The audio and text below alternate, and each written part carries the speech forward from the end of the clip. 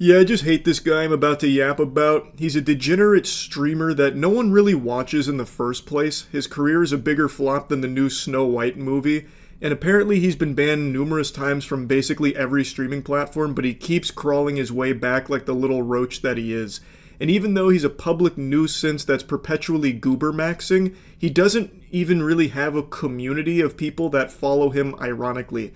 Typically, with a special specimen like this, there will be people that tune in just to watch all of the madness unfold and point and laugh at the guy.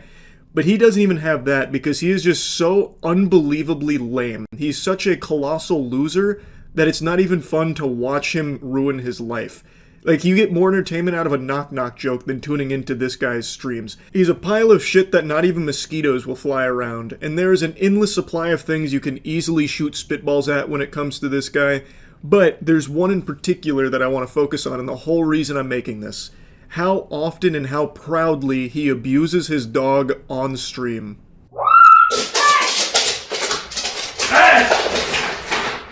Okay, no. Come here. Stop. Come here. Don't fucking hit the dog. That's my dog. No, you don't fucking That's grab my her. fucking dog. I do what the fuck I want No, with you my don't dog. grab the Don't fucking tell me dog. what I do when I'm on. Bro, this bitch is thinking she gave me a fucking... Don't grab.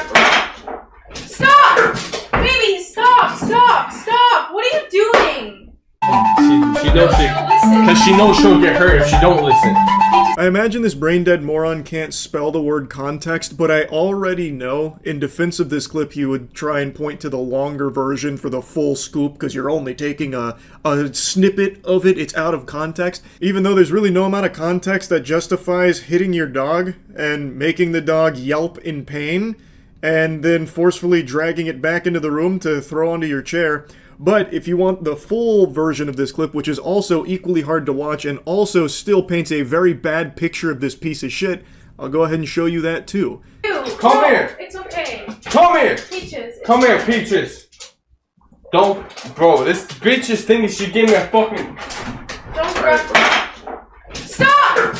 Baby, stop! Stop! Stop! What are you doing? This is my fucking dog. I don't give a fuck. Stay! Hey! Stop! Hey! Stop! Stay! This is my fucking dog. I don't give a fuck. You don't Stop! Stop! You're not Stop! taking... You're not She's in taking... pain! You're not taking my dog away from me. I don't give a fuck. You're not taking my fucking dog away from me. She's in The fuck? pain! Stay! Stay! Stop! You're not taking my fucking dog away from me. I don't give a fuck who you think you are. The girl in the clip is trying to calm this raging dork down and try and remove the dog from a dangerous situation here from him.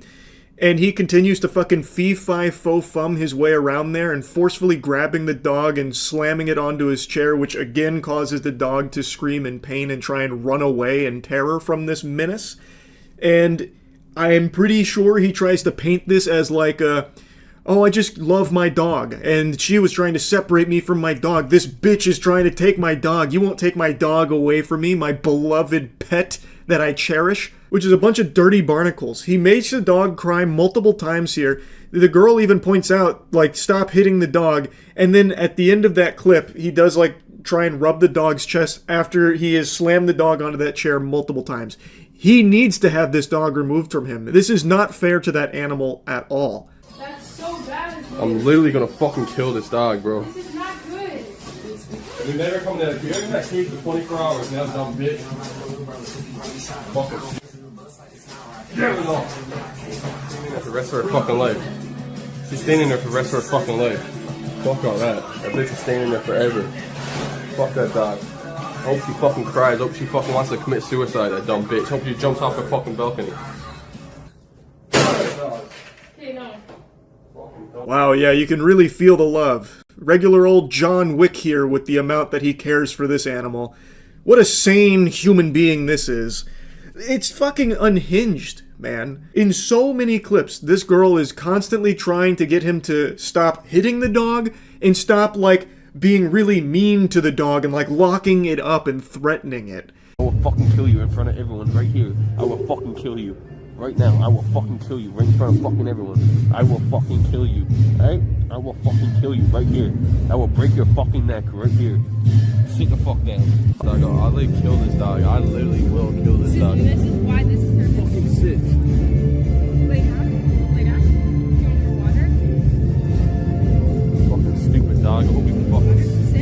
Just look at some of these messages in his chat from these loveless, dickless homunculi. They get so excited every time he starts to talk about killing his dog or when he starts hitting his dog. So like this first one, Peaches need to be strangled. That's his dog's name. Clearly not a service dog. Beat that dumb service dog up. Bad dumb dog. Like, what the fuck? He is addicted to talking to his dog like it's a League of Legends ranked game. Like, this kind of shit here he tries to downplay as, like, not being super serious, and the community tries to delude themselves into thinking that he's just trolling, but I think it's pretty clear he does mean these things. He actively hits his dog. I think it's pretty clear we have a lot of evidence to indicate that he means this vile shit that he's spouting about his dog. I am also very shocked that I even used that nomenclature, community, to describe what he has, because that's not what he has. He has like 4 people that tune in occasionally and make like one message in chat every 10 minutes. Like, you can see it for yourself. The proof is in the pudding. Somehow this brain-dead worm thought it'd be a good idea to post his dead chat on screen, and that shit is not moving. That's going at a glacial pace. You're seeing more activity on Yahoo Answers than you will in one of his streams, and Yahoo Answers has been shut down, buried in the dirt for like 9 years. I cannot believe that he even puts that up there on his own accord. So he doesn't really have a viewer base or anything like that. But it doesn't matter. I couldn't help but talk about this guy because this is just infuriating. And I haven't seen another streamer so proudly just abuse their pet on stream like this. It's craziness.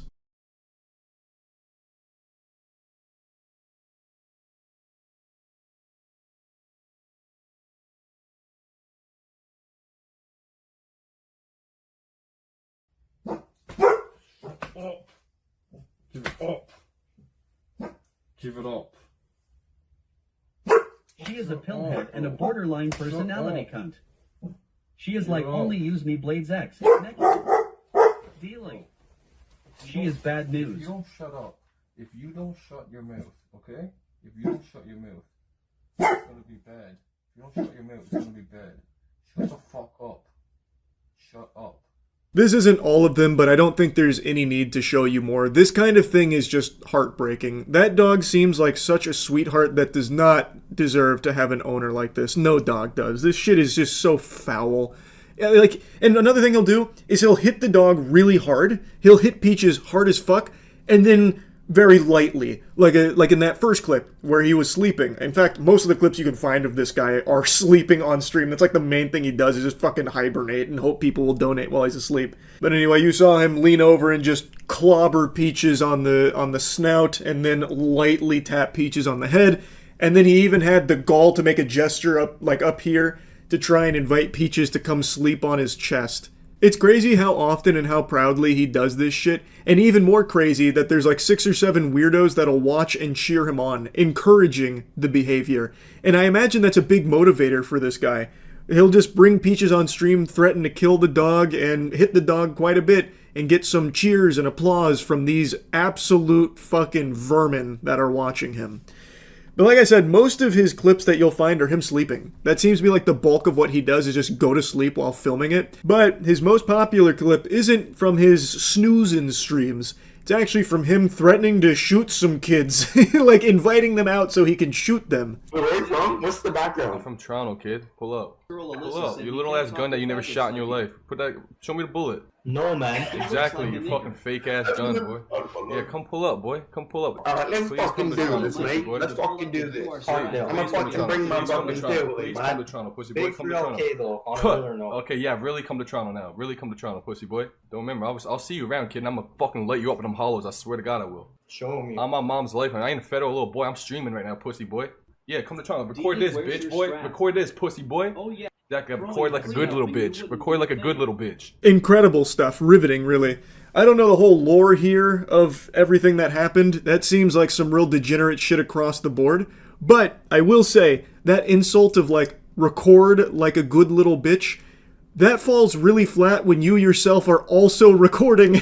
Brother, you're streaming it. That's 2 sides of the same coin. In fact, that's a step above recording it. Not exactly the optimal insult there. You kind of took some self-sustained damage on that one too. You hurt yourself in the confusion there as well, since that also included you. But anyway, I just wanted to talk about this guy because I just can't fucking stand him. I think that this is completely unacceptable behavior to just be abusing your dog on stream. I think that shit super sucks. That's about it. See ya. I just got up, ate my breakfast, and checked my email when something came in like a missile. A little piece of electronic mail came in hot and heavy, hot and ready, Little Caesar style shellacking that I couldn't resist opening. Apparently there's been a big story that's blown up on TikTok about an influencer who left a 1-star review on a hair salon because she was late to her appointment, so they didn't cut her hair that day, so she started crying about it in her car and then went on this warpath against them. And I gotta tell you, I was captivated. Just went to go get my hair cut. My hair's not cut. And I will be writing a 1-star review for this place. Thank you very much. I love LA. Wow. Got me tearing up as well. It took a lot of strength to do what she did there. To be so vulnerable in a moment of crisis. Nay, tragedy like this. And to let everyone know that she will be leaving a 1-star review here. A necessary evil for what's unfolded. Now, obviously there's a lot of important questions that have been left unanswered. Why? How could this happen? Where did we all go wrong? She went for a haircut, yet no haircut was received. Haunting. That is a chilling, terrifying tale reserved exclusively for campfire ghost stories, and yet it happens to be true here. Curse this damn world to hell! As advertised, she did leave a 1-star review on this small business. She said, I had been really looking forward to my appointment with Madeline. I was coming from Vans, I don't know where that is, coming from the Vans shop, and unfortunately the universe threw every delay in my way. Heaven to Betsy, we can't even trust the universe anymore. She's trying to defy fate, but the fucking universe had other plans. No! I'm not usually late, and I was already anxious, so I called ahead of time and let her know I'd be 10 minutes late, but my ETA was potentially going up. I communicated clearly and got there as fast as I possibly could. I was informed of the 15-minute grace period and was told she had another client at 12:30. My appointment was at 11. The elevator for my parking garage didn't work, and so I ran through the mall out of breath and showed up to her chair a minute or two after the grace period had ended. She sat me down in her chair and told me she didn't think an hour 15 was enough time to give me a haircut. My hair is shoulder length. Today was my only day off, and I told her I couldn't reschedule. Oftentimes I've had to wait for other clients' hair to finish up, and I was taken aback that she was turning me away after all I did to arrive there on time. How could she? Does she not know that even though she was late, she did everything possible to get there on time? Except plan accordingly and actually get there on time? It was the fucking universe's fault, not hers! Why can't the hairdresser see that?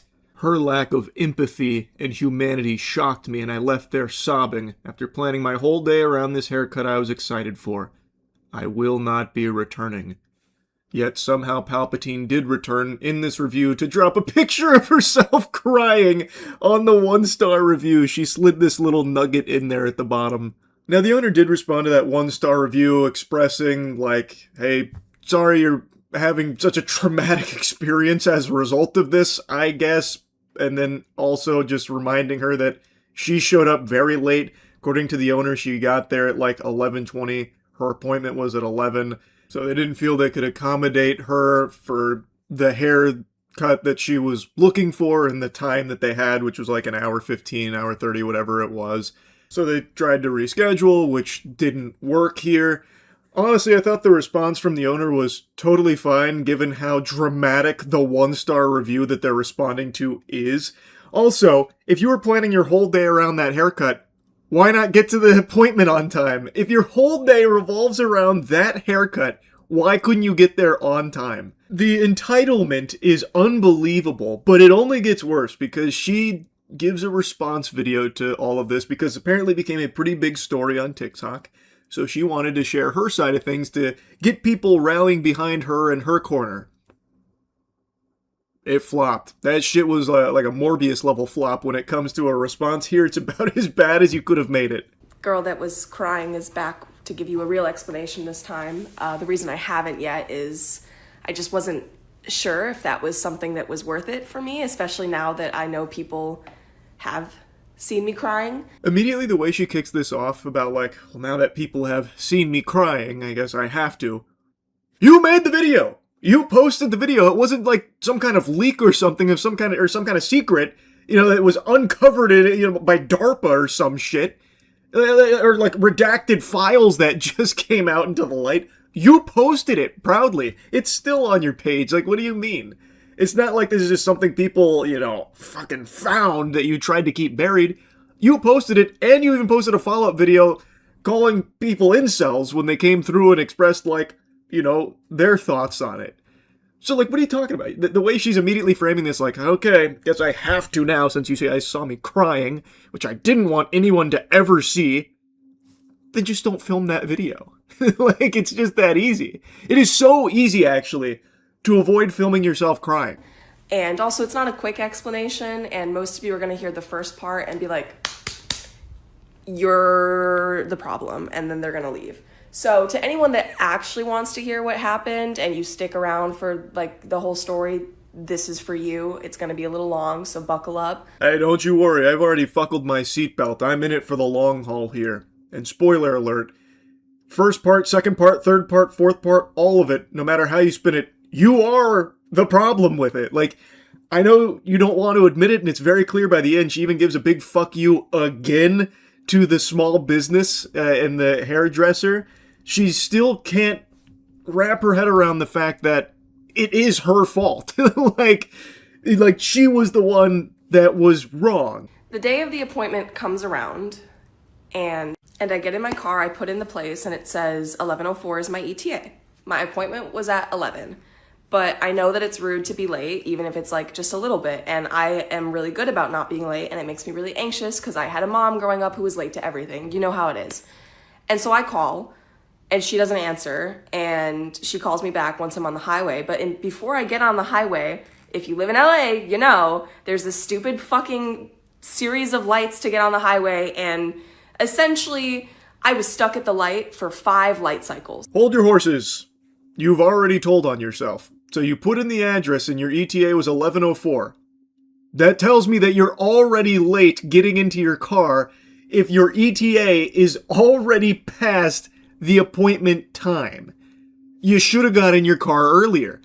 If you have planned your whole day around this haircut, why wouldn't you have checked to see how long it takes you to get to that spot prior to you getting in the car, like, at the buzzer beater here? You've already fucked up. You are already going to be late. Now, I personally am someone that is also pretty often late to appointments, unfortunately. I make the same mistake she does, where I just assume that once I get in my car, every other vehicle out there is about to get fucking raptured, so it's going to be just clear skies and clear roads, all green lights all the way there, and I'll get there lickety-split. But that's never the reality of it, so I do oftentimes end up being a little bit tardy to the party. And in some cases, I have missed my appointment because of that. Like, since I'm late, they're unable to accommodate, and I don't expect them to. I totally get it. I don't throw a temper tantrum. I don't leave a 1-star review because I know it's my fault. I should have left earlier. I should have learned my lesson by now, but I never do.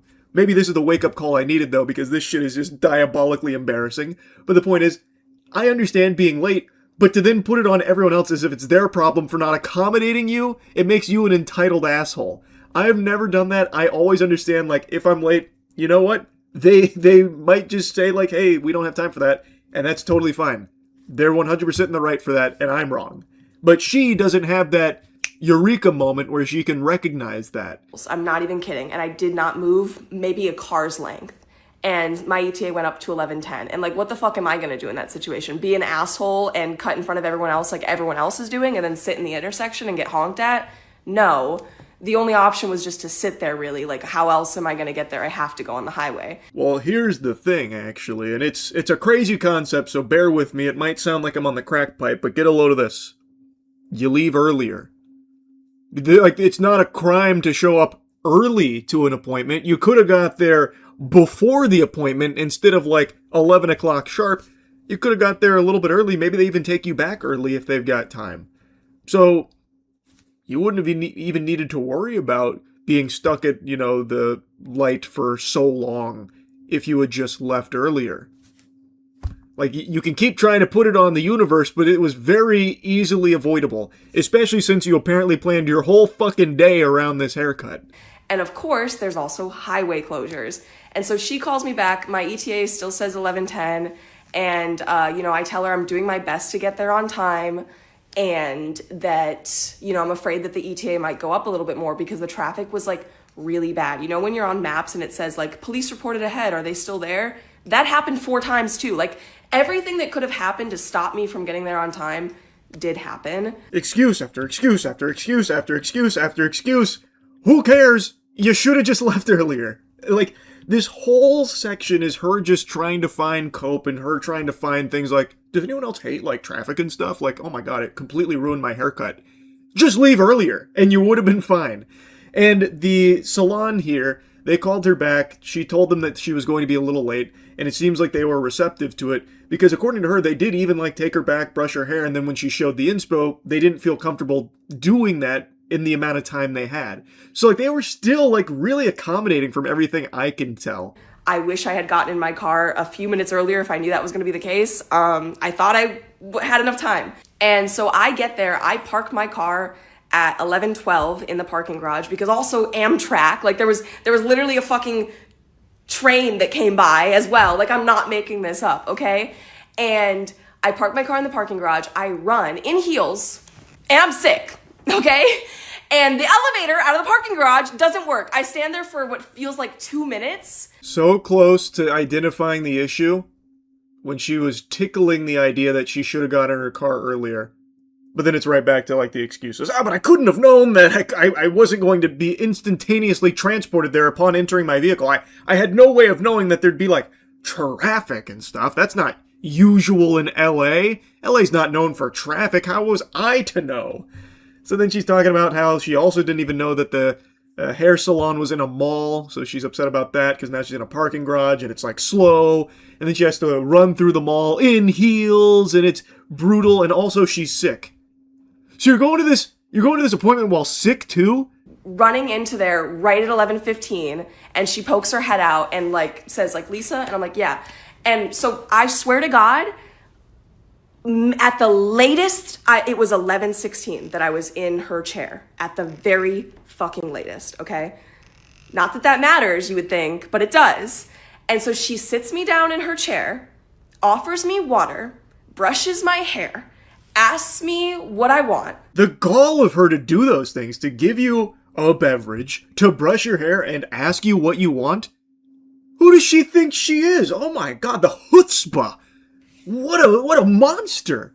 The way she's describing this, it's like she was doing a bad thing. Like the hairdresser, she gave me water and stuff and like brushed my hair. What the fuck? I don't know why she's acting like that. And it does matter, by the way. You're very late. And what you wanted done with your hair isn't something that they thought they could do to a high quality standard in the amount of time they had before their next client. You were late. Like, it's just that simple. I show her the inspo picture. The vibes are like, and like just not great customer service, right? And then she's like, I'm gonna be honest with you, I don't think I can cut your hair in an hour 15. And then she says that like she doesn't want to rush it and like do a bad job, which is fair. And then she's like, and that's not fair to my other client at 12:30. I don't know what to say to that. Like, how can you not know what to say to that? It's like the easiest response ever. Okay, I understand. Yeah, I should have been here on time. So how can we reschedule? Like, it seems like it's a very amicable situation that could have happened here, but she just can't process this. Like, it's wild to me. The entitlement is actually incredible to watch unfold here. Because even after, like, this blew up and this is now her response, it still hasn't dawned on her that she was in the wrong. She still puts it all on this hairdresser who's so unreasonable and so mean, lacking empathy and humanity. What the fuck? It's so fascinating to see here. And then she's like, yeah, just clearly not great customer service. After she's just described that they're bending over backwards now, she's very late to this appointment, but they're still taking her back, giving her water, brushing her hair, and trying to do the haircut that she is wanting to a high level. But they didn't feel confident that they could, so they're now trying to reschedule for a different day so they can. And she's upset about that. Would you have rather they have done this haircut shittily? Would you have rather had a bad haircut as opposed to no haircut at all? I don't understand. Like, this feels so reasonable and, like, I think very understandable from the hair salon here. I also love how she keeps pointing out, like, LA this, LA that, about, like, how awful LA is and how different LA is from Wisconsin, where she's from, which she'll get into in a moment. But she's, like, the most LA person I've seen in a while. Like, this is the quintessential, like, douchey, entitled LA attitude that has become, like, a meme. And she is just fully unironically expressing that exact trope. You are the embodiment of that LA attitude that people criticize a lot. And yet she tries to act like she's so above it. I come from Wisconsin. Maybe things are just different here in California, which is why I said I love LA, because this would only fucking happen in a city like LA. In Wisconsin, like I said, my mom is late to everything. I'm not saying it's a good thing. I'm not saying it's like it should be this way, but I swear to God, people are late for hair appointments all the fucking time. Or even if they're on time, sometimes it goes over and the next person just sits there and waits for a few minutes. And it's like not a fucking big deal, right? And so she says, I'm gonna have you come back tomorrow. No, it's not really like a Wisconsin versus LA thing. It's more of just like a normal human thing, like across the globe. If you're really late to something, they might not coddle you and move mountains to ensure that you are accommodated, even though you have shown disrespect and lack of care by being late. Like, I feel like that's not really just LA exclusive. That's pretty much anywhere if you're really late to something. Now, some places, as she mentioned, will do what they can to still, fulfill that, even if you are very late. But it shouldn't be an expectation. That's sometimes happens, sure. Most times probably doesn't. And that's fine too. In fact, that's kind of the way it normally is. If you're really late to something, tough luck. Should have been on time. Kind of just the way the world goes. And then I left a review and they responded and then deleted it. And they said that I showed up at 11:20, which is not true because I texted my friend at 11:20 after I had been essentially kicked out and said, I'm not getting my haircut, I'm crying. Like, I texted them at 11:20 and said, like, I'm not getting my haircut. So that's the story. And fuck that hair salon. I think that lady needs to work on her customer service. And also, like, I would have tipped her amazingly. Checkmate, she said she texted her friend at 11:20. Thus, she couldn't have been 20 minutes late. Only, like, close to 20 minutes late. Gotcha. Not exactly like the watertight defense she thinks it is. And then she goes on to say, fuck the hairdresser there, like the whole salon. And that she was going to tip them amazingly. She had plans to Mr. Beast this place. She was going to go in there with a huge tip. And now they missed out on it. She sounds like someone that tips incredibly well, by the way. Someone with this level of entitlement, I bet, is a real treat to work with in a customer service industry. I bet she has a reputation for being a great tipper. I just have a hunch. I understand that I should have been better about my time management and I could have been there earlier. And you know what? That would have reflected in my tip. And so she didn't get my money, and I'm glad at the end of the day that I didn't get my hair cut by her. But yeah, you ruined my fucking day off, and I wish I didn't let you, but you did. So fuck you, Strand of Soul in Pasadena. Weird as fuck that you deleted the response to my review too. You're weird. Again, they're right now kicking themselves about that massive tip they missed out on here. That was no doubt coming, by the way. Yeah, to say that they're weird when you film a video of yourself crying in your car about not getting your hair cut because you were late, and then you even recognize a couple of times, like very ephemeral, that you could have been there earlier, should have been there earlier. Being on time, by the way, is what that's called, but we don't need to get into the semantics. And then still find a way to try and paint them as the bad guys, even though it's your fault, you're in the wrong. It's crazy. She signs off with a big fuck you to them and calling them weird, saying it's weird they deleted their response to her review, which I don't think they should have deleted it for what it's worth. I imagine they were probably worried that it looked bad on them as a business to be engaging with someone with this level of like delusion. Like maybe it would reflect poorly on them as a business if they're in there like, I don't know, fighting in the reviews, even though they weren't fighting. I thought their response was totally fine. But I can understand that maybe there was the thought that maybe this would be perceived poorly by someone coming in, so they deleted it. But I don't think they did anything wrong. I don't think they needed to delete it, but they're not weird for it either. Their response was fine, and I don't know why she keeps trying to claim that they're weird. You were late. You were very late to your appointment. They didn't think they had enough time to do your hair to the high quality standard they want to hold themselves to, I imagine, so they didn't feel comfortable doing it and tried to reschedule, which you weren't receptive to. It's that simple. If you got there earlier, they would have been able to do your hair to the standard they want, and it all would have been fine. It's on you. But yeah, anyway, I got real invested in this story. It's a pretty cool email I got this morning about this one. That's really about it. So yeah. If you would have come to me 5 months ago and told me that potentially the best movie of 2026 was going to be a horror film, I would have poked in the eyes like Captain Insano and told you to get out of my house. Would have been trying to have you institutionalized for such a delusional idea. But now look at us. Farting and shitting in the reality where the best movie this year really might just be the horror film I just got back from. Obsession. A lot of people have been glazing it. I'm sure you've seen a lot of the hype around it, and I know I've been very vocal and you're probably tired of hearing me whine and squeal about how exhausted I am of this marketing tactic, specifically in regards to horror films where everything has to be the scariest movie ever made. Oh, no, it's run, don't see it, no, it's too scary, you can't handle it, it's gonna be piss all over the fucking seat, don't go see this new horror movie, it's too scary, like with Long Legs. And I know every time I review a horror movie now, I can't help but make that mention, just always fucking shooting spitballs at Long Legs for the marketing around it. The point is, this movie had a lot of hype, and nowadays that makes me kind of skeptical, like, okay, might not be all that special. But in the case of Obsession, I think exceeds all expectations I could have had based on the early reviews, and even the trailer. The trailer looked good, but this is much better than the trailer led me to believe.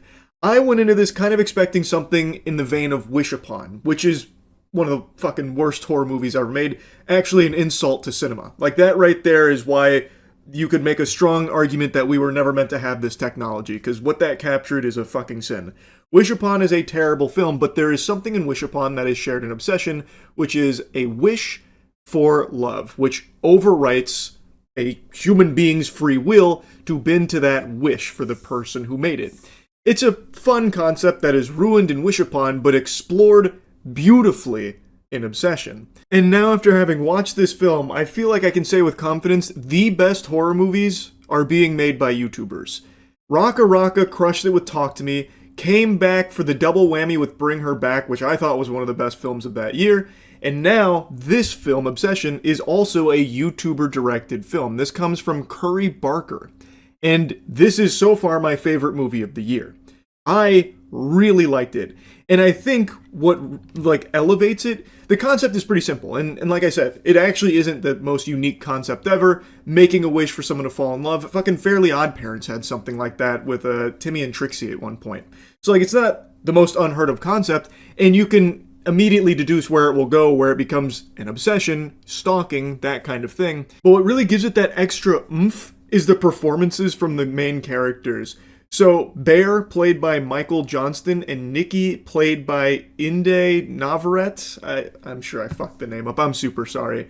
But they both gave such a great performance. In particular, the actress who plays Nikki.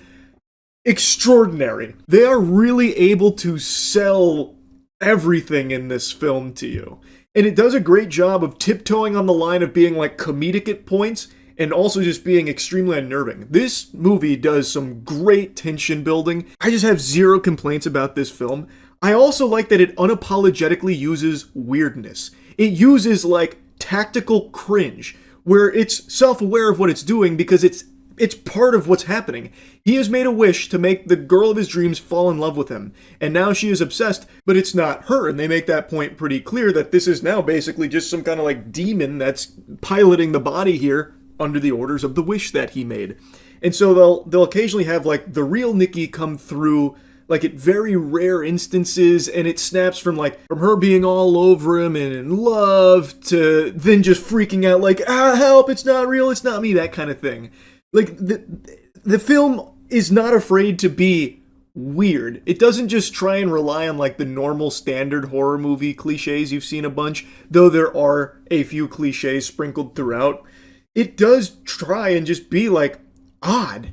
And I really appreciate that. So like very uncomfortable scenes. Like one scene I know popped off pretty recently where they're at like a dinner and he asks, hey, that thing about your dad dying, is that real? And then she just starts going like, no, freaking out. I thought we were having a nice date in front of like the whole restaurant. It's really uncomfortable. There's also other scenes like that where like when he goes to work and she's off, she just stands there and basically like goes into low power mode and just stands there smiling at the door for like 8 hours, and she's pissed herself, she's shit all over the floor, covered in vomit and stuff.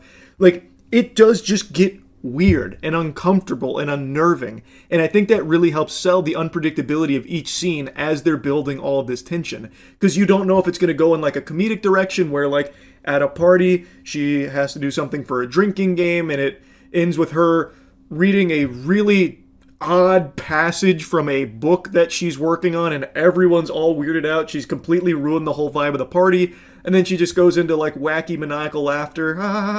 Just joking. No, I'm joking about joking. So what if I'm fucking serious? Like that kind of thing.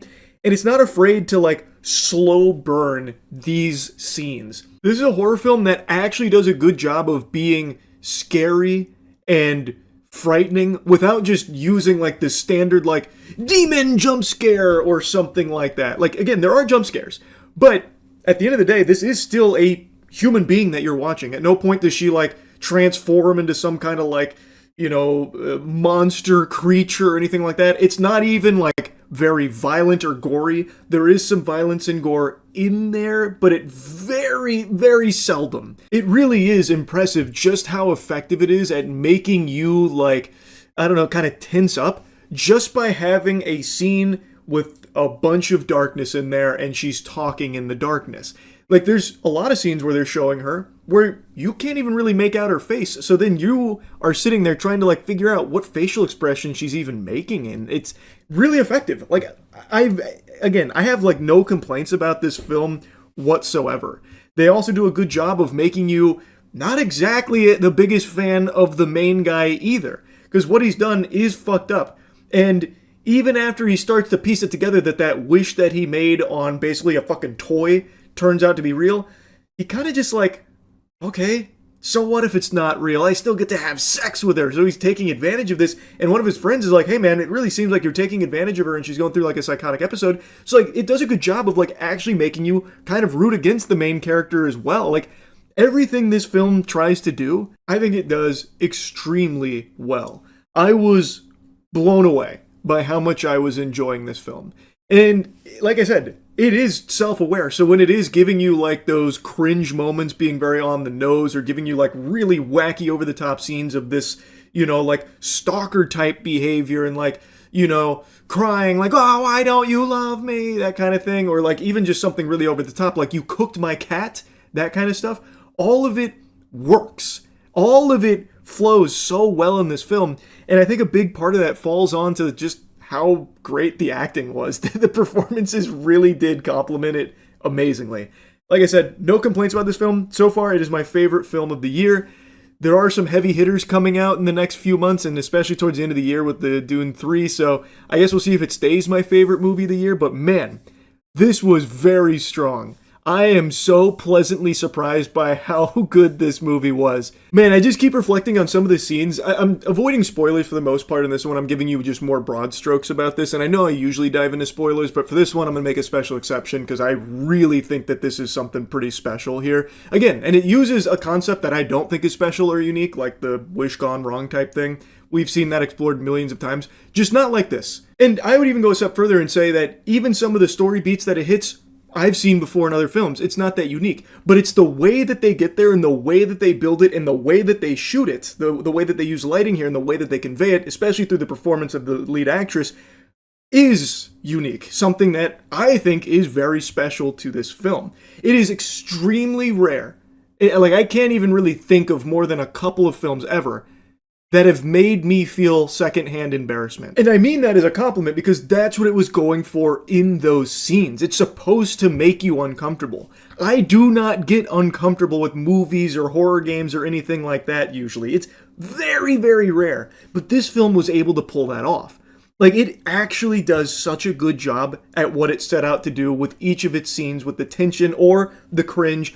Like, I really am impressed. Again, so far my favorite film of the year. I highly recommend checking it out if you like horror movies at all. Anyway, that's really about it. See ya. For 2 months, many of you have been trying desperately to convince me that I would like something that I was pretty confident I wouldn't. And like a stubborn child refusing to even try a head of broccoli, I stuck to my guns, crossed my arms and said, "No, thank you. I do not like green eggs and ham." And for 2 months, I'd been adamant that I will not watch the movie that blew up this summer, K-pop Demon Hunters. I saw, I think it was 2 of the trailers, or maybe it was 1, and I saw it twice, I can't remember. But I saw the trailer, the animation looked great, but it is just not my kind of movie. It is a musical, and I've been very public about how much I do not like musicals. So it simply was not for me, but when this Netflix film exploded with popularity, I said, I'm happy that you're all happy. I'm glad. And for 2 months they said, no, Charles, listen, you old Scrooge. This is fucking incredible stuff. You might not like musicals. You might not be the biggest K-pop fan, but this movie's gonna blow you away. Trust me. The amount of times I heard that. If I only had a nickel. And I was firmly planting my feet and lat spreading, saying, I'm not doing it. You won't get me to watch it. I already know I won't like it that much. What's the point? But then tonight, at 5 a.m. after another sleepless evening, no rest. Gotta tell you, sports fans, I wish the K-pop stars could start targeting insomnia. Fucking banish that to the Shadow Realm, please. If you finish with the demons, please go after insomnia. I'm really fucking tired of it. But I said, to hell with it. I'll take a peek, I'll take a gander, see what all the fuss is about. Nothing to lose. I either watch something and I'm moderately entertained, I watch it and I end up loving it, or I fall asleep. All of these are fine outcomes at 5 a.m. when I just can't sleep in the first place. So I just finished it. It is now 6:30 a.m. And I bet you're expecting me to have this big eureka come to Jesus moment. No, you were all right. It actually was my favorite animated movie ever. Sorry to say that's not the case. I feel exactly how I expected to feel after finishing this film. I didn't hate it or anything. I didn't dislike the movie, but I didn't love it or anything. It was a fine time. It was a beautiful animated movie. The animation was stunning. I love the style of the film, which I also knew I would going into it, because the trailers, they do a really good job of setting you up for exactly what you're going to get. But, like I said, I just don't like musicals. And I don't dislike K-pop, but it's not my favorite musical genre. So it's a musical in a genre of music that I don't typically download and snap my fingers to. So it was never going to be the grand slam home run in my eyes, but I totally understand why so many people have fallen head over heels in love with it. I definitely get it. If you like K-pop, this definitely has it out the wazoo, and the songs are catchy. Some of the tunes are definitely, little earworms that'll have you humming it a little bit, no doubt. My favorite song was actually the second to last one, the Your Idol one from the Saja Boys. That was a good song. I enjoyed that boner jam. And I'd confidently say that there's no bad songs in here. There was none of them where I was plugging my ears, begging for the agony to stop or anything. Overall, it was fine. It's exactly what I expected to happen for me. I watched it. I was entertained, but it wasn't something that I'll be singing or really thinking about in a day or two from now. But, like I said, I really do get why so many people have been glued to it. I know it just went to theaters. Netflix, this was so big for Netflix, they decided to put it into theaters. And in its debut a few days ago, it brought in 18 million, I think it was, on its opening, which is actually a huge opening. Like, it beat Weapons, which I know Weapons is going into like its second or third week, but like, this is a pretty big movie across the board. And it also does something that I actually think is a pretty cool direction for movies to go. I've heard they've offered like sing-along performances, like theaters are doing sing-along showings where people go in with the full notion that there will be people in the audience singing along to the music in the movie. I would never want to be in one of those auditoriums. Like, they did that same shit with Minecraft with the Block Party edition where you're supposed to like yell memes at the screen or whatever. I would never want to be in one of these auditoriums, but I appreciate that they're doing it because I think any effort to make things more social and get people to interact with other people of similar interest is a great step in the right direction, whereas all of society and all of big business is right now focused on trying to keep you indoors and isolated from other human beings, even going as far as to try and fill your romantic void with AI companions. So anything that kind of kicks that trend is getting 2 big thumbs up from me. So I really like that K-pop Demon Hunters is having these sing-alongs, which apparently are doing really well with a bunch of people going around others with similar interest and being social and singing to a movie that they really like. I think that's great. I will never go, but I am happy that it's there, and I am glad so many people are going. I guess I'll give you a little pseudo review here.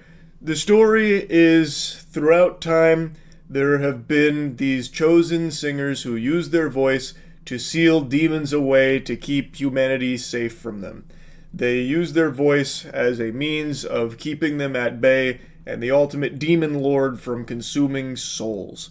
And now in the modern era, it is a K-pop group that takes on this responsibility, and they're getting very close to the golden seal that will once and for all end this battle where the demons will no longer be able to access the human world at all. Whereas in the past, there's always been like little tears where they can kind of trickle in here and there, but now they're very close to stopping it entirely. So we follow their journey to accomplishing that. Spoiler alert, we're going to get into spoilers even for K-pop Demon Hunters, baby. The main singer, Rumi, she is actually part demon. And she wants to seal this so that way her demon patterns can go away. She's been hiding them her whole life, and her mother figure, who's not her actual mother, but someone who promised to take care of her, has been trying to keep that secret from the rest of the group and the rest of the world because she believes it is a problem that needs to be fixed. In pursuit of the golden sealing of the demons throw one last Hail Mary. They're about to face defeat, but then they call upon their own boy band, who then goes to the human world and directly challenges them on the charts. They can't beat them in a fight because the K-pop Demon Hunters are very adept at combat, and the fights I think are very cool. I think the fighting is very flashy and it's very stylistic, and I think it goes hard. There's not a lot of fighting or anything. This really is mainly about like the story, the characters, and the music. But when there is fighting, I think it looks really cool. Really, everything in the movie looks very cool. They did pull out all the stops here in the animation department, and I really appreciate that because I fucking love animation. Like, it really is visually great. It is breathtaking at points. But anyway, they have the boy band out there, and now they're competing directly on the charts. And the Demon Hunter group, the K-pop Demon Hunters, they're Huntrix, that's their name. They immediately recognize the Saja Boys as being demons, and they're immediately privy to their plan of stealing fans away so that way they can poke holes into the seal, so that way the demons can flood in and power up the Demon Lord.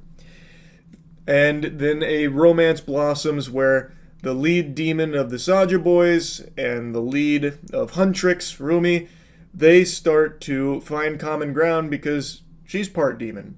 And he's very troubled. He doesn't want to be like evil. He made a mistake in his past, and he has been paying for it for 4 centuries now. And he just wants the voices in his head to stop. That's the whole reason he's helping the demon guy.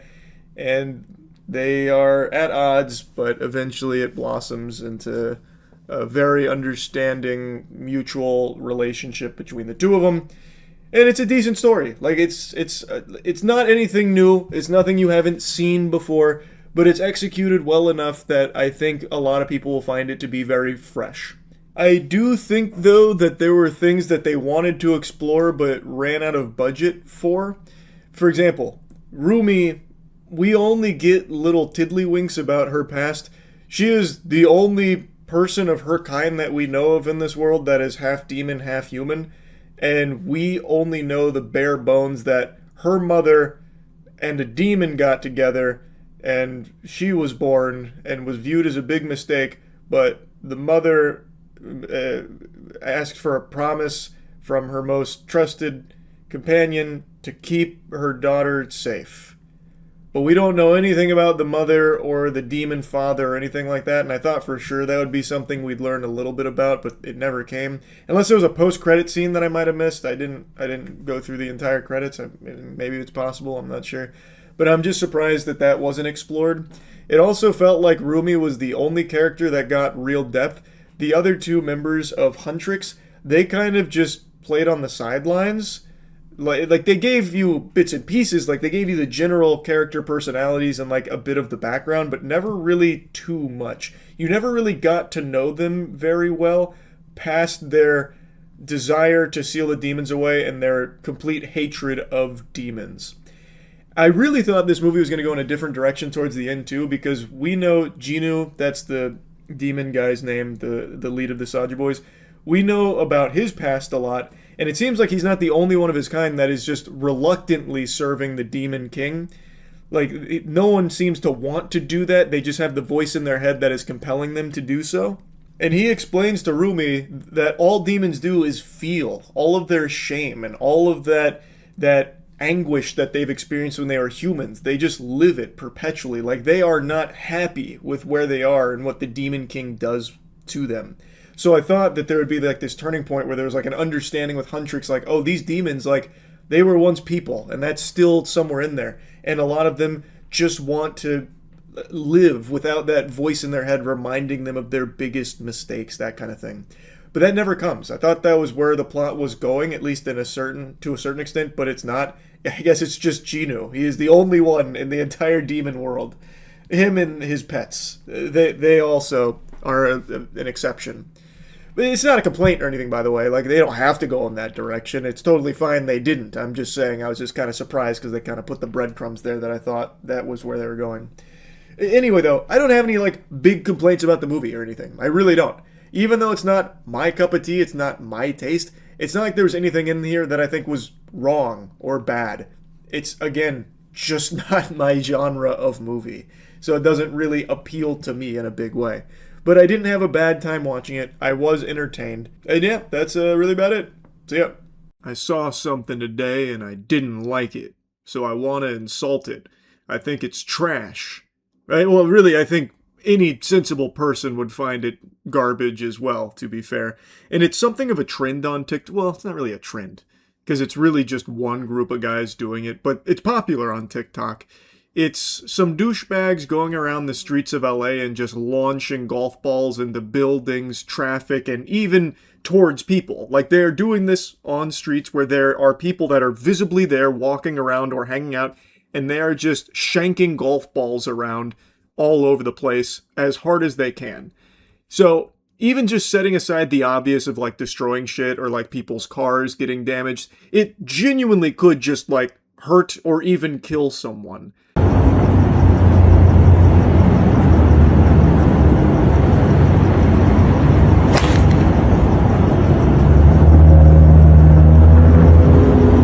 When I first saw this, I assumed it was like a green screen and rage bait for the sake of engagement, but no, it's real, and there are reports of this happening like a month ago. Apparently there was even an investigation. I don't know the results of that. It feels like it would be a pretty open and shut case since they unapologetically filmed this themselves on their TikTok accounts. This page in particular, I think, is a re-upload of it because I think one of them got banned. Which I guess to vermin like this, these little worms, is kind of like the fucking 10,000 years of pain from Naruto. Like, it actually is a big punishment, but I mean, like, I feel like this should carry charges. This is just putting random people in danger for no reason other than internet clout, some little fucking TikTok updoots. So in this video, you can see cars are driving by. There's even an entire group of guys hanging out on the sidewalk over there by the car, just right there in front of them, and they are hitting towards them. And these aren't the most talented golfers in the world. This ain't fucking Phil Mickelson and the Goof Troop rolling out there after butt-chugging some Bud Lights and hitting the streets here. Like, these are above average, I'd say, but they often do just willingly shank the ball for the sake of blasting it off buildings because, haha, we hit this building with the golf ball. So, like, there is a very good chance they could have just sliced it here and hit someone there, causing significant injury. And it's something that they do often in their videos, just on purpose, slicing the ball to cause damage. Put it here, please.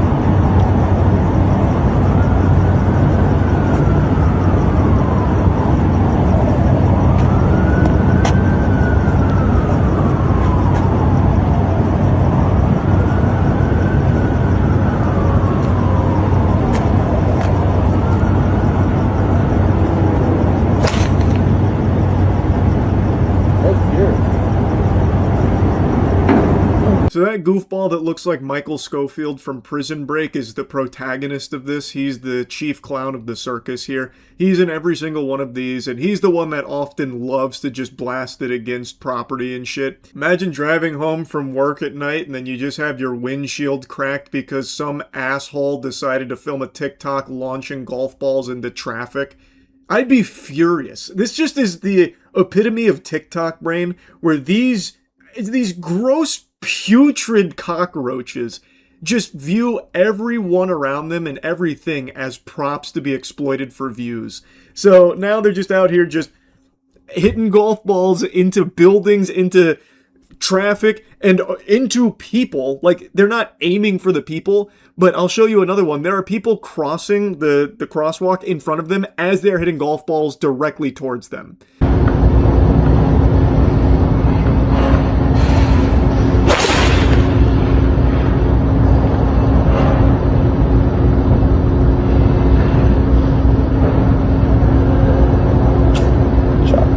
The astute observers will have noticed the multiple people crossing up there past the light, and they are hitting directly towards them.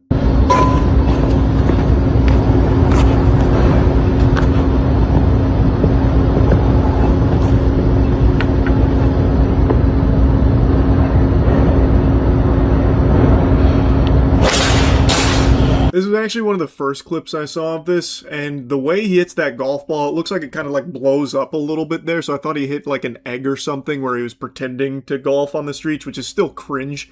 But I watched it back. No, you can clearly see the golf ball sail through the tree on the top left. Like, he did hit a real golf ball there.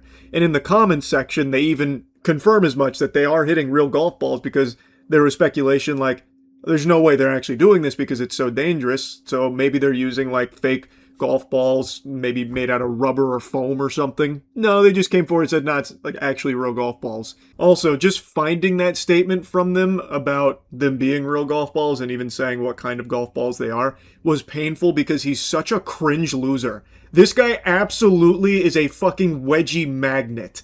Like, holy fuck, he is in a perma-LARP mode. I don't know who this is in regards to the people that are filmed in here. I don't know if it's actually, you know, fucking Slim Shady there that's in all of them. But whoever is in charge of this account is posting all of these, and all of his comments are just so nausea-inducing. He is just such an insufferable dweeb.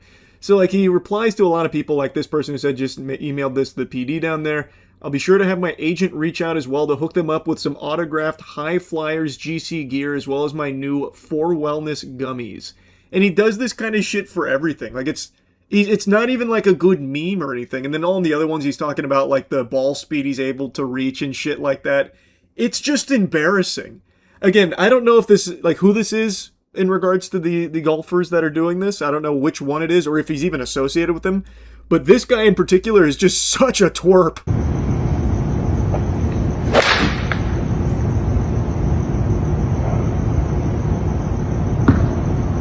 Now this one's fucking epic, sports fans. They really cooked with this one. This time he's just in the back alley aiming directly at residential areas here. I believe that's a apartment complex, going right at it. coming at you, gonna fucking blow out your window.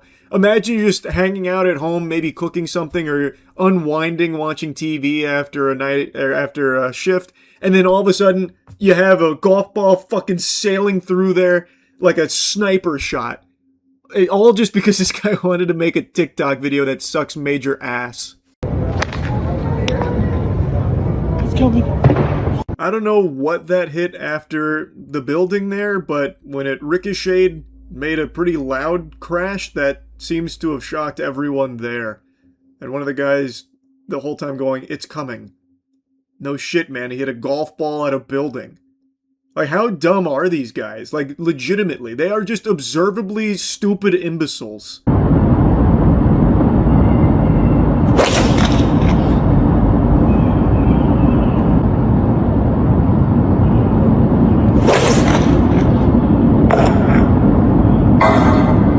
This is another one of the ones I'm talking about where he intentionally will just blast it at property to have it be destructive. So this one he's hitting right at, I believe that's another living quarters.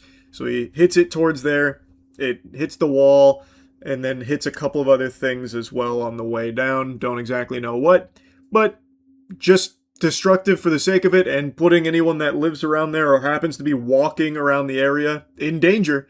Could just get hit by a golf ball out of nowhere. It's like Zeus's lightning coming down to smite you, but instead, it's this fucking goober. This complete fucking loser, man. Like, it's just...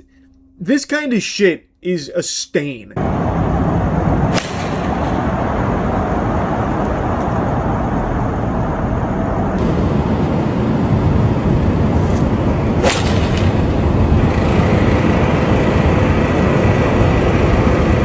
I don't think there's a reason to keep showing you more, but I just want to make it abundantly clear.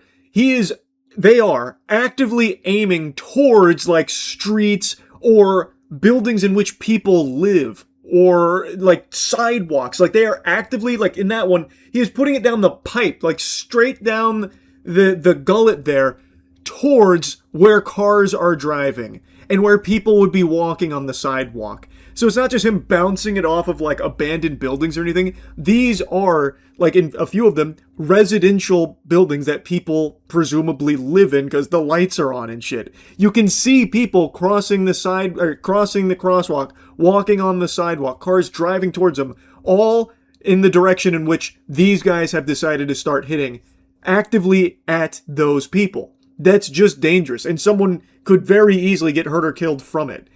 Like, this should be more than a ban. This should be charges. Like, I really think so, at least. I hate this shit. These guys suck major ass. So I just wanted to insult them. A big fuck you to them. That's really about it. See ya.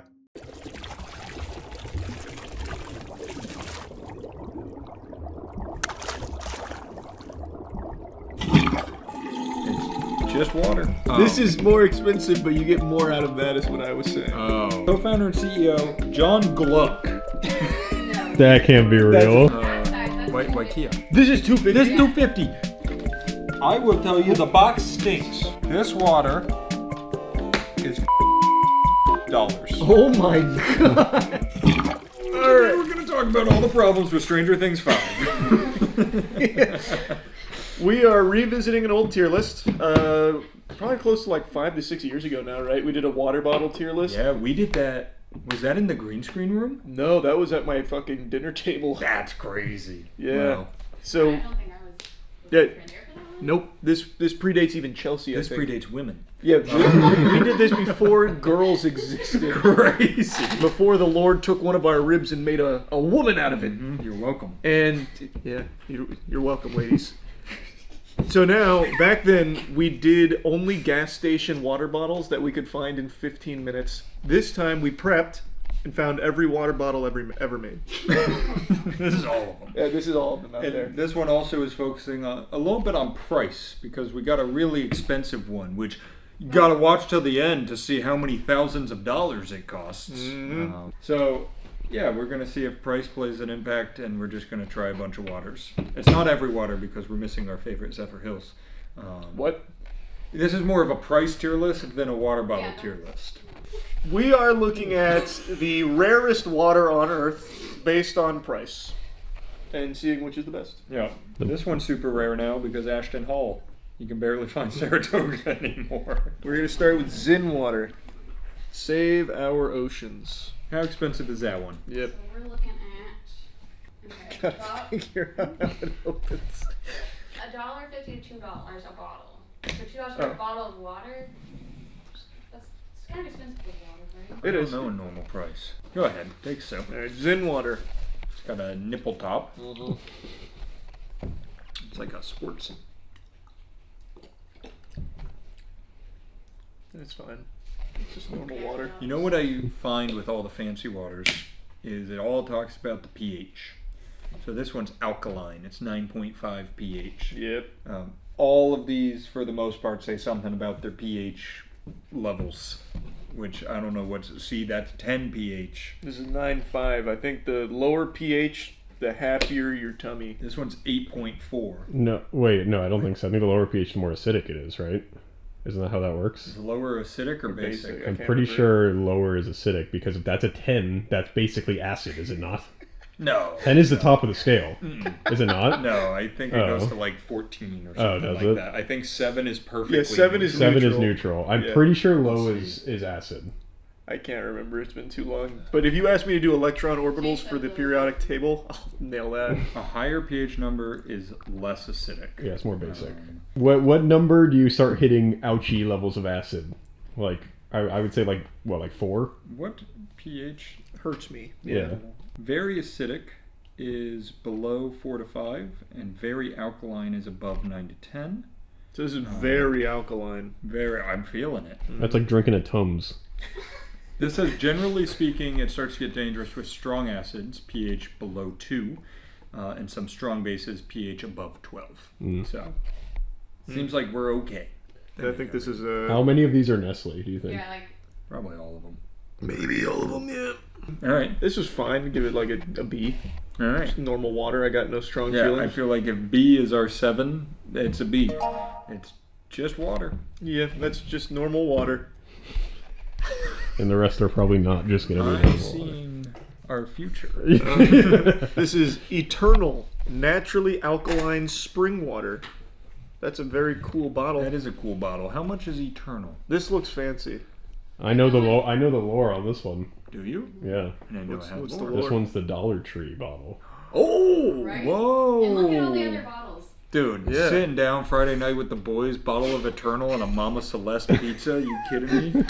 Oh man, That's heaven right there. that's boys' night if I've ever heard. Taking a one. peek at the new Stranger Things season. Speaking of our future, it's like how Vecna saw the future and did nothing with it. Ain't not the truth. Are you holding the water in your mouth to like really get a good taste? It's like of it? wine. Oh, not really. I was just talking with the water in my mouth. This is Oh, this is good. It's good. That's good water. Dollar Tree water Tree. is good. I think if we call it now, we can say lower price, better water. Yeah, I like that more than Zen. That's science. I give that a B plus. I'm gonna go A. Oh, going A, huh? Mm-hmm. Going A. That's I guess very bold. we should have had Zephyr Hills as our gold standard. Well, but you know what that's We like. do You know. can I picture remember. that. Yeah. Fiji. I only buy Fiji and Smart Water when I'm at the airport, and it's like $14.95 every time. I only buy Smart Water when I'm at the movie theaters, and it's like $8. You don't buy it at the airport? Not not often. I think I like Fiji. I think Fiji's good. I think Fiji was one of our top 2 on the Yeah, tier list. it is good. That is good water. You get what you pay for. Fiji is so just nothing. Like Yeah. Fiji is water. Yeah. Well, you know, like you drink something and it's got a little bit of flavor in there. Yeah. There's nothing in Fiji. It's straight H2O. I would imagine if we did the last 3 with blindfolds on, we would have no fucking clue which is which. Give me a blindfold. You, No. we do the rest of You don't think there's a difference between that and Eternal? I would put this at the exact same ranking I would give Eternal, which is good. I was going to do Which the is a B same, plus. an A, but I thought it tasted like nothing. No, there's got to be like a really good water in here. It's I probably 10. have to imagine when we start tasting 10 pH. Yeah. This is when we get scary. Yeah. I buy it at Whole Foods and it said it was local. This is But local? it's That's from local Boca water? Raton, so I don't know how local. I don't want to drink Florida water. This is local Florida swamp water? Huh. Yeah, that was Interesting. Well, Zephyr Hills is also local in that case. I don't. Zephyr Hills is in Florida. I don't think the Zephyr Hills on the water bottle is the same as our Zephyr Hills. It absolutely It is. definitely is. 100% it Yeah. is, yeah. Yeah, so that was $2 as Huh. well. Electrolytes may crystallize in the bottle. Just shake gently and enjoy. pH test strips do not accurately measure pH above 8. Use an electronic meter for true So results. the website is also claiming that it is the only water that is actually at a perfect 10 pH. Oh, perfect 10 water. Perfect 10. Whoa! Their water comes from Crystal Springs. I've Ew. swam in that. I've drank my own swim. In Zephyr Hills? Mhm. Yeah, I've swum in it too. I have. Wait, where? Crystal Springs? Mm-hmm. Oh no, I was thinking Ginny Springs. I've drank myself. Alright, perfect 10. Is You're there not going to believe it. That tastes identical to water that we've previously consumed. It feels, I guess, different in my mouth. It doesn't taste any different. Yeah, I mean, I guess you could go for mouthfeel. Let me see. I would say the mouth feels 5% different. I think to your point, if I was blindfolded, I might not be able to tell you that. I don't know where these electrolytes are hiding, but I'm not finding them. It was fine. Yep, that's fine. That was okay. I don't know if I care about it being a perfect 10 pH, to be honest with you. Didn't do much for me. All right, here's an expensive one. Yeah, that's This Voss water. Voss. Oh, it's not glass Voss though. That's No. not glass. But even the glass ones weren't too expensive. The plastic ones, I think I ordered them, so that's why they came out. That's fair. But All right, that's still $2.50 for the bottle. we're getting up there. $2.50 for a bottle of Voss. That's a big mouth. That's like liquid gold right This there. I'm not gonna say anything.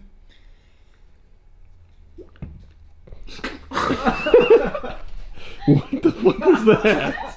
I had to cough when it. F tier. It almost killed him. Fuck. The second I took a drink, I had to cough. That was such a visceral reaction to it. Water's fine. This one I think has more of a taste. Let me taste. Oh, let me without coughing. Let me try. I'm gonna go B. This. You said you think it has more of a taste? When I'm saying more, I'm saying 5%. Like there's something there. I don't know. It just tastes like a little flatter. I guess maybe you could argue. I don't know. Do you think the others tasted carbonated? Not really. I guess it just feels so flat that it's That's- the only thing that It's like in a stands vacuum. out. Yeah. Give it like another B. Oh, B. Whoa. This is gonna be bad. Just I feel water. it. I feel You it. think because it's in a Yeah. Whenever you had these wait. like quirky things coming in, like it's just a fucking egg or something. It's like, I hope so. Yeah, no, I saw this company that had this like soap. Just soap. Just soap. Yeah, but you don't eat that. You don't eat it, no, but you're getting what you get. You know, You're you're just getting getting what you soap. get. This has an expiration date. That's it? Yeah, Best by May 12th, 2027. Oh, fine. Yeah, we got time, but, Yeah, but why, that feels why has it got an short expiration for date? water. Maybe because the Oh, the cardboard. cardboard Yeah. Oh yeah. box water or whatever. No, I thought there was another. Oh yeah, water. that's actually pretty fucking terrible. That's not very good. I don't like that. That I feel like I'm tasting the cardboard more than the water. yeah, it definitely takes on the taste of the cardboard. It's Yeah. not bad. I guess you just called it terrible. Well, when I say terrible, I mean compared relative to the like others. what water you would I'm want. gonna put it all the way down in C. $2.50 a bottle. $2.50. It's in $2.50? cardboard. Yeah. I have to. This is the problem. It's the same thing with eating healthy. To do good things and have recyclable. Well, the thing with that too Well, you is can it's recycle cardboard, plastic. but it's fucking plastic. That's what I was gonna say. There's plastic on and there's that. still so much plastic on it, so you're not. What's really the doing point? shit. It's not like a Okay. milk. Also, Well- it's not just water, it's in a container. They're lying. True. We got a lot of. Yeah, this out of all of them, this is the one that I like the least. I feel like I agree. tasted a lot of cardboard residue. I'm going C, and I think I'm already, based on naming, gonna like the next one less. This is 9020 Beverly Hills 90H2O. 90H20. God, that's quirky. Yep.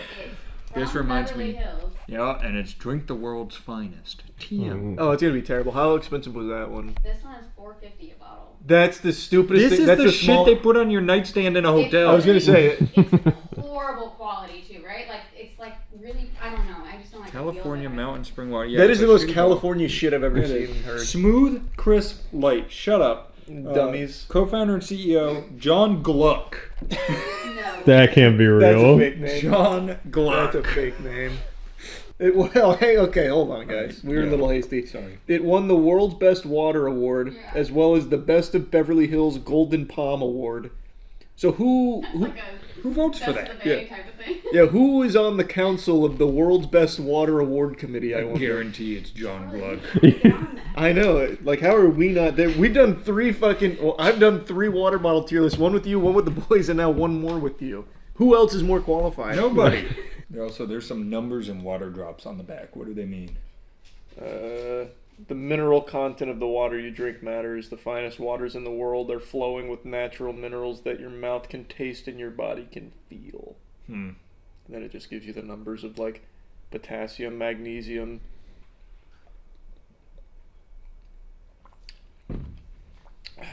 Yep. Good? Nope. Was I it mean, worth- it's just water. Was it worth the Golden Palm Award? No, it's just normal water. It does gluck when it's coming It out, does. though. to his credit. Can you hear that gluck on camera? Yeah, really. Get in Yeah, there. you're- Can you gluck me a couple times? Here. I'll gluck you a little bit.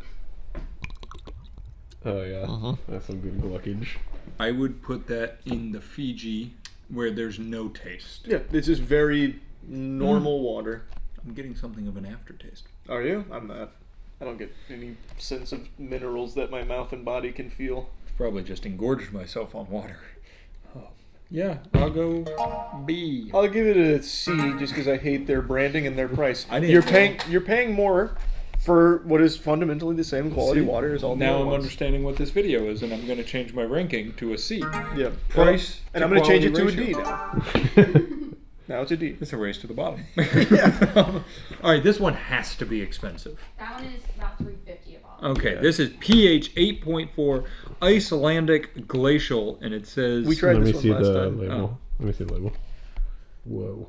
And it says this one is bottled at the source, Olfus Spring, Iceland. I think we liked it, if I remember right. I don't remember. I hope so. There's going to be nothing nasty in this one. One of the better waters. I don't know if it's worth $3.50. I mean, it's kind of what it boils down to. I don't. Matt just had the realization that it was just water again, and he Yeah. was trying to think of anything new to say. It's all water. the thing to be mindful One of. of them did have Molly in it. You should. The thing to be mindful of is why would you pay the extra amount of money for When it this tastes the water same. when it tastes the same as the cheaper waters like Eternal? Because the marketing makes you think that it's not just the normal Exactly. water. I will say one thing I especially disliked about this before we turn the cameras on is this here. This is how the bottle's supposed to be. It's like a glacier, but this side specifically keeps making me think it's dented, and I keep trying to pop the dent out. It's one of the better waters based on just being up there with like a Fiji and shit, but Yep. I wouldn't pay the Well, extra an money. Eternal's bottle is really cool looking, but it doesn't It make you is. think it's dented, It's right? like Yeah, boobs. and it's huge. It is a massive You bottle. get a lot How much more. was it? $1? $1.25. For that? $1.25. Pull Eternal back out. Now Yeah, I get understand him off what the I'm bench. talking Eternal's coming back out. about. That size, that's Why $2.50. Kia? This is $2.50. This $2.50. This was $1.25. $2.50. This one doubles as a wrist rest for your computer. It's true. All right, let's try IKEA. Waikika from the Hawaiian volcanic from That was the insensitive. Hawaiian volcanic water. All right, $2.50 for a shot of water. Yeah, those are tiny. This is another thing they'd put on your fucking nightstand in a hotel room. This is like a flight water, like a little travel It's water. never They enough. do $9 there. Yeah, true. Again, that's just that's normal water. But why would you pay $2.50 for so little of it? What are you feeling over there? It's water. Yeah, it's just water, huh? It's filtered through porous volcanic rock. Just don't do whatever they do in Dollar We should Tree. try and make our own filtered water. from a volcano. No, filter it through like the Yeah, rocks. we should find like a really interesting looking place that has water and just hype it up as like the coolest shit in Tampa. Like naturally harvested from fucking Local Tampa spring. I'm trying to think of a park. What's like a park? From Gaslight Park's fountain. Yeah, from Hyde Park. Yeah. The Mountain Valley Spring. I, hot take, have always hated these aluminum cans. I'm not a fan. So like, don't do like you them. not like Liquid Death? I do not. Yeah, I'm not a huge I fan don't either. hate their product. I just don't like these cans. I don't want. I'm fine with them if they have the screw tops. I don't like how Liquid Death had the actual like Tabs. tab. Yeah. I want to drink out of plastic. I'm working on some GI Joe balls here. I need to keep filling. All right, this is the original since 1871. The original can too. Yeah, you're not gonna believe what's in there. I think the title of this video is your water killing you? Is Very water a simple. scam? Yeah. Oh yeah. So I feel like I almost always only get these at events, like the metal cans at a concert or something. Yeah, it's social. And It's supposed to be they- social. It makes you talk more. They heat up so quickly. I feel like your water gets warm so fast. That's always my problem with I it. agree with that. It definitely feels that way. I don't like the. How much was that? $2.50. C. You get better than that at least, but even still. Oh, I didn't even rank that one. I said it's water. Oh yeah, this is an F. fuck that guy. That is That one's less, the F. 250. Yeah. See. less for That more on seems the fine. Waikia one. Sucked. All right, give me that next one. Dude, I'm getting full. Have to actually check and see if they're bottled in the same spot. Oh, they are very They're- similar, they're- but let me it's see the that same. one. It's This just one? One is Whole Foods brand and one is that one. No. Okay. This one's Arkansas. This one also says can liner not made with bisphenol A, BPA. That's good. Well, is this one made with bisphenol BPA? I don't know. If it Imagine. doesn't say it's not. I think we can safely assume this has toxic chemicals in there. I since think it so. doesn't tell That me is it not doesn't. BPA free. Nope. No. This one is. BPA abundant, I would imagine. That's the conclusion I'll draw Extra from BPA. that. Whoa. Oh This wait, do we have a one- difference? This one is so nothing that the others feel like something. But in a good way. That's because you're missing the In a good BPA. way. Yeah. Yeah, That's, the others are BPA. I was laden. tasting BPA.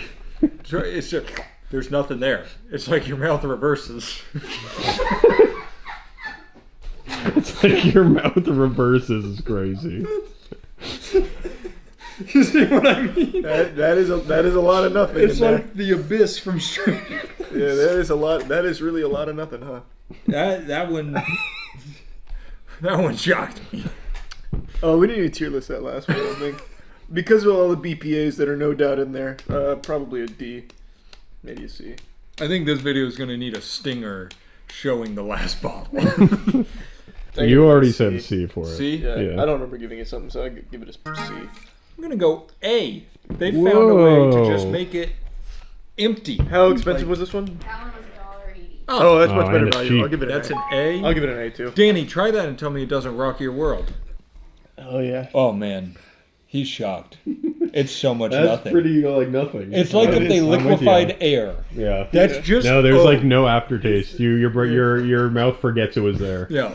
All right, this is open water. It's open source water. Yeah, this one has a lot going on. Wait, did that here. say salt water? Nope, still water. This is like a real steel can. Yeah, real humdinger. Is it a real steel? Real steel. Not really. No. This also feels like plain water, where it's a brand that doesn't actually exist except for on Delta Airlines. Bye bye plastic. All right. Goodbye. Oh, That would heard that.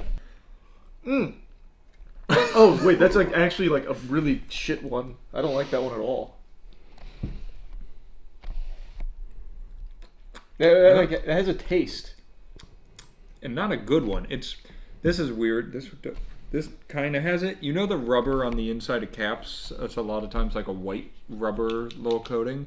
It kind of tastes like that, It tastes like which I have licked a lot of those. it tastes skunky. Is what it tastes Let me like. have another sip. It's Like No, I'm not like going like a beer skunk. I'm not Yeah. going straight to F. I think what's happening is we just drank liquefied nothing, That's true. and yeah. now there's something. Maybe that's, I forgot what that's like. Legitimately, to me, that tastes like when you finish like a Miller Lite and you get like the piss at the very bottom. I was gonna equate it to. Actually taste that one, Danny, since you just. I mean, the finished something. champagne of beer. It's the Anheuser-Busch runoff water. I was gonna compare it to like an Aquafina. Yeah. Where there's something. I There. Yeah, almost got I don't that like that. Yeah. for this one. You guys are overreacting, but there's No, I like think it's like something it's there. a C or D. You for would me. too if you had all this great water and then you Yeah, got this. true. I would Yeah. say out of this lineup by Yeah. far the worst. I think this is by far the worst. I don't have the immediate yuck reaction. It's not as bad as like Yeah. Aquafina or Dasani. No, for me. I Like, would- It's not that strong. Yeah, but out of our lineup of expensive ones, this is like the Aquafina. Yeah. Women of refined It's an F. taste. Yeah, I don't like. Wow, the world looks so different today. The colors don't even seem the same. It feels like this morning I woke up in an alternate dimension, one separate from the dimension I inhabited yesterday. The new research that was published changed everything. We've been lied to our whole lives. And I know you've probably already seen it. I imagine some of you took the day off of work just to process it. They found the male G-spot. And I didn't even know it was lost, like the city of Atlantis. I thought we had already pinpointed that sucker down eons ago. I remember for as long as I've had holes, I was told that the G-spot was buried deep in my ass. And that's where it stayed. But apparently, that was all a lie. That was a guess that wasn't ever fully confirmed, and now they published new research saying definitively we have found the male G-spot, and it's not in that cavernous hole. You see the new male G-spot meta? I did. It's out of reach though. My loadout isn't equipped for the new meta for G-spot. It's apparently a place on your foreskin, not in your butthole. Male G-spot revealed, and if you guessed it's in the butt, you're wrong. Intensely pleasurable. Also, no one's guessing it's in the butt. That's what we were told for years. It was supposedly confirmed to be in the asshole. Not like people just randomly made that up. But now new evidence, I guess, throws that theory in the trash. After years of searching, I like that. Like it's the fountain of youth. After years of searching, scientists in Spain have finally found the male G-spot, discovering this so-called erogenous zone is far from where they suspected. They detailed their findings in a stimulating study published in the journal Andology. Where's the so-called on switch, defined by its capacity to induce intense orgasms upon stimulation, in an obscure region called the frenular delta, a triangular zone located on the underside of the penis where the head meets the shaft, an area so mysterious it has long been omitted from sexual health textbooks. Oh my god, they discovered a new area of my cock? I didn't know that. I thought it was just like a foreskin spot.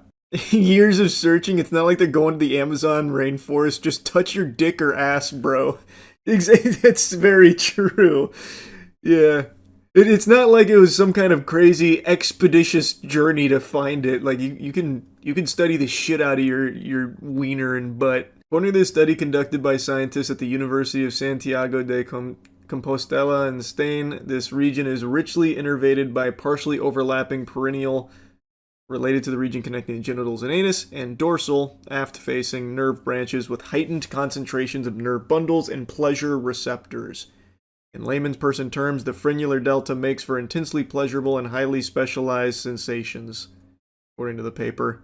By finding this penile pleasure panel, scientists have closed the book on a region that has eluded scientists for years, like sexplorers finding a phallic northwest passage. For decades, scientists have seen the prostate as the trigger for male orgasms, but had neglected to identify it on the proverbial pleasure map until now. That's good news. We're finally here. We've arrived. The apex of society. It kept hiding from us.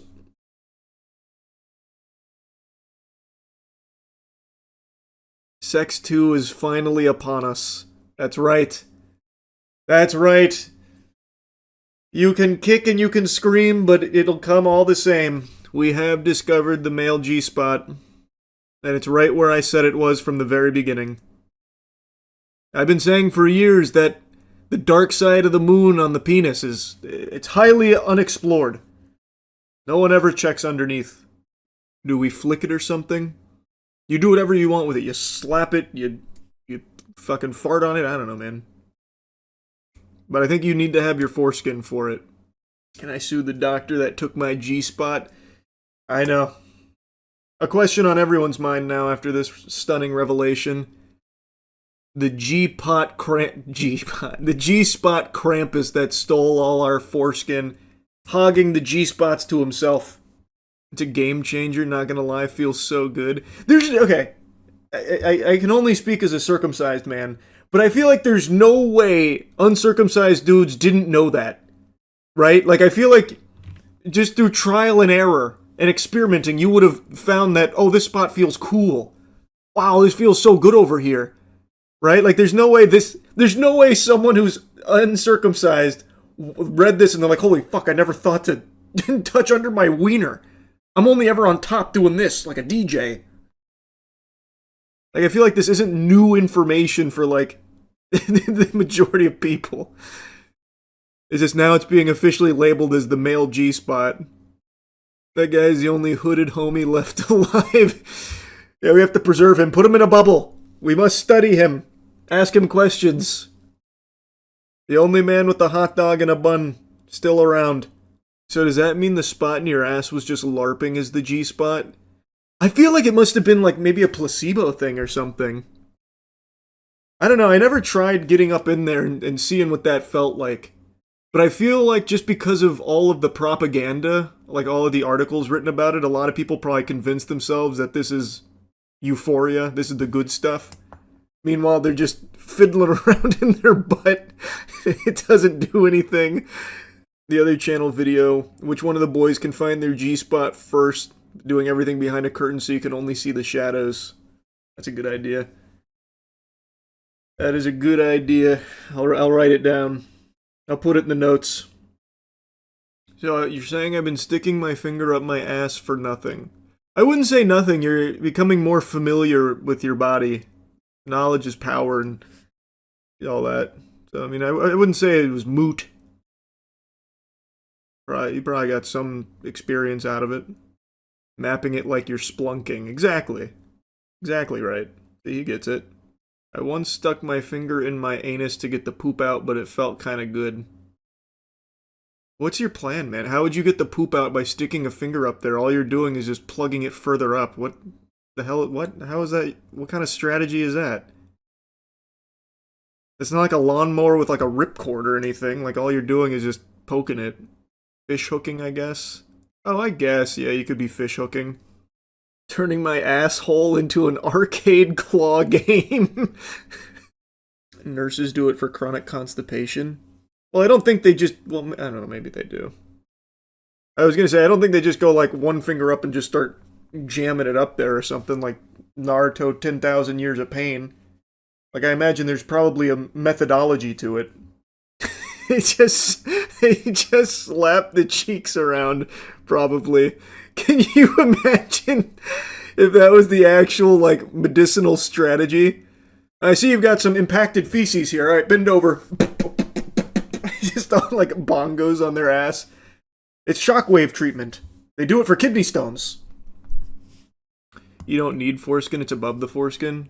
I don't know if this article covers it, but I was reading that in order to, like, actually optimize male G-spot, you need foreskin. Let's see. Maybe I've been lied to. Maybe they're still trying to keep it under wraps. Doesn't say here. Let me just Google it.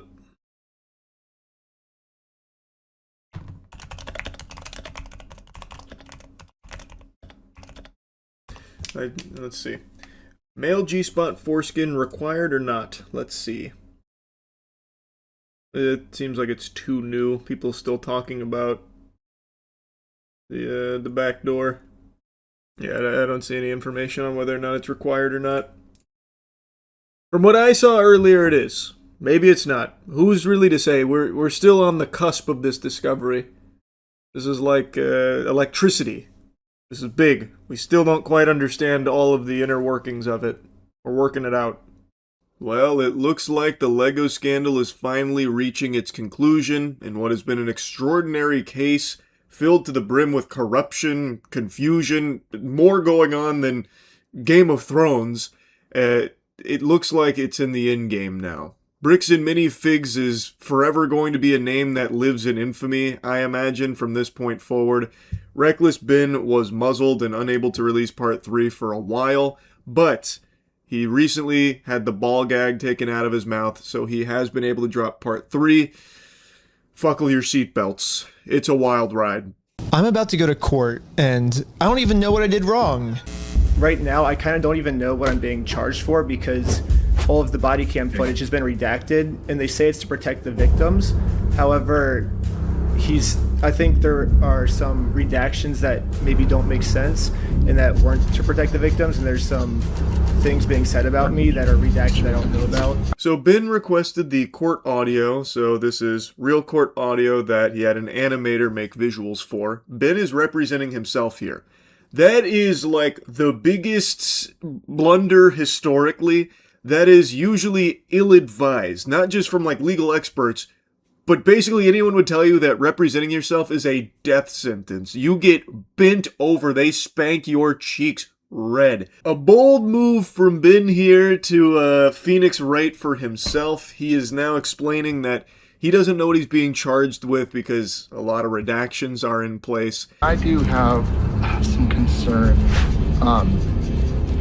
in this case with the defendant representing himself. The allegations here relate to the fact that the defendant, he's a person he's a YouTuber, who creates videos, publishes them online, and has been, if this defendant were to represent himself and we were to provide body cams and discovery, we would be now providing additional information and fodder for this defendant to create videos from which he could profit by placing them on YouTube at the expense of our victim. I have serious concerns for that.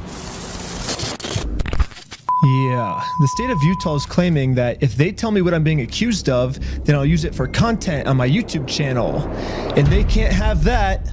They're arguing to the judge that the best thing to do is to not let me know what's being said about me, which is very strange, but that's their argument. Now, you'll be shocked to hear this. I hope you're sitting down, because if not, it's going to knock you off your feet. And I don't know if I've ever actually said this out loud, so brace for impact. I am not a lawyer. I know, you can quit your screaming, creaming, crying, whining, farting, pooping. It's true. I am not a lawyer. So I truly don't understand this argument that had they told him or gave him the information for what he's being charged with or what's being said about him, it would be dangerous because he's representing himself, and as a YouTuber, that would be giving him fodder for YouTube content. That feels like a big fucking stretch. So because he has a YouTube channel and he's made content around this case, they now believe they can just withhold information related to his legal matter here because what if he makes content out of it? Like it's the fucking boogeyman or something. Like, oh, he's gonna Gangnam Style on our victims and trample all over them with YouTube videos that are mean. Thus, we can't give him any information about what he's being charged with or what's being said about him. I don't really understand it. I don't know if this is standard procedure, because if that's the case, couldn't you make that argument for anyone that has, like, any social media, which is basically everyone on the planet at this point? Yeah, we've decided that it's too dangerous to be giving information to this individual here because they have a TikTok account. They might say some nasty things on there, and we'd just be giving them fodder. I'm assuming it's because he's defending himself that they're able to try and make this argument. Had he had a lawyer, I imagine this shit wouldn't fly. But I'm just spitballing here. I don't really know. I don't really get this stance that they're trying to take about it. The court's inclined to sign this pretrial protective order unless you have an objection to it, Mr. Schneider, and the objection to such an order. Yes, I think there's a bunch of misunderstandings in this case, and so this person doesn't want to get exposed, so he's making up a lot of lies about me to order to like get me arrested before he gets exposed. So that's what this whole thing's about. However, before I was allowed to show any of the overwhelming evidence I have to support my claims, the judge didn't care about the evidence and signed the protective order anyways. Mr. Schneider, the court's going to sign this order and serve it upon you. So the court has made it clear they do not want to look at the evidence and they want to protect Josh and Brandon for some reason. I think it's more so the consequence of not having an actual lawyer to represent Ben here, if I'm being honest. I think had he had an actual legal representative instead of trying to just, fucking white knuckle it and do it himself, like grit his teeth and defend himself, this probably would have gone differently. I think had a lawyer been there, they probably wouldn't have been able to make that argument about, like, we have to ensure he doesn't get more content morsels, more content crumbs. Like, I think having a lawyer would have been extraordinarily helpful here in this case. So this whole mess is happening in American Fork, Utah. But I'm also being charged with another case in Provo, Utah. This is where corporate bricks and minifigs is, which is why I'm also being charged here. And this police department has surprisingly actually followed the law when it comes to discovery, and they sent me all the raw body cam footage of what I'm being charged for. Like $200,000 worth of Legos in your store? Never happened. But the CEO did not want to take the opportunity to do the right thing and instead instantly called the cops on us. Hi there, I'm calling to report a crime. They themselves say, hey, you guys stole this product from this person. If you don't give it back, I'm going to burn the place down. Or we're going to burn the place down. Or I'll kill you. It's Ben Snyder who's been the one engaged in this behavior. You can see in the police report that the crime he wanted to get us charged for is called extortion, which basically means we're threatening him into paying us, which is very illegal. However, obviously he's just making all of this up. The reality is, I just thought it was a nice gesture to give him the opportunity to do the right thing first. If you guys do have our Legos, we just kind of want them back, and...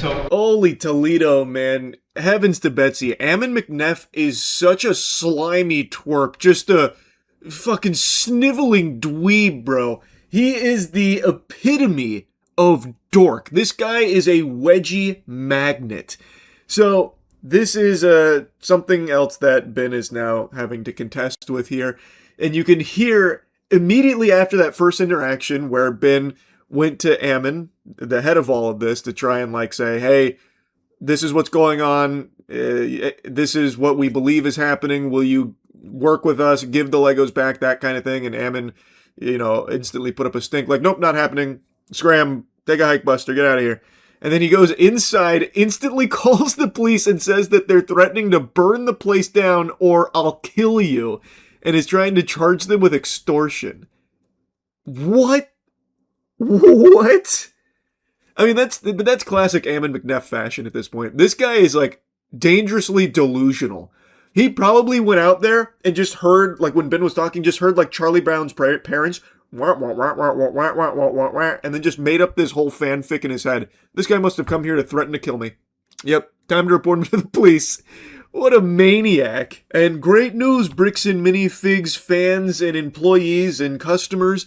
This is who's running the business, by the way. This is who is at the top of the food chain, sitting on the throne at Bricks and Minifigs. A guy who, if you take a problem to him, might turn around and call the police and accuse you of threatening to kill him. And try and charge you with extortion if you have an issue and are trying to directly communicate with him to get it solved amicably. I mean, dropping the sarcasm, that should very clearly send a pretty concerning message to anyone that does business with Bricks and Minifigs, right?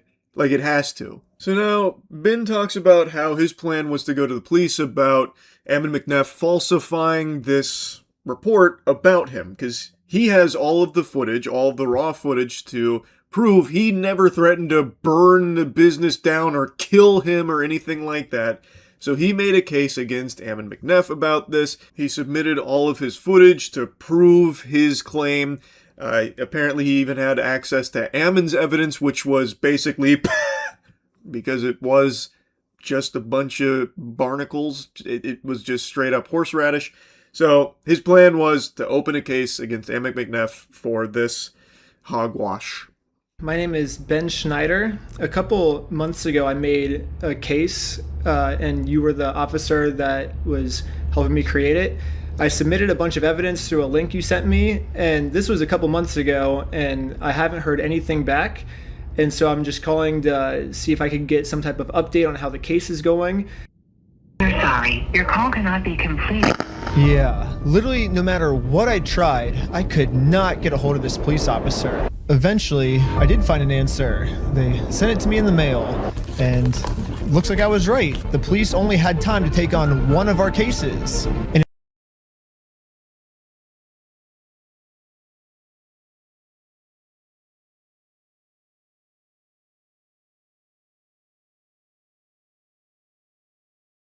So Ben was trying every option imaginable to get in touch with the officer that helped him set up the case in the first place and put it into the system.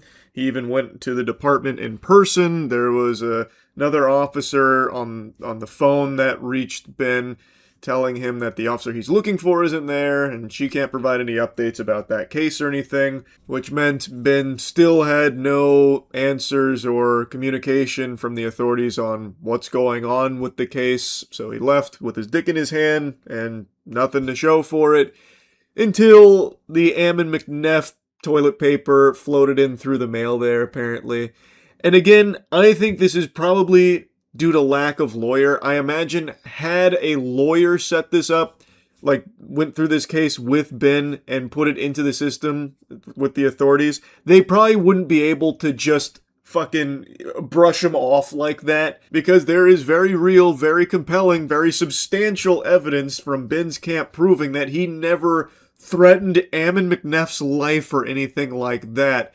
So had a lawyer been with Ben, I imagine they would have been able to actually, get this to where it needed to go. Whereas Ben taking it all into his palm meant that they could get away with just giving him the runaround here, the fucking reach around. And I do agree with the sentiment a lot of people have been expressing, that had Ben had a lawyer or even just like a legal person to consult with, there probably would have been a lot more points throughout this story that there would have been a big W here, like an actual ability to stop some things from spiraling out of control, like what's happened here.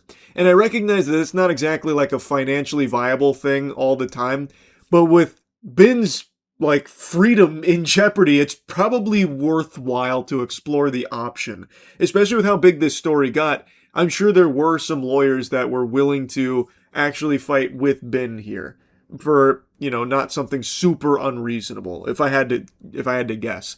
And I think it could have been extremely helpful in actually stopping a lot of the bricks and minifigs hoopla.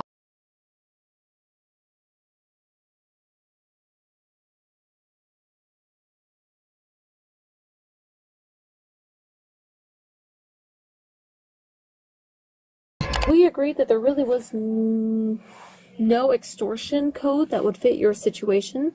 However, at the end of the day, we do want to help you guys so you're not having to deal with this fool and all of his issues. We did find that there was another code that fit, and it's called aggravated commercial obstruction. Come on, how is that permissible? This is just blatant, bare-naked corruption here. So this is an officer here. She's saying, yeah, so couldn't really, ham-fist extortion here. It didn't really fit the criteria, but we want to help you guys because this fool, this fucking clown, right? I know, he's so annoying. Ugh.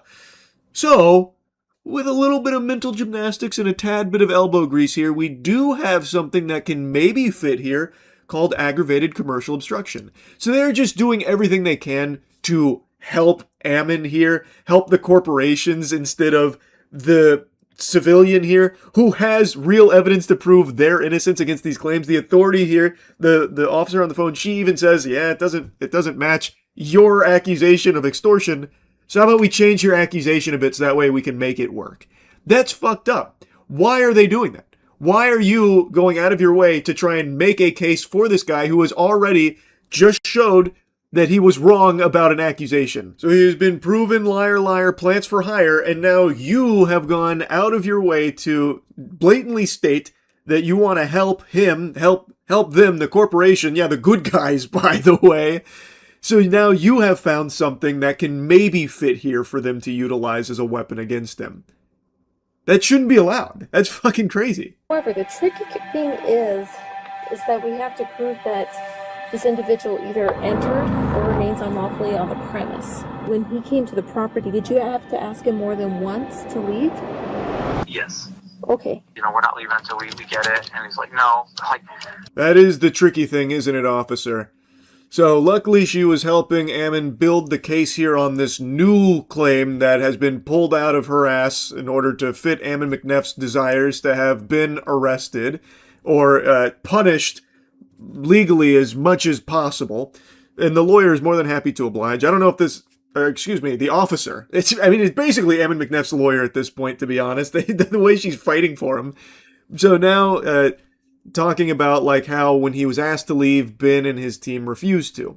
So Ben showed evidence that the first time they came around, when the conversation had progressed to the point where they said that you'll need to take it up with someone else, they left without issue. The second time he came back, you're about to see that Ammon asked him to leave in the middle of a conversation while Ben was still speaking, and then continued the conversation with Ben. So he didn't leave after that first one because the conversation continued, but then when Ammon asked him again at the end to leave, they did leave without issue. To Ammon's credit, about halfway through the conversation, he did say that if we don't leave, he's going to call the cops on us. You can leave. If you come back here, we will call the cops. If you don't leave right now, I will call the cops. So you don't want to do the easy way? And this is right after I told him you could do it either the easy way and just give us the Legos back, or we can do it the hard way, implying that we would take him to court. So you're threatening me. I'm not threatening. We're right. Like, we have a right to the Legos, so we're gonna get them the easy way or the hard way. What proof of ownership have you provided to me that you own this Lego? I mean, I can give you proof if you want. Right, provide proof. But right after he says this, he's now asking us to provide him proof that we actually are entitled to these Legos, so we can't leave now because he just told us to stay and provide proof. And then at the very end of the conversation, he says this one more time. Okay, you've been asked to leave. Please leave. We have to leave? Okay. Well, thank you for working with us, and so see you later. But now let's hear how Ammon describes it to the police. guys, at this point, I've asked you to leave. Please leave. Well, you have to listen to us. You have to pay us this money. No, guys, you need to leave, and you're not leaving. But I asked multiple times. They did not leave. Looks like that might be a second-degree felony. He's facing felony charges. It is a felony? The officer can't even hide her giggle. You can literally hear her smile through the phone here because she gets to do something good for Ammon McNeff. Let's go! I don't get it. Why is she kind of giddy about it? That's fucking wild to me. So yeah, the first time he was asked to leave, he, as he was talked about the easy way, hard way thing, which we saw in the initial video, the first part. And then he talked about, all right, we'll provide proof. So, like, he continued the conversation. So I understand, like, yeah, he was asked to leave and didn't instantly leave, but also Ammon continued the conversation. And then when he did ask the second time, they left. Like, they didn't put up a stink about it, they left. And from all of the available evidence here, it doesn't seem like they made some kind of crazy stance like, no, we're not leaving, or anything like the way Ammon is describing it. But now the officer is going to be working off of that claim from someone who has already been proven incorrect with their extortion claim. It's a little weird, right? I mean, that's a little fishy. This is what everyone has been saying. The way that the police department here in the area is handling this case is very fucking peculiar. From all the body cam that we've seen, the way they interact with the bricks and minifigs top brass, it's very chummy and it's very fucking odd. Like, it does feel extremely corrupt. Now, in the next section, it's focusing a little bit on how Ammon McNeff always falls back onto the world's smallest violin. Oh, I don't understand. Oh, goodness, we're doing everything we can to work with you guys. Come on, we're just asking for some proof. And then every time proof is trying to be provided, they were getting, like, ghosted and stuff. Then also trying to communicate via email to get the inventory from Bricks and Minifigs was a complete fucking disaster across the board. That was a big old hot potato that just, shit was too steamy. Hot tub was too hot. So, like, just this big mess. So Ammon McNeff always says things about, like, we're trying to get this fixed. We're doing everything. We're the good guys. Why don't you understand that? But, oh my goodness. Oh, I've made a lot of Pokemon Scalper content recently because it is truly just a catastrophe. It is a wasteland. The state of that hobby is in shambles. It is one of the most despicable hobbies on the planet right now because of scalpers and just degenerate losers that have infested it. I know it's been said a million times before, but it's super true. Pokemon is not for children anymore. It is reserved exclusively for the greasiest, slimiest, most loveless losers in your local neighborhood, deluding themselves into thinking that flipping it on Facebook Marketplace for a $3 profit is a career. These pathetic vermin in this perpetual cycle of buying every new piece of Pokemon product gluttonously and just trying to flip it instantly, taking advantage of the hype train, hoping that some people will overpay for it. And in many cases, they are. And if you are a child looking to get your hands on any Pokemon cards, you better just start taking Taekwondo courses because you're basically signing up to go into battle, going to a war zone. You're going to be having to fight grown-ass men here to get your hands on Pokemon product. Anyway, why I'm yapping about this for the millionth time is because today, a scalper video actually went extremely viral. Like, actually turbo popped off, millions upon millions of views, and multiple angles because so many people were outraged. And I think it is the epitome for the state of Pokemon cards right now. All right, so this is Zay, the manager. This is what they're selling to one person. This guy right here, one person. One person. Look at this. You're gonna be on all the websites. Nigga, you're a one person. One person.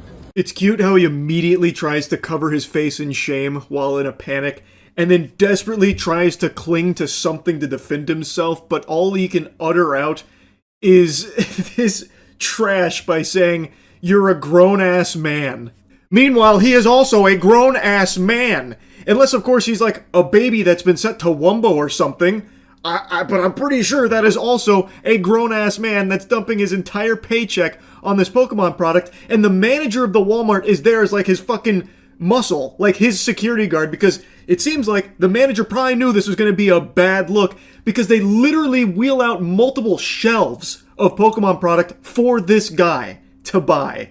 And he hasn't bought it yet, mind you. They're in the process of scanning each individual item, and the manager is refusing to let any other customers grab some of the items from his haul here, which makes me think, and many of the people in the comments think, that they're in on it together, that this is a side hustle for the manager, and that these might be friends that the manager is giving this honor to, this incredible gift of being able to buy the entire inventory, so that way maybe later down the line the two of them can split profits when they inevitably flip it. Now that's just a little bit of a game theory, but it's the only logical explanation for why the manager himself would be here defending this customer's right to purchase every single piece of Pokemon product Walmart has, even going as far as to wheel the shelves over to the checkout register for him. That is unhinged. That is craziness to me. And it's not like a crackpot tinfoil condom conspiracy theory either, by the way. This is actually something that's been well reported in the hobby, where there are some people on the staff at Walmarts and other places that stock this product that do actually tell their friends when it's coming in, so that way they can go buy it and they work together to split profits from it.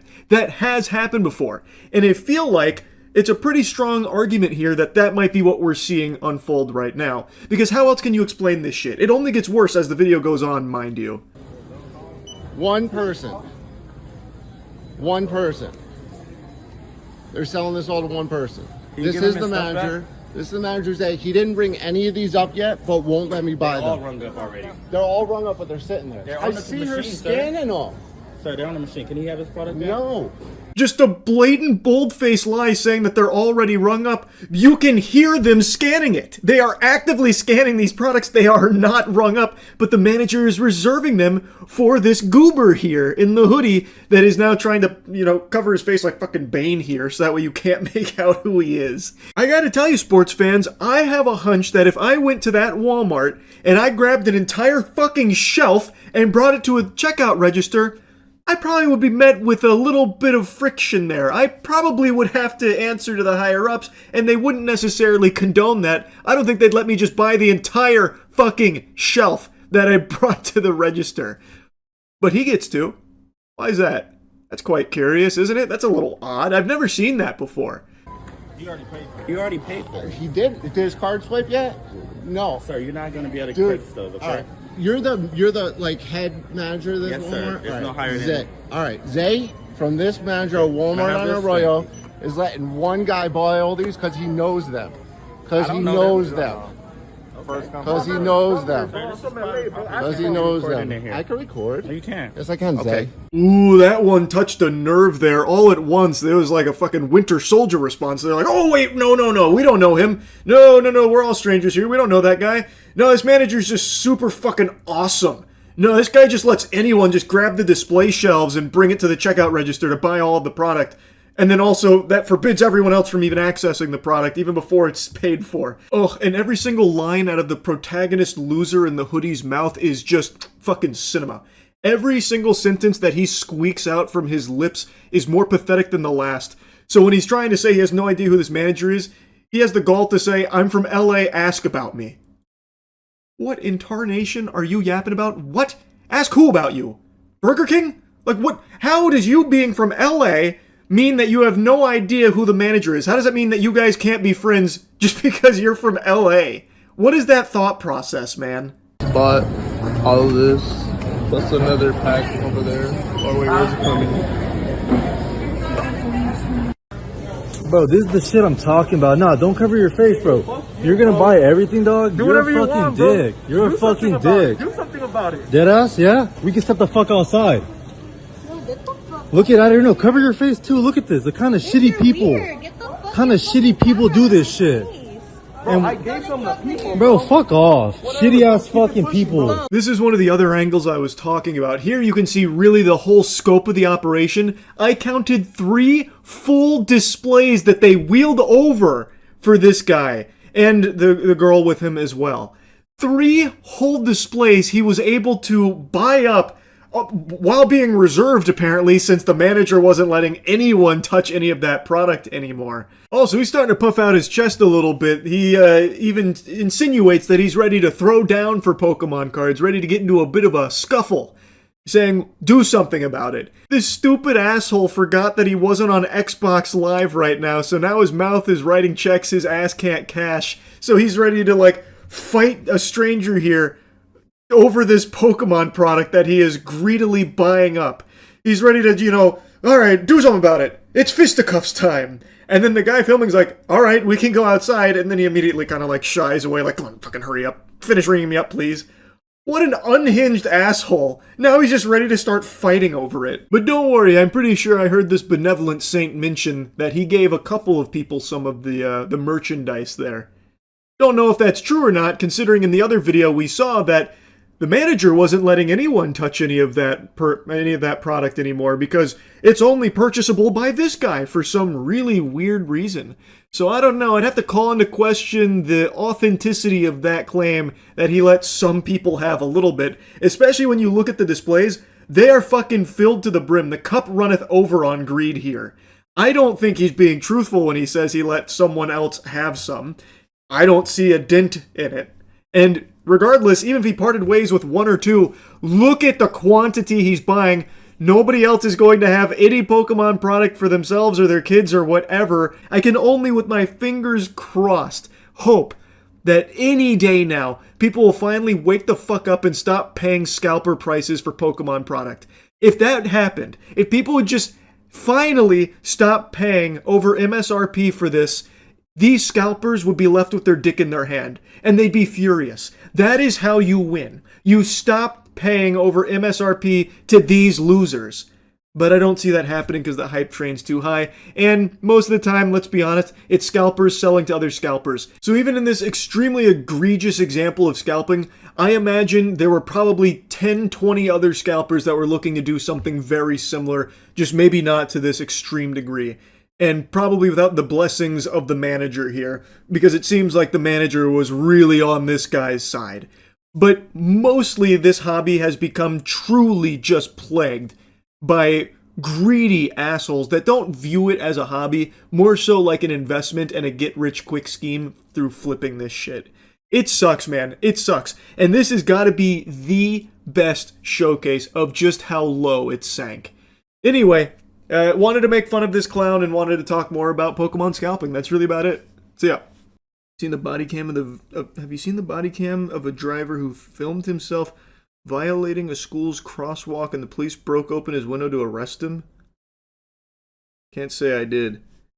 Crosswalk violator arrest. What a crazy title. Shut up. There was no one crossing. Being that it's School Resource Officer Appreciation Week, I want to thank these deputies for keeping our schools and our children safe, especially on the crosswalks. On February 10th, around 2 p.m. dismissal for a middle school, school surveillance captures a driver disregarding the crossing guard's commands to wait for students to pass, and he decides he'll drive through the crosswalk while the crossing guard is still standing there and students were attempting to cross. Why?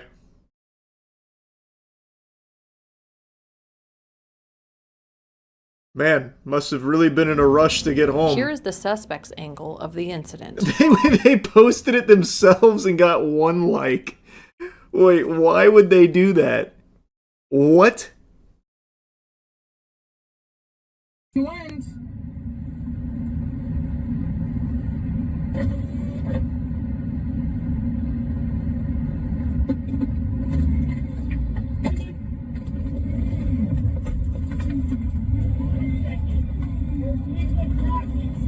Shut up. What? There was no one crossing. Video. What a maniac. You tried stepping in the way of my car? Dumbass. On February 11th, That voice is... That is a very interesting voice. It sounds like the Kanker sisters from Ed, Edd n Eddy. the deputies review the surveillance and establish probable cause for the male driver for reckless driving and driving while license was suspended. They located the vehicle and attempted to contact him for an arrest. You're being audio and video recorded, and you're under arrest. For what? Step out of the vehicle, and I'll explain it to you. For what? Step out of the vehicle, and I'll explain it to you. Tell me your cause. Reckless driving and 2 counts of driving suspended. Step out. Oh! Yeah, no, that's not how that works. That is how that works. I did not reckless drive. I have it on video. Okay, I need you to You step do out. have it on video. That was very convenient, I don't need actually. to get my supervisor. Made it Step much out of the easier. vehicle. No probable cause. If you do not unlock the car You are and step out of the vehicle, You are acting based on a false report. if you do not unlock the car and step out of Oh, the he's vehicle, also... Oh, shit. driving and I wanted to put my mouse over there. He's also filming as well. Getting multiple angles. and step out of the vehicle, I will break your window, okay? You will break my window. Yes. And what is your cause? I just told you. No, you didn't. Yes, I did. No, you didn't. Reckless driving and 2 counts of driving suspended. You are currently That is driving not suspended. cause. I watched you drive into the parking lot. You're driving That is suspended. harassment. That is not harassment. It is actually. Okay. By I'm going to give you legal one more definition. opportunity to comply with this, and then I'm going to break your window. All right, let me call my wife. Step out of the vehicle, and I will let you drive. Call your wife. You'll let me drive. Call my. I will let you call your wife. Can you tell me the probable cause? I just told you the probable cause. What is happening? What the fuck? I don't... I still can't believe that he posted the video himself from his dash cam. That's nuts. Very cool. I mean, it is very clear, like there's not a whole lot of wiggle room that it's some kind of misunderstanding or unjust. I'm gonna blue boss like that. Well, it's just annoying. I don't know. It's just very annoying. When it gets to like the Reddit arguments, it just starts to make my skin crawl. But whatever. Here. Lock the car, and we will discuss this further. Would you be willing to step out of the car? I'm glad I came back. That was wow. What a rip. That was primal. And we will discuss this further. Would you be willing to step out of the car? Oh, you're gonna be paying for that. Okay. Bro, how do I step out of the car if you're Unlock pulling me the through car. window? You're gonna be paying for that. Stop trying to bitch. Step out of the car. You don't need to be so forceful. Just comply. Yeah. Oh, how am I not? I got out of the car. I stopped my recording. You know what? Do you know what Raz is? You have to tell What me is what Raz? gives you the cause. So what act gives you the cause? 1 minute. I can show you on my phone video footage I that don't need to proves see that your the video footage. that is a false report. Oh, I. Okay. Well, come on. Where's your lights? Can I see that you're... There's no way that's a fedora. There's no way that's a... Oh my god, there's no way. It can't be. No, maybe a bowler's hat. There's no way. No. No, it shan't. It couldn't be. No. No. This must be planted. No way. I told you that. Oh, you guys got a lawsuit on your hands. These guys have been harassing me since day one of school. Have a seat.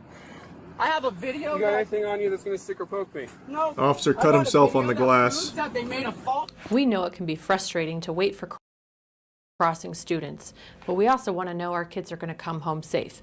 Is it frustrating? Like waiting 10 seconds for people using the crosswalk? Is it that frustrating? I don't really think it is. You don't have to like even pretend. This guy is just fucking unreasonable. He was there for like actually like 10 seconds. He had to get back to his post. True, you're right. In the time that he was there waiting at the car rider circle, he was missing valuable Discord moderation time. It was lawless. You're right. No, it was an emergency, or it was urgent. He should have a siren. You're so right. Get the fuck out of the way, kids! It's an emergency! Jesus Christ! Can't you see someone posted something unauthorized on my Reddit account? Oh God! Move! There were memes in there were memes in general. Son of a bitch! I'm ramping it off the tow truck. I gotta get home. No! That hat told me all I needed to know. I still genuinely can't believe that. I would say that this is a skit if it wasn't for, like, the very clear evidence of it actually just being real. Like, this is just, it's a caricature. It's unfucking believable, man. Yeah, the window break was crazy. That window break was crazy. I don't know how hard it is to break a window like that. Maybe he had, like, really good leverage. But that was still fucking nuts. Would you be willing to look at a video? Unlock the car and we will discuss this further. Would you be willing to step out of the car? Will you please just take a look at my video? It's open, so it's extremely easy to break. Is it? Okay. Yeah, I don't know. I can't say I've seen too much of the tug on the window tactic. Because it's stupid as fuck, he cut his hands. True, it actually is like a pretty stupid tactic, to be honest. He did give himself a boo-boo. But man, if that didn't make a point. If that wasn't an exclamation mark on this, I don't know what is. The aura was off the charts. Time for a new video, me and the boys destroy a car with our hands. Actually kind of a great idea. We still have that old junk car at the farm. Maybe I'll roll down a window and fucking tug on it with some gloves and see if I can get it. See how easy it is. The other night on stream, I fell into a rabbit hole of employees and politicians urinating into sinks, which, you know, I always knew was a possibility. I knew our species was capable of such evil, but seeing it unfold firsthand, it still leaves you in shock and awe. And it's not like I was blissfully unaware of the existence of this tribe that walks amongst us, the sink pissers. On Reddit, quite a few years ago, there was actually a blossoming community, r/sink pissers, that a lot of people were making fun of, but in the shadows, they only grew stronger, only finding more and more sinks to relieve themselves in. And now, since we went through that rabbit hole on stream, I've just been getting fed even more cases of workers pissing in clients' sinks, like this one. You probably won't believe an Indianapolis woman says a maintenance worker peed in her kitchen sink inside her Northeast Side apartment. No, you won't believe that I do believe that. It doesn't shock me or surprise me in even the slightest. I have known about the sink pissers community for a long time. And these kind of scenarios have been unfolding pretty often, actually, more so than you would expect. With who captured this video on her Ring camera inside of her apartment, and she now tells 13 News she's traumatized over this incident and wants the man to pay her back for the things he damaged. Can't put the piss back in the balls, but they could at least reimburse her here for the hassle. And I do imagine if this happened to me, if I found out someone came in and started urinating all over my dishes in the sink, I would never feel comfortable cleaning in that sink again. Because there would always be that lingering what if. Like, you know, this could be some highly acidic piss this guy contaminated my sink with. Even if I replace all the dishes, even if I do my best to really scrub that clean, I just don't know if it would ever be enough. It would leave a lasting impact on me. Now take a look at your screen. In this video, you can see this maintenance man pulling down his pants and then peeing in Shirley's sink while the dishes were filled in that sink. So Shirley says the incident happened last week at her apartment over at Blackburn Terrace in the Martindale Brightwood neighborhood. Shirley says she was supposed to be there, the maintenance worker rather, was supposed to be there to fix her water heater. When she got back, the man said someone else would be back to finish those repairs. That's when she looked at her camera to see what he did, and she was stunned. Greaseball really gets up close and personal with the camera here. He's like right up on it, looking like a Twitter profile pic for those 40-year-old dudes that spout out the worst dog shit takes of all time. We got him on the microscope here checking on this.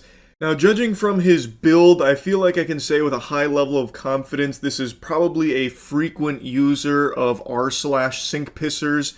This guy's got the quintessential narwhal baconer at midnight Redditor build. So I think this guy was probably inspired by some of the posts on there over the years and said, you know what, today's the day. Or maybe he does this often at his work, pissing on people's dishes in the sink. Flabbergasted, you know. Yeah, I couldn't believe it. Can't imagine if I didn't have it and he did that and I would have been eating from those same dishes later that day. Just very shocking. And according to Shirley, that man was fired after this incident was reported. I fear, like Michael Jordan in his prime, you can't stop him. You can only hope to contain him. So even though he may have lost his job here, I don't think that stopped him from pissing in strangers' sinks and all over their dishes. That looks like a man with no remorse, a loose cannon. He doesn't even think twice about just pissing on the dishes in the sink. It doesn't even seem like he bothers washing down the urine, which is unusual because other employees that have done this usually try and hide the evidence. But this guy, he's proud of his work. He just tinkles it all out on the dishes and just leaves it there like his calling card. And I have to imagine he probably wasn't well hydrated. I have no evidence to base that on. He does have like this meatball build going on here, but I feel like he probably wasn't well hydrated. It's probably very yellow pee-pee, and he just leaves it there too. It's like he wanted to be caught. Maybe that was part of the thrill. This is like, this is, you know, final raid boss sink pisser here. But again, this is not as unusual as you might think. So let me just show you from the rabbit hole when we were diving down that on stream the other day. You see where that landlord went to fix a problem in a tenant's home and took a piss in the sink? I can't say I saw that. Well, I mean, that's fine though. I mean, solved the problem and then even gave them a little treat. Let's see. I didn't know how to look for this, so I just said landlord fix problem, pee in sink. Maintenance worker fired after allegedly urinating in tenant's sink. Oh, it wasn't the landlord. I thought the landlord went in there. He's like, all right, he just bangs a hammer on the TV to fix it and then just immediately relieves himself in their sink. Funky story here. We told you about a Bloomingdale tenant who says a maintenance worker urinated in his sink. Take a look for yourself there. The tenant says what should have been a routine service call turned into a disturbing discovery. He says a maintenance worker entered his apartment to address an issue with his washing machine. While inside, the worker was allegedly caught. But then he identified another issue, an unpissed sink. So he solved 2 problems in 1 outing and didn't even charge you for the secondary service. And you have the gall to get angry about it? The tenant's apartment cameras urinating in the kitchen sink.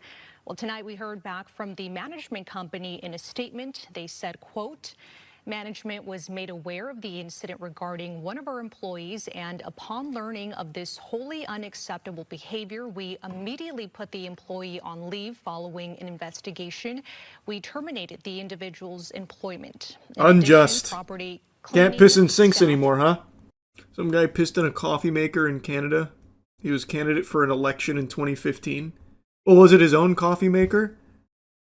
Or was he also a maintenance worker who went in and relieved himself in a coffee maker? Canadian candidate Jerry Bance out after video shows him urinating into coffee cup. Toronto businessman who's been running for parliament with Conservative Prime Minister Stephen Harper's party made the wrong kind of splash, has been dropped by his party after he was caught on video urinating into a coffee cup while working as an appliance repairman. That's pretty cool. Where's the video? This seems like a common occurrence. Lot of wacky pissers. In other news now, a developing political story tonight. The Conservative Party is looking into one of its candidates over some surprising behavior.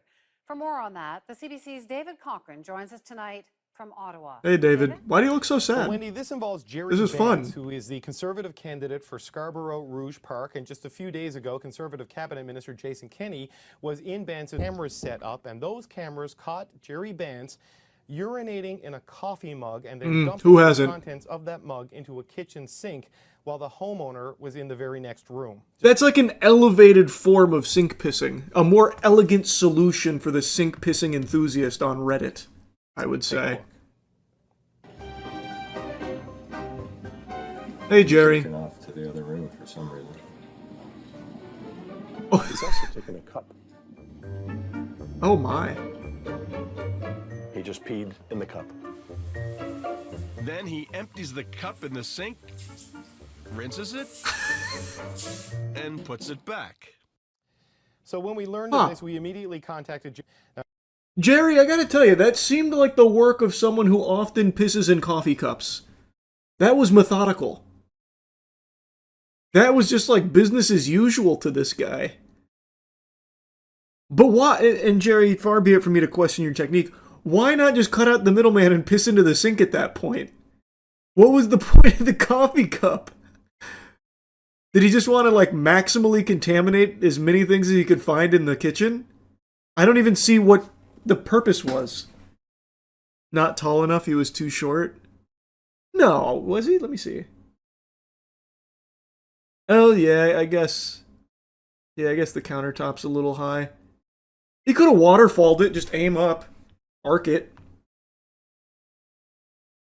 But then I guess you risk contaminating like floor and stuff, and he's not looking to make a mess. Now, coincidentally, Conservative leader Stephen Harper will be campaigning in the Scarborough area tomorrow. Jerry Vance is not scheduled to be with him. Wendy? Yeah, he is busy pissing in my sink right now, probably.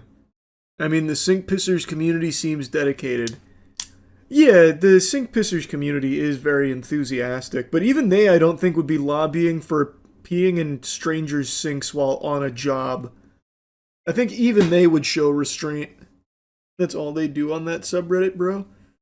Unless the subreddit's changed drastically from the last time I took a peek in there, it's only them pissing into their own sinks, right? Oh, here's the top post of the day is actually about the maintenance worker. Rookie move, says Sasquatch. I probably have to be careful showing this one on stream, actually. Have I just done the first ever girl sink piss? Well, I probably can't even look at this on my other monitor because you see it in the reflection behind me. But yeah, this is definitely their own house. So like this one. This milk stool was a game changer. And one of the sink pissers just put a stool in front of his sink for being able to get his cock and balls over the edge. It's never like strangers. They have stats at the top of the page on why it's actually better to piss in sinks. What stats? What does it matter what receptacle gets peed on? What does that change? Where? Oh, environmental impact of sink peeing. Okay. Average gallons, flush 1.6. Analysis. R/sink pissers will save over 16 million gallons of water this year. Number of sink pissers, 4146. Average pisses per day, 7. Wow. Gallons saved daily per person, 11.2. Gallons saved person yearly, 4,088. Number of sink pissers per day, 78. Sink pissers per year, 28K. Gallons saved per year, 118 million. I don't know about this. These numbers don't feel right. This is 7 years ago. Their projections were way off, by the way. The community, I think, is at, like, yeah, 15K. Didn't really experience the growth they thought they were, with 4.1 million sink pissing members. They just missed it.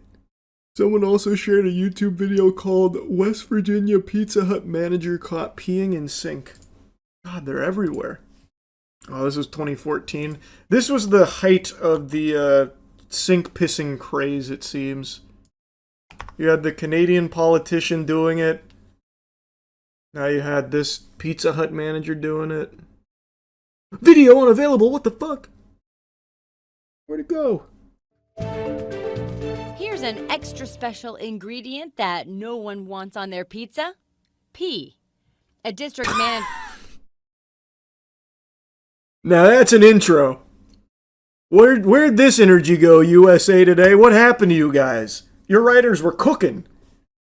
She's fucking right. That is the last secret ingredient I want on my pie. At a Pizza Hut in Kermit, West Virginia, lost his job after this surveillance video was released showing him peeing into a sink. The sink that Why'd he lose his job? Was the same one the store used Even hitting to the fit wash lean. utensils.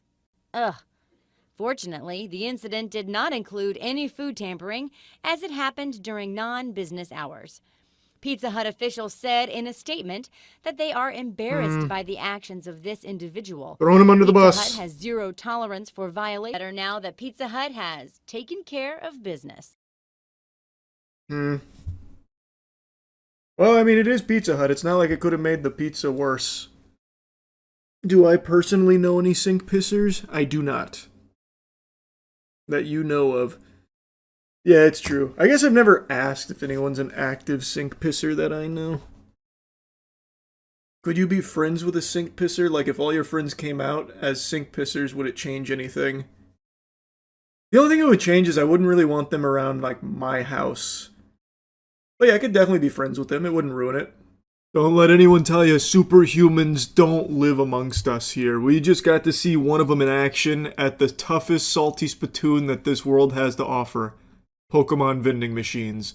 You're about to witness an actual Viltrumite. Are you for real glitching this shit? Yeah, isn't this shit illegal? What are you doing, bro? Yeah, it is. Tampering with the machine. You can't do that. What are you doing? Getting posted everywhere, bud. Already. Good job. Dude's head's looking like a zit on the verge of popping. So man threw up some Naruto hand gestures there. He's about to unleash some jutsu, but luckily he showed mercy. Now, for those that don't know, and I know I've already covered this, Pokemon vending machines have this subset of scalpers that are even more degenerate than the normal scalpers, an even lower level of lovelessness where they have found a method to glitch the machines to get more products that get around the buy limits that are in place to stop parasitic worms like them.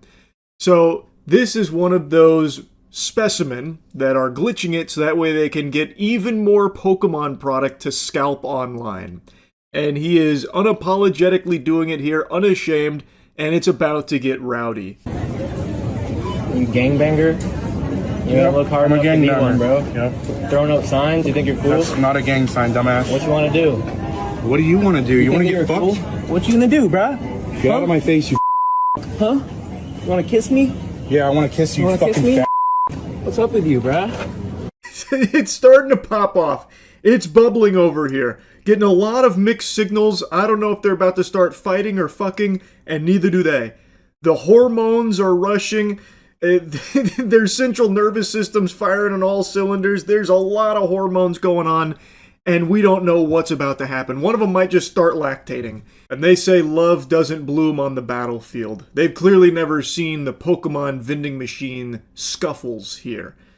So yeah, Graveler, the guy who's glitching it, tries to make a threat. Like, what do you want to do? You trying to get fucked?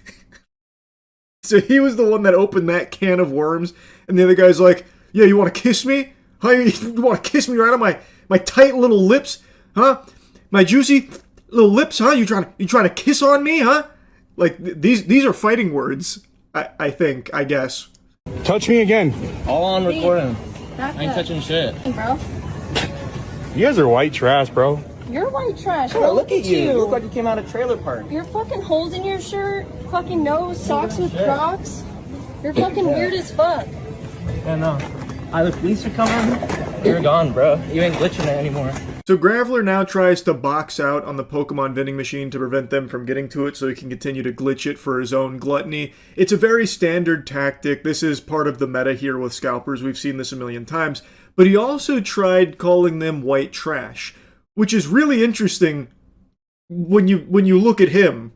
Like, I don't know how his throat didn't explode from the irony of him being the one to say that. Now, as is always the case with Pokemon vending machines, there's not really heroes, and the lady that's filming does mention that they're trying to get product here to rip it for themselves, which, if that's true, that's totally fine, but I always just have such a hard time believing that in the current climate, because that is just a very common defense maneuver here that scalpers like to use, because scalpers know that they're hated.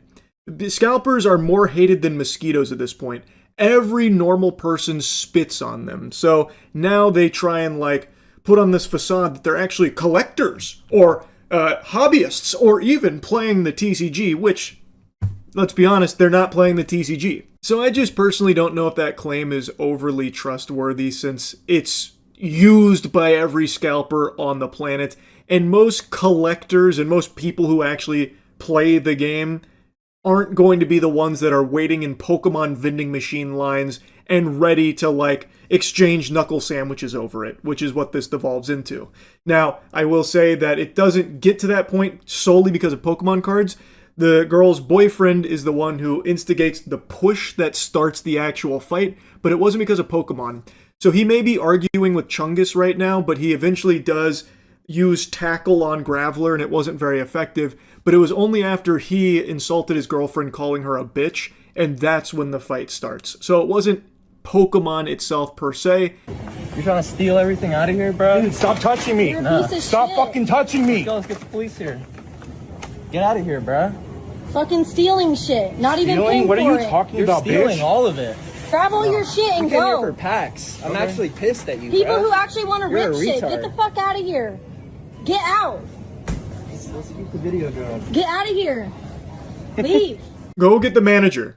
He's clearly not leaving. There's no reason for you to try and get physical with him, because then you just get brought down to his level. If you guys aren't actually scalpers, if you are there to rip shit, as is the claim, then just go get the manager. That's the only way this shit ever gets solved, is when the grown-ups step in and get them out of the store. Or if the cops do actually arrive. You guys are talking shit. You probably did the same shit to our machine. You fucked everyone's shit up. You ruined Pokemon for everyone. I did. No one gives a fuck about you. Okay. You're the white trash. Dude, I don't give a fuck. Go fuck yourself. I don't care. Go fuck yourself. Get out of my way, please. Touch me. I'm not trying to touch you. Touch me. Call the cops I'm on not this doing guy. nothing. They're coming harassing me, bro. I just saw you try to hit I tried to tap the machine. Can I get a pack? Get the fuck out of here, you dumb fuck. Yeah, you're ugly as fuck. Yeah, I'll take it. What do you think you are? Pimple on your face. Okay. Yeah, I'm cute as fuck. That's exactly what I am. We got closer to that man's face than any other human being ever has. And the camera, I bet, really regretted having video capturing capabilities. We got his ass under the microscope there. Holy Toledo. Now, there was a little drive-by right there from another shopper saying that he saw... I've been calling him Graveler, but he's far more muck-ish, so I'm gonna... I don't know. I can't decide if he looks more like a Graveler or Muck. But anyway, he came in and said he saw that guy try and hit the other, which I didn't see that on camera. It looked more like he was reaching towards the machine to scan it, like to scan something on it, like the subtitles say. Because if that was supposed to be a punch, that's like the slowest motion punch ever. That's moving at like 3 frames per second. That's fucking lagging. Dude must have like a ping issue if that's actually how he's throwing punches. But maybe he was. I mean, he does seem like a loose cannon. I wouldn't put it by him. But I'm not really sure if that was the intention there to try and like swing on him right then. Exactly what I am. Cute as fuck. Yep, you are. You're not getting anything else. Get the fuck out of here. What the fuck is wrong with you? What's wrong with you? Touch me. Touch me so I can fuck you like that. You see that? He just tried to me. put his card on the payment thing so that way this kid can't buy the Pokemon. He just punched 3 people. Get the fuck out of here. Shut up, bitch. It looks like he's about to start crying here, the wambulance on its way, and he just keeps saying the same thing. Touch me so I can fuck you. Like, I think his shit talk probably hit harder on Xbox Live, and now he's trying it in real life, and he's starting to recognize that it's pretty cringe. Now, they're saying that he's punched 3 people, but I don't see that on footage unless there's like a director's cut, or maybe that portion got deleted or something, I'm not sure. But I don't see any video to support that claim. Not that I find it hard to believe. I think it's entirely possible this fucking goober busted out the Zangief double lariat on him or something in line. But since I don't see it there, I just have to take them at their word, which I'm willing to do in this case because he definitely seems like he would do some shit like that. He also doesn't even deny it or anything like that, as well as the claim of like preventing a child from getting Pokemon cards. So I do think that what they're accusing him of, he probably has done here. What the fuck you doing? Yeah, you want to get down? Babe, stop. She is a bitch. What's up? Stop. Touch me. Babe, stop. Do it again. You think Babe, that's your baby? stop. You think my ass? Stop. Let's go. Stop. Stop. Guys, stop. Stop it. Stop it. Can someone stop? I called her a Babe, bitch. stop. Stop. Please. I don't know if you caught that, but he was able to knock the Crocs off of that guy, which means he's entered into the DPS phase in the raid boss. He's found the weakness. So yeah, after he calls his girlfriend a bitch, that's when the guy pushes him and then they start fighting. While that's going on, some other Pokemon scalping opportunist slides in, just kind of scoots in there sideways like it's a fucking Splinter Cell mission. He's activated his stealth training, and he goes in there and starts taking Pokemon product from the vending machine for himself. As they are fighting and like pushing into him, he's still in there grabbing the precious One Piece. And also, if you pay close attention to the actual fight over there, Big Bubba doesn't even really seem to be throwing punches at the guy. It looks like he's more going for low blows or trying to like honk on his wiener, like grope him. So that guy is just a legitimate fucking disgusting fiend. Just a revolting scoundrel. Now anyway, there were a couple other big Pokemon scalper incidents that happened over the last couple days, but I've been yapping about this one a lot in particular, so I'll save the others for another day, because I think this one was kind of the star of all of the ones that came out. And just once again, can't resist the urge to insult some disgusting scalpers. That's really about it. So yeah. Oh, even trying to sound like Amnon McNeff just hurt my throat. But point is, he says these things, but the actions throughout this entire thing don't corroborate that. It seems like he has put up a big old fuss every step of the way and has not been overly communicative nor overly amenable to trying to get this whole situation fixed or solved or even like really look into it at all. Store figured out what was part of his collection, taken inventory and shown him that inventory to offer that. We've tried to share those with Mr. Mansell in hopes that he can see, you know, like that we were not attempting in any way, shape, or form to withhold anything. Those then were offered to him, and the initial offer was rejected. One priority right now is to ensure that he gets made whole. We know that we have a responsibility to work with him to make sure he does get made whole. So you've offered Brian the inventory of sets that was in the store? Yeah, whatever was left over, we've offered that on multiple occasions. So we've tried to make multiple offers, and hopefully we'll be able to get them to the table so we can discuss it. I still can't get over Ammon McNeff's humiliation ritual that he is still in the midst of. So, like, he always tries to say, like, how hard he's tried to work with Brian and doing everything he can for Brian. I mean, he's the belle of the ball. We have to do everything, and we know that at Bricks and Minifigs, we value our customers so much that we want to do everything we can to fuck them in the face when things go wrong. Like, he's publicly trying to say, this is what we're doing to try and make them whole. It's, you know, of the utmost importance, but all of the actions that they actually take outside of his lip service indicate the opposite. Like, it's important we remember, they are actively in a lawsuit that names Brian Mansell in a $1.3 million lawsuit, by the way. So you care so much about making him whole that you'll go through an aggressive legal strategy in order to fucking smite him, huh, Ammon? Is that right? Unfortunately, Bricks and Minifigs has chosen to deflect and dodge responsibility at most opportunities and created a really awful customer experience that has snowballed into this crazy series of events. But instead of taking accountability for that, they've taken an aggressive legal strategy, which I told them personally was a horrible idea. As of writing this, Brian Mansell is being sued for $1.3 million as part of a legal campaign against him and Reckless Ben and any of the associates. Remember, Brian is the same guy who lost all these Legos at Bricks and Minifigs store. And I told the CEO and COO that's ridiculous and they should drop this. But go on, Ammon, about how much you care about Brian and ensuring that he gets what he's owed so this can all be made right, while also actively suing him. You dirty rat, you little bastard, you. Classic Ammon McNeff. The entire time we were saying, hey, we want to help, we want to help. The main narrative now seems to be Bricks and Minifigs has always been trying to give Brian his Legos back, but Brian just never wanted them back. Would you be willing to just take this? And the answer was no. It was attempted to be given to the family, and it was refused. They made the offer and said, hey, you can have all this, and that offer was not accepted at the time. Well, that's Ammon's side of the story, but I say let's take a look at what actually happened. Read from the bottom up.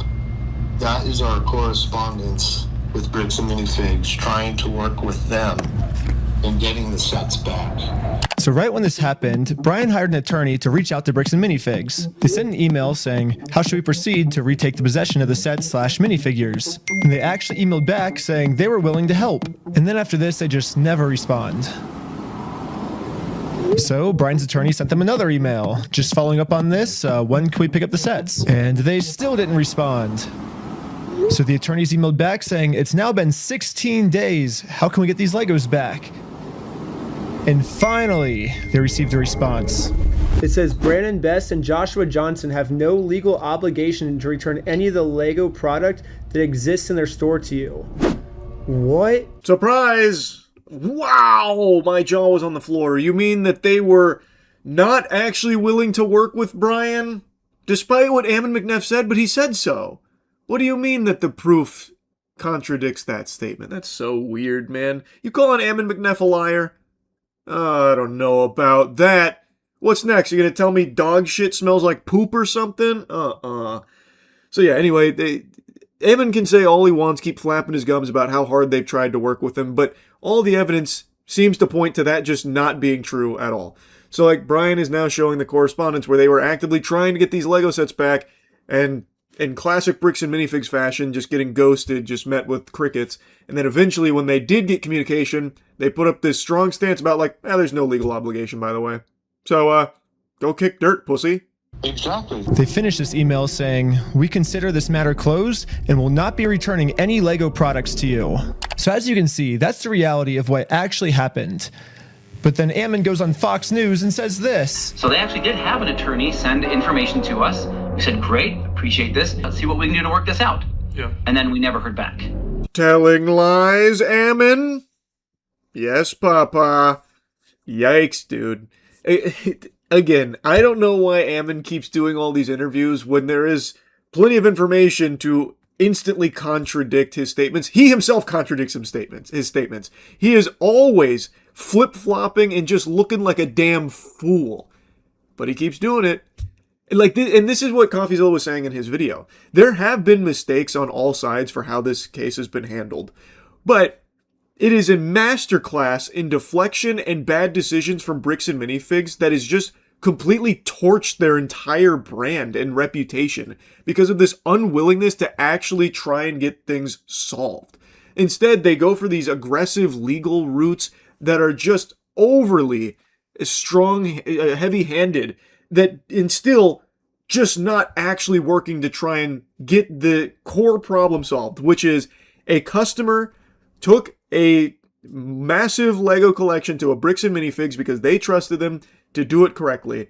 Things went tits up, and then when they tried to get things solved, get it fixed, Bricks and Minifigs wasn't open to it and wasn't actually able to work with them in any meaningful capacity and became combative, aggressive.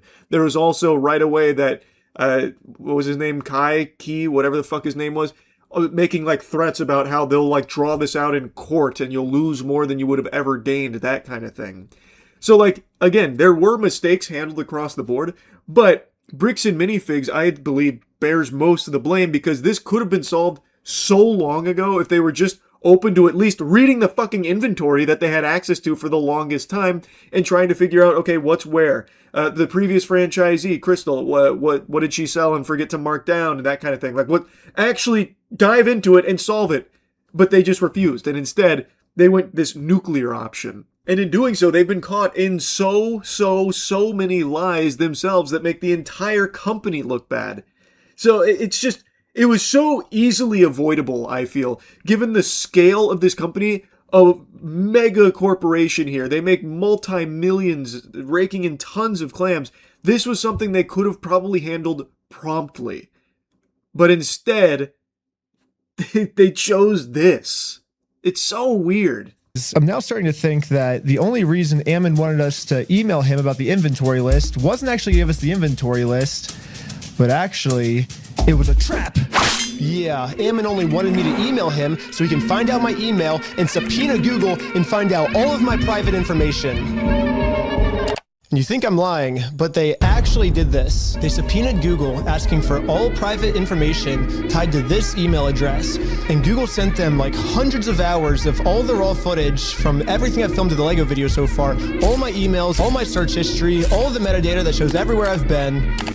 But anyways, this was the reaction of the police officer after she watched my entire first episode. I'm really curious to see like if this fool even makes any money doing this YouTube stuff. I'm like, if it's enough for him to travel. I didn't even know you could do that. So the Provo Police Department here subpoenaed Google to get all of the information from that email address, like everything that had ever filtered through it through Google's systems. And now one of the officers has like watched some of the footage and is talking shit like it's a League of Legends lobby here. Like, does this fool even make any money, you think? Like, he's able to travel? So now she's just like gossiping here. To another state just to go get some footage? It doesn't even sound like his like secret information doesn't even seem credible from my understanding. No, so it sounds like you were able to watch the video. I think by secret information, the police officer is referring to the security camera footage that proves that everything Bricks and Minifigs is saying is a lie. It really does seem like they're best buddies here. It smells, kind of reeks of something fishy afoot. It's very peculiar. Yeah, you're a fucking thief. Dang. Okay. You can shut the fuck up. That's your fucking choice. Bricks and Minifigs is also getting me for RICO charges. They're charging Reckless Ben for RICO.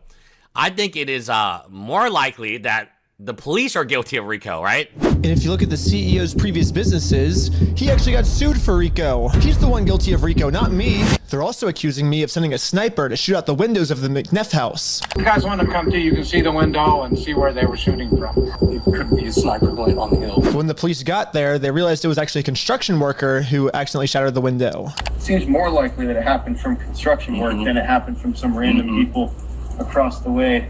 Holy shit, Ben recruited a sniper to blast them? Oh no, hit the deck! Like, this is craziness, right? Like, this is actual craziness. And yes, McNeff does have a very shady history. It's something that I haven't even really touched on all that much. But yeah, his history is quite unsavory. And the fucking sniper thing is wild. Like, they just throw the kitchen sink at him. Like, these outrageous accusations here. Oh yeah, it might have been a sniper up on the hill that blew out this fucking window, by the way. And then they go and it's like, no, I don't think it was, actually. But even after all this, they still go online and say it was me. I want us to take a deeper look at this post here from Dan McNeff to really let this marinate for a second, because it's quite a wild one. Today's version of a lynch mob could very well be YouTube investigators. At 1.6 years ago, I was the CEO of Bricks and Minifigs. My sons illegally removed me from that position and sued me for control of another company I founded. This is what I'm talking about, man. Ammon, like, they are shady people. Like, they are real, like, Ammon is a fucking worm, dude. So, like, even his dad has been on the receiving end of his diabolical rampage of filth. He then goes on to say, I have had nothing to do with Bricks and Minifigs since then.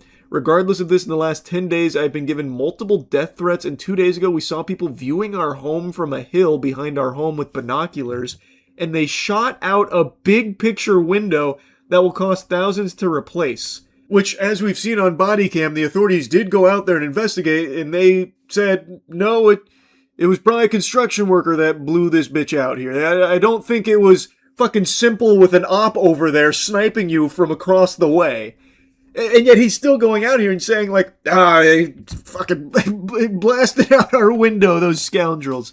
And then goes on to say, like, how these locations are independently owned and operated and don't deserve to be hurt, which is something I've talked about. The Bricks and Minifigs locations, these franchisees out there, don't have anything to do with, like, what's happening in this case in particular. They are also probably just as upset as everyone else, because that is really hurting their business, because now no one is trusting Bricks and Minifigs, rightfully so, because the corporation, like the actual meat of it, the headquarters, have proven to be very unsavory and very untrustworthy, and that is hurting the normal people that operate some of these locations, and that fucking sucks. I feel terrible for them, because it's not like they're doing anything that is encouraging the Bricks and Minifigs corporate behavior. They just happen to be franchisee owners across the country that are getting hurt here. And I think most people recognize that those are unrelated. But there are, of course, some people that don't. And I've talked about that too, where some people are going into random Bricks and Minifigs and just fucking fighting everyone.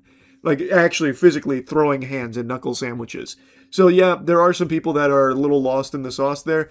But on the whole, I think most people recognize that this is a corporate, like, Bricks and Minifigs thing, and specific to those franchisees thing. But anyway, the father going out there and, like, saying, you know, all of this, it is still a wild statement. And it also even shows that Ammon McNeff, like, he has got a very not good past too.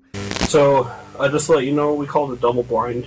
The person who committed the crime may or may not be in the lineup or depicted. So I will give this to you. You'll have as much time as you need to choose someone or to not choose anyone. Whenever you're able to feel that you have ID'd somebody, I just ask that you circle it and then initial next to it. And then, like that? Perfect. Okay. There you go. Okay. Cool. Really, this was like the final step that I needed. This is legit. We've been able to verify who he is now. Yep. So the police put on this big performance to make it look like they're going to all this work to verify the facts. When in reality, they already know who I am. They already subpoenaed Google. They already watched my entire first Lego video. They already went through all my search history. To me, this just feels like a staged performance so they can show the world, hey, look, we verified everything, when if they would have just put an equal amount of effort into watching the raw footage I submitted to them, they would have found out that Ammon's just completely lying to them, but for some reason they didn't.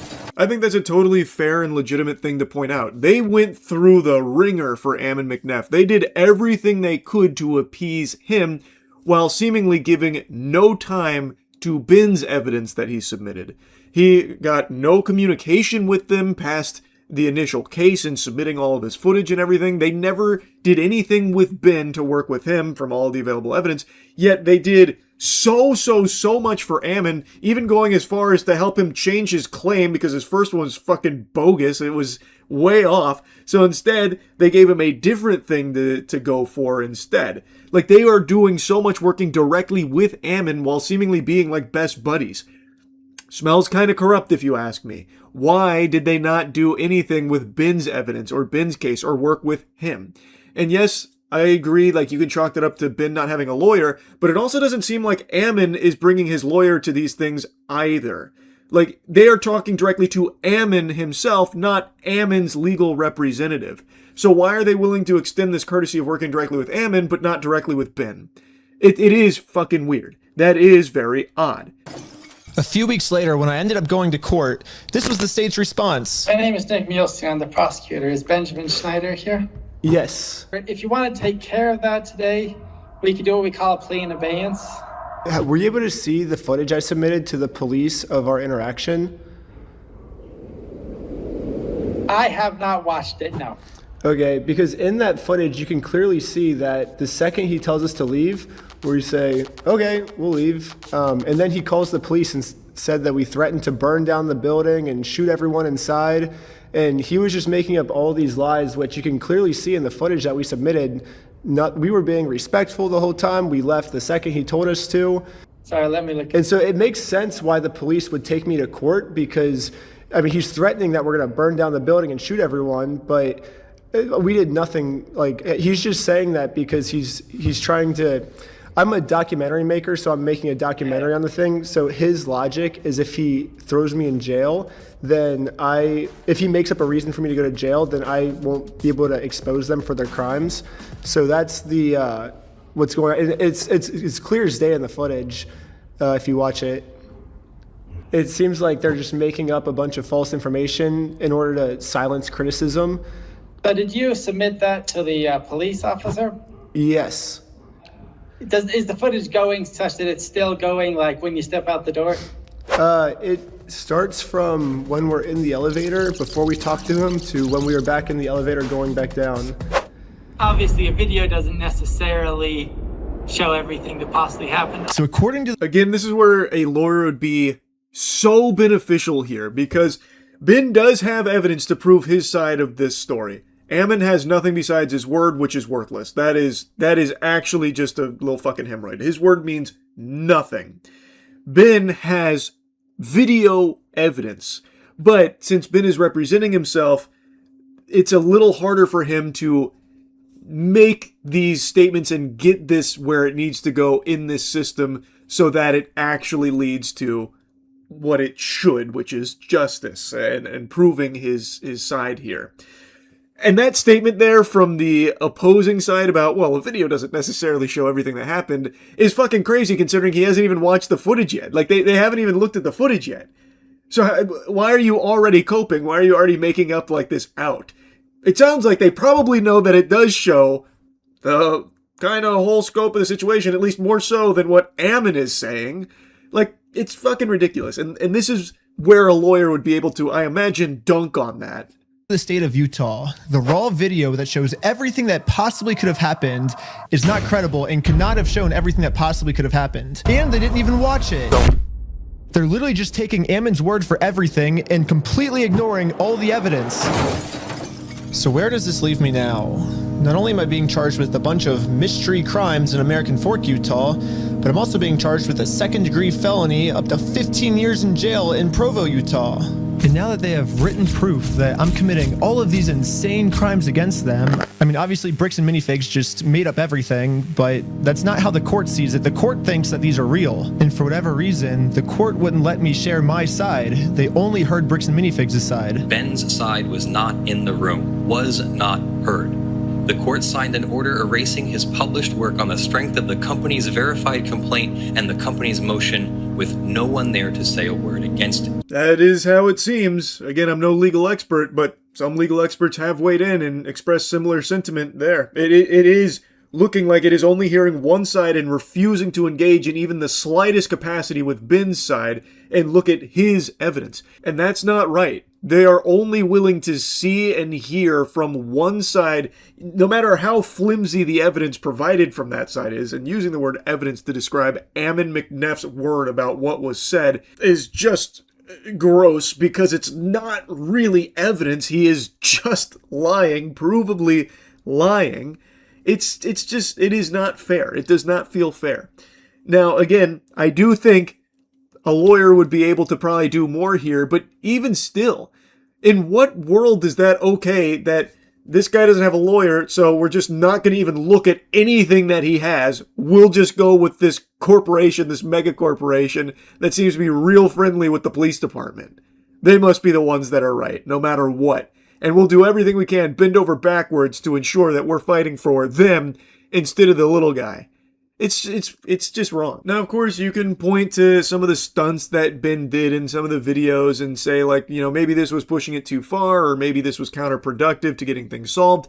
And I think that's a fine critique to have. I think that's very valid. But you should also be able to recognize that he does have very real evidence for his innocence in the face of some of the claims made against him from Bricks and Minifigs that are just outrageous. And those things should be seen, viewed, and actually analyzed by the system here, instead of just rejected based on the merit of his accuser. This corporation, we love those guys. Look at how much money they make and how cool they are. So what they say is right. You don't even have a lawyer. We're not even going to look at your shit.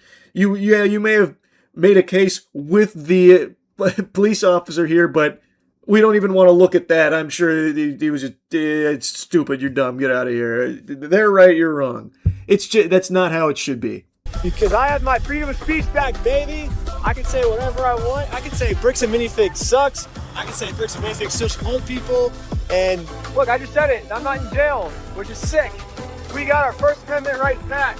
Yeah. And now that I have my freedom of speech back, everyone is wondering how Bricks and Minifigs can make up for the fact that they made up all these lies about me to take away my freedom of speech. They can say that they're sorry by doing the chicken dance. And I will take that as a sincere form of apology. And once they do the chicken dance, then I will know that Bricks and Minifigs is sorry. And we can finally move on to the next video series. And it'll be awesome. So Ben has been able to release this video. He is able to talk about Bricks and Minifigs again, despite earlier being silenced, gagged. And now he's saying the way they can make it up to him for taking away his freedom of speech is to do the chicken dance to show sincere apology. His reasoning is that they always say these nice things, the right things they'll say, but they never actually do the right thing. So he wants to see their actions reflect it, which is why he wants them to actually do the chicken dance. That's the reason behind it. Now, he didn't really dive into how he got to this point, being able to speak about it now, so I looked into it a little bit. So from what I've read, this case moved up from state to federal court, and in federal court, it's very different. So a federal judge came in and ruled that he is allowed to talk about these things because it is a part of, commentary and investigative journalism. It is explicitly commentary and investigative journalism, thus he is allowed to say these things and post this video. Within reason. He can't just say anything at all willy-nilly. It does need to come from a standpoint of being a fucking investigative journalist. He can't just be doing, the most outrageous, over-the-top things and claims about Bricks and Minifigs now or anything like that. But he is able to talk about them again now. It has been amended, which is great. And it does seem like we're reaching the end game here of the Lego scandal, and it is just fucking wild how all of this has been unfolding. New video to watch. Nidos are the next Labubu. What are Nidos? I saw that there's Nido hysteria going on right now, but I didn't know if it was some kind of psyop or something, because I've never heard of this. What are they? I saw people were rushing into stores fighting each other to get some Nidos. I bought every viral rare Nido and cut them open. Are they just shapes? You're just buying shapes? Girl burned after Nido toy explodes in microwave. Nido craze is getting out of control. Oh, this is what I saw. I just want one, ma'am. I just want one. Just give me one. Needle restock today. Only those with the number will be sold the needle. Line is all the way to the back, all the way at the door. Reselling them. Are you kidding me? We only have. Holy Lord, this is all for Nidos? Wow, I guess they really are the new Labubu, huh? 2 cases of needle. Needle hunting chaos at Cracker Barrel. Waiting here at 9 in the morning. Cracker Barrel has Nidos? Really so sorry to whatever kid decides that they want to get squishies today because girl, I'm grabbing literally like all of them. Why? So Are they collectible? Like what makes you want to grab all of them? Let me see. Aren't you just buying like the same thing over and over? I guess maybe she could be like reselling potentially, but yeah, I'm looking at it. It's just shapes.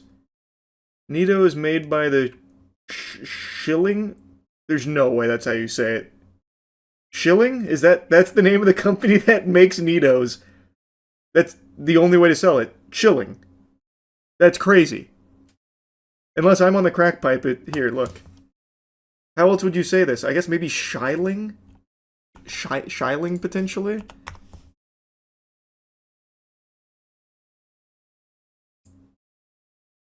Yeah, I guess it could be Shiling.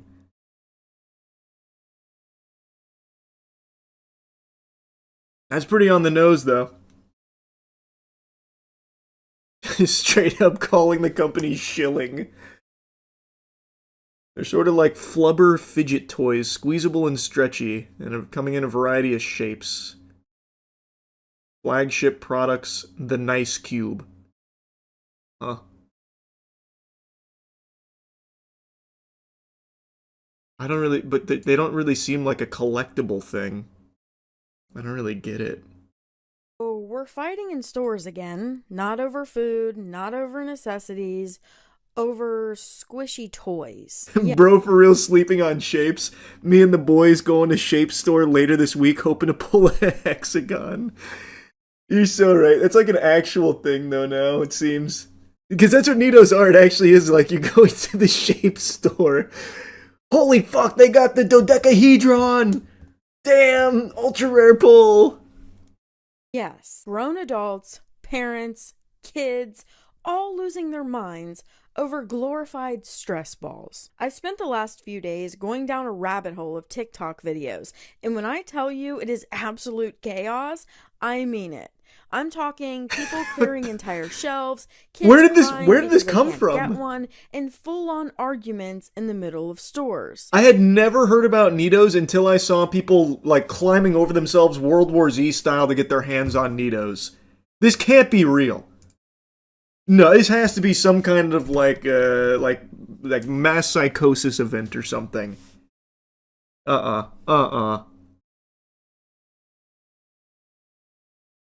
You know what this actually is like? It's literally that AI video of the shapes, where they, like, go into, like, the fucking shape dimension. I got rhombus on my feet type shit.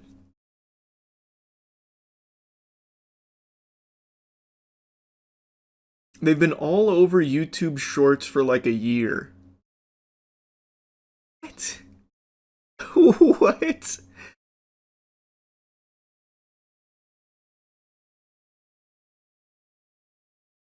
Don't you remember these from that toy convention video you did?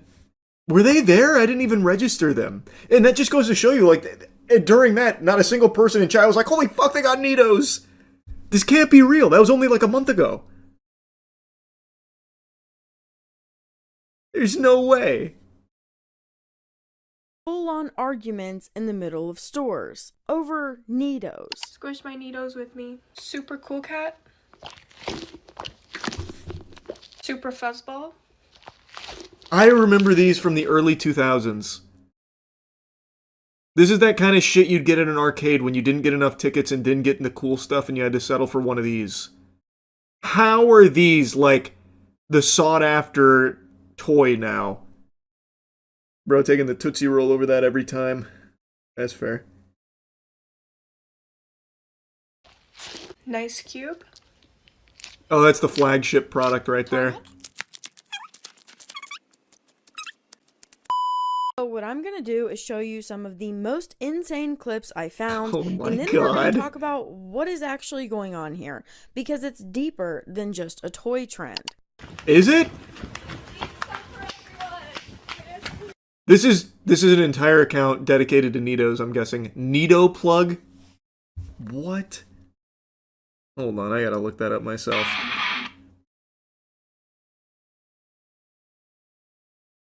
Anyone recognize that riff right there? I'm not looking at chat right now, but I hope chat just went crazy when they heard that riff. If not, I'm real disappointed. Wow. This is a pretty big TikTok account, Nido plug.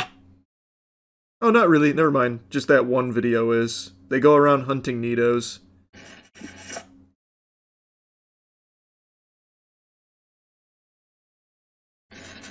I accidentally just liked one, yikes.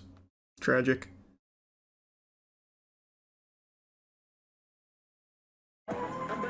They just posted 47 minutes ago on the prowl for more Nidos. Looks like they got a huge haul. Here's a giant box filled with the same Nido over and over and over again.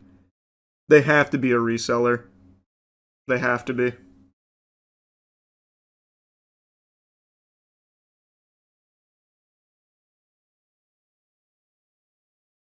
If you catch my ass standing outside in a line outside a Cracker Barrel, I might be cooked.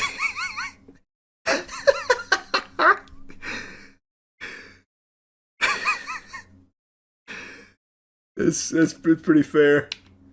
That's pretty fair.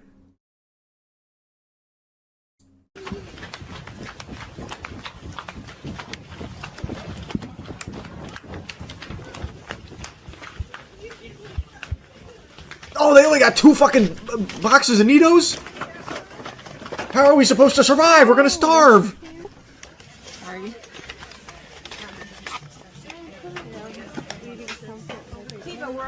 Like, you can't be serious. And did you catch the sign on the Due to high demand, we'll be limiting the purchase quantity to 4 units. For Nido and Squeezy. This is... We live in Poppy Playtime Society. Wow. Wow. Squeezy with 3 E's. And it's adults buying these, by the way. This is shit for adults, it seems.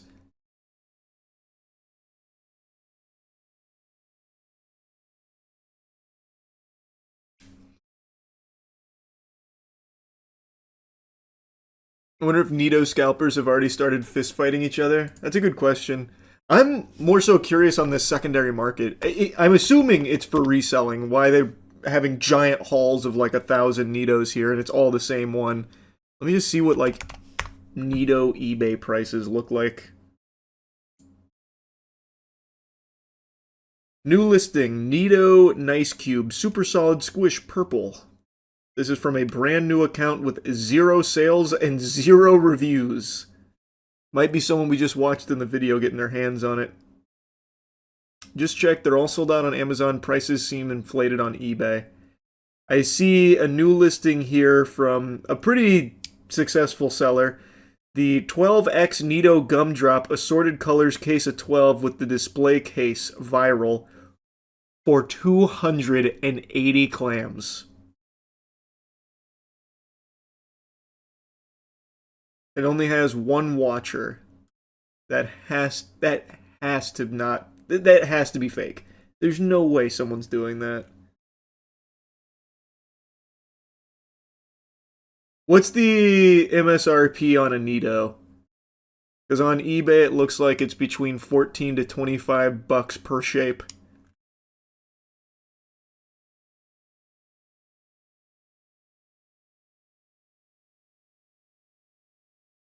Buying it is an investment, though. Yeah, I'm a big Nido investor, actually. I guess that's less embarrassing than being an NFT guy, though, to be fair. It seems so manufactured. No one would be excited for dog chew toys. That's what I'm saying. Like, I can understand, like, these being a popular fidget toy or something. That I get. But to be so popular, and I guess so in demand, that they fight each other at these, like, releases to get them... Adults, by the way. That makes no sense. Like, filling an entire shopping cart with Nitos, like the same ones over and over? I don't think so. I don't know, man. I don't really get it. It must have, like, a crazy secondary market that I'm just not seeing. Not even blind box, so it can't be gambling or rares. Exactly, like, it doesn't even seem like it has that element of gotcha to it or anything. So it just, it's not computing with me. This feels really planted.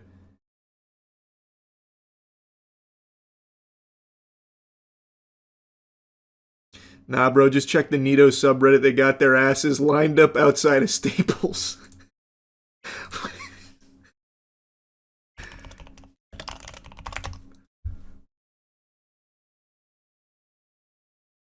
Let's take a peek. There are some big Nito enthusiasts here, that's for sure.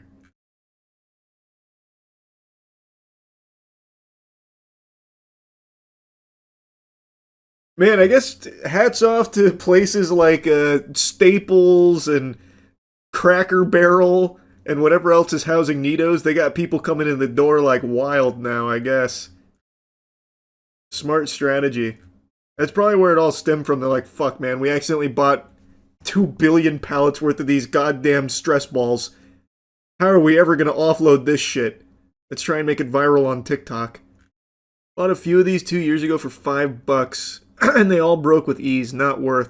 Fuck is going on right now. I think the people buying them probably aren't buying them to, like, use them or enjoy them. It's probably, like, at this point, a Labubu status type thing. That'd be my guess. I feel like that video was a skit. Either way, it's still an accurate 1 or 2 Nitos. Wait, which one was a skit? Oh, this one. That was the one at the beginning. You take a number when you arrive. These viral squishies, and we're gonna see if we can score them at Cracker Barrel. And it's so packed. Oh my god. Everyone here is here for a Nito, number 110. And I heard that there's people that have been waiting here since 9 in the morning. And they're about to bring out the first cart of Nitos. Yeah! And squishies are in there. Woo! And that's what it's looking like. Why is no one going crazy? All the moms are here, moms and dads. Some kids even missed school for this. We should have about 100 Bullshit. items, I don't believe just that. So you know, and just so everybody's on the same page, it is 1 per number. Nito heaven. There they go. Nito heaven. Whoa! There goes another cart. It's full of Nitos. I've never been so excited. Yourself. 4 p.m. update. Update. Finally, my turn. Sorry, we're out of Nitos. I'm gonna try these. What the fuck is that? Or 7.99. Is that a squeezy? You guys don't have any more Nitos? Confirms there is nitrogen monoxide Nitos left. This is what I got. Oh no. Came for a Nito, left with rubber banana. Not even a squeezy. Tough, man. Now everyone's gonna make fun of you. Came for the Nito drop and now you look like a fool. No Nito. Ew, is that even a shape? I know, man. It's kind of gross. Not even a squishy shape. Ugh. Ugh. Took a number 110 in line, and this is what you walk away with? What a waste of a day. Okay. Gracias, igualmente. Okay, guys, I guess we didn't get a Nito, but we scored a banana. Not what we came for, but at least we got something. What kind of mentality is that? What do you mean? Didn't get what we came for, so I got something instead just to get something. Why? They were out, why not just leave? Why waste the money? Well, I'm already here, I might as well consume. No choice. I'll buy this fucking banana I don't want.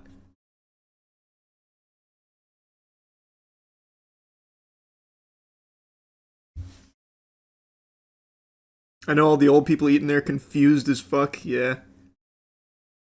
Damn, this new menu really revamped interest in Cracker Barrel, huh? Look at all these people lined up to eat here. I have to mute the audio because it's that copyrighted song that says, I think I'm gonna die in this house. What? And then she has it slow mode on this guy who's clearing out whatever shelf this is. I think it was Nito's because once she gets up there, she gets like some off-brand squishy and not an actual Nito. These are grown men, mind you. True. Look at the slow-mo. Look at this guy. This is the most he's jogged since high school. Fuck, I gotta get to those Nitos! I need to sell it on Whatnot. This is sad, man. This is very sad. How do you even sell these on Whatnot with no gotcha? Again, I have no clue. I have no clue, but that's the only explanation for why this fucking goober is out here clearing shelves of Nitos. What else is he gonna do? What else is he gonna do with it besides try and offload it for a profit? And also, that was that lady screaming, Woman right? at the register of being actually her house.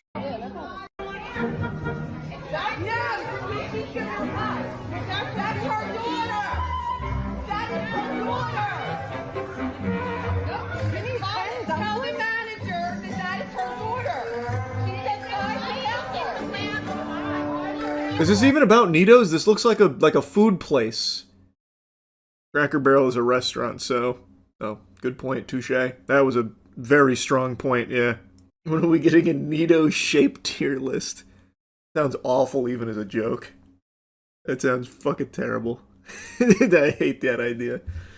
Part of me hopes this is real and Pokemon scalpers pivot to this. Oh, that'd be ideal.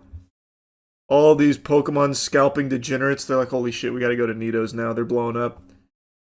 I just slabbed the PSA 10 Rhombus. Selling for 10k.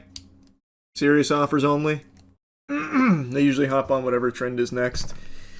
They do, but typically that's in the card community, which is why those parasites have latched on to One Piece, which is a damn shame, but what can you do? But who knows, maybe they will latch on to Nitos. Normally, I'm the first one to bah humbug anytime someone tries to make the claim that some moment that just unfolded in a game is the worst moment in that sport's history or the best moment in that sport's history. Just getting a little lost in the sauce, going hog wild with the hype. It's never actually the best or worst moment of that sport of all time or anything like that.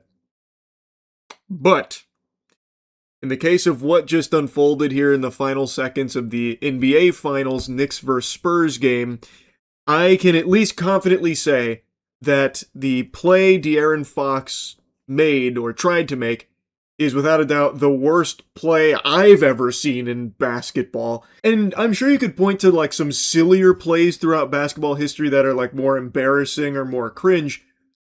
But how many of them happened in a crucial game in the NBA Finals? The most important stage to not be making this kind of boo-boo. I think it absolutely elevates how unbelievable this kind of blunder is because it's happening in a huge NBA Finals game, and it did very quickly lead to them losing the game right after this happened.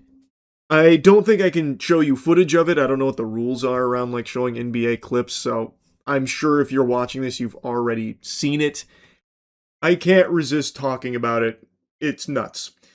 And I'm very disappointed that I didn't get to see it live. I had the game on and then stopped watching at halftime.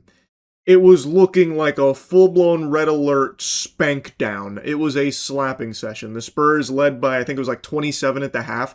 So I stopped watching it there, which was a huge mistake. I didn't think they'd be able to rally back.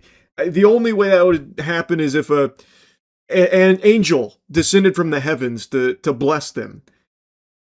And boy, howdy, did that provide. That angel's name, De'Aaron Fox. Well, it wasn't solely him, but he had a terrible second half. And the Spurs had terrible decision-making, throwing threes up while they had a sizable lead, giving the Knicks a wide-open door to start making their comeback, which they did. And De'Aaron Fox, in the most crucial seconds of the game, while the Spurs had a 1-point lead, was able to get a breakaway off of a missed Knicks shot attempt. So he's got this cherished treasure in the palm of his hands at the most important moment of the game, with 12 seconds left on the clock. And they have a lead, a 1-point lead. So what's expected and what's standard protocol in a situation like this is the player will try and dribble out the clock. So they'll pull out to like try and avoid the defender going to the 3, anything to just ensure that as much time as possible is removed from the clock. And everyone knows that there is going to be a foul coming to stop that from happening. So he had a couple options. He could have tried to dribble it out and drain time and take the foul, which sends him to the line because they're in the bonus, which, again, you see that happen a lot. What you don't see happen a lot is the decision Fox made, which was to try and score the layup. In the post-game interview, he stated that he wanted to do this to put them ahead by 3 to force them to have to make a 3 to tie it up, which, a questionable decision because it wasn't a wide-open layup. There was a defender there. Fox thought he was fast enough to get the easy splash there. But what happened is Anunoby was able to get there in time, and he stuffed that shit like a turkey. And in doing so, Knicks get possession. Brunson gets the ball in his hand, throws up a 3. The 3's no good, but Anunoby follows and gets the tip in. And watching this play, I think you could also make an argument that that tip in could even fall on the shoulders of another bad De'Aaron Fox play. Anunoby was Fox's man, and Fox pulls off to help on Brunson. And when the shot goes up, he doesn't then try and locate his man to try and like box out or anything, which I get would have been a very quick decision to make. Maybe he didn't know how much time was on the clock. But Anunoby just gets a free ride right into the paint and getting that tip in. A fucking crazy finish that I didn't get to watch live. I had to go back. And that's not the same experience, man. I truly thought it was just curtains at halftime. It was looking like a disaster, but man, the Spurs really fell apart in the second half. It wasn't just Fox. The tits fell off fully in the second half for the whole team. Like, they were shooting great from deep in the first half, and then the second half, they went 3 for 17, I think it was, from the 3. Like, they're throwing up a lot of 3s, and they're not making fucking any of them. Stop throwing up 3s. Like, it's not a difficult, solution here. It's not like a hard formula or riddle to solve. Stop throwing up 3s. You have such a sizable lead. The only thing you have to do is not beat yourself. Don't choke. But that's exactly what happened here. But yeah, in particular, De'Aaron Fox layup attempt there with 12 seconds left and a 1-point lead that resulted in a block and then a game winner, I think is the worst play in basketball history that I've put my peepers on. I really wish I could have seen it live because I probably would have stood up fucking squealing at what unfolded there. Because, again, you just don't really see that kind of mistake made at that level. And Fox is like a veteran of the team. The Spurs team is so young. Fox is like actually one of their veterans. He's been in the league for like 9 years. I think it's 9 years. It might even be a full decade. I'm not sure. But he's been there for a minute. He should absolutely know that the safest decision there is just dribble out the clock. Or, just take the foul, go to the line. That's a lot less risky than going for this contested layup. But maybe he didn't think it was contested, though. Again, in the post-game interview, he said he thought he was, fast enough to get it off in time. But even still, why take the risk? Like, there's no reason to do that. You already have a 1-point lead. Just do what's worked for fucking 3 decades. Just dribble out the clock. Just take the foul. Go to the line. Why even bother trying to risk it on this layup that isn't, a wide open, uncontested look? It really is like a baffling play. So yeah, I just wanted to briefly go over that since I didn't get to see it live, but I just went back and saw how it all unfolded there in the second half, and that is some wacky shit with what I do have to agree is probably one of, if not the worst basketball plays, at least that I've ever seen. Anyway, that's really about it. So, yeah. I saw something weird today. It comes from TMZ. It's a surveillance camera clip of a guy sniffing a sofa right after an underage girl had got up and left from it. And this clip actually sparked a bit of a debate online, as everything seems to nowadays. Even something as objectively gross and unacceptable as this There's no audio in the clip. Everyone's just been uploading this with different royalty-free stock beep beep boop bop music like Mr. Krabs was listening to in SpongeBob, so I just went ahead and muted that. That was apparently an underage girl that just got up and left, and this guy wanders in there and immediately just beelines like a homing missile to the sofa where she was once sitting and just dives in like he's bobbing for apples, gets a big huff, and then just leaves. This happened at a dance studio, and apparently one of the owners had contacted the police to report the disturbing incident. The cops watched the video, felt it was strange behavior, investigated, discovered his identity, and were determining whether or not criminal charges are warranted. The girl was apparently leaving a dance lesson, and then he executed Operation Super Sniffer while another dance lesson was in progress. I feel like any normal person would watch that and agree that that is disgusting, creepy shit that is definitely warranting some kind of punishment. I don't know what the charges would be. I don't know if they've written into law, illegal sniffing or something, but I have to imagine there's gotta be something, right? Like, this is behavior that has to have some kind of repercussions.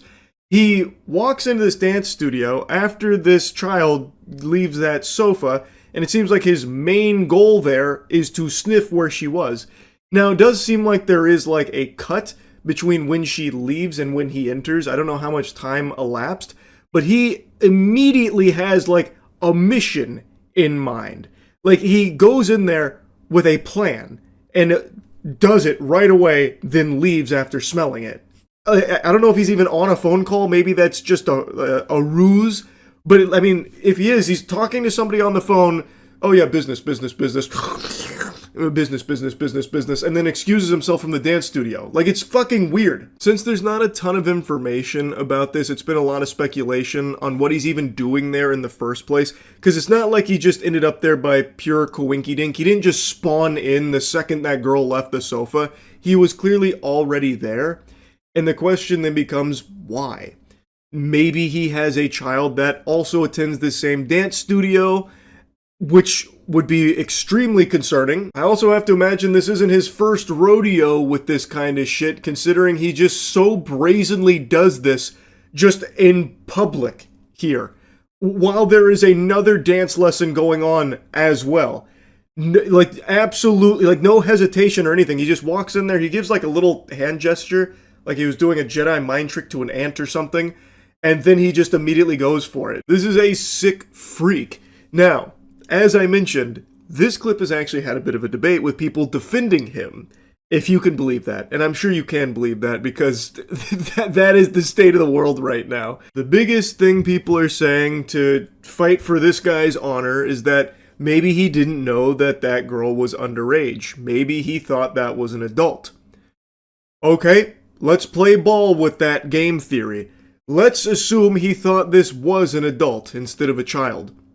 It's still creepy, fucking gross behavior. Even if he did this not at a dance studio but at a bar, it would still be some unacceptable degenerate shit. If he's just spying on women, waiting for them to get up from their seat so that way he can march over there, fee-fi-fo-fumming his way so he could stick his nose where their ass once was in order to get a whiff of the fumes there, freaky style, that would still be fucking weird. Like, it doesn't change that fact. This is unacceptable behavior. And the fact that he does this where a child was sitting makes it significantly worse. I then also saw people unironically saying that maybe he had smelt something bad and wanted to check where it was coming from to make sure everything was okay, like a gas leak or something. Which, I gotta tell ya, sports fans, that is lunacy, to actually be trying to make that argument in this case. How many of you, when you smell something bad, your instinct is to go shove your whole face into it? Like, if I smell dog shit and it's like, oh boy, this is yucky, I'm not immediately going to bury myself in that dog shit to confirm the bad smell. Like, this guy was damn near rolling around in the sofa. Like, there is no world where this guy was just trying to investigate a, yucky smell to figure out where it was coming from and what was going on. And it doesn't look like he smells something bad, by the way. He's not like, oh, like he's not scrunching his face up. It looks like he is like delighted to go right where that girl was sitting on the sofa so he could get a big smell of it. It is a crazy, actual, unhinged take to try and say that maybe this guy was trying to, like, you know, figure out, get to the bottom of a mystery of a bad smell. And now the security camera footage makes him look bad.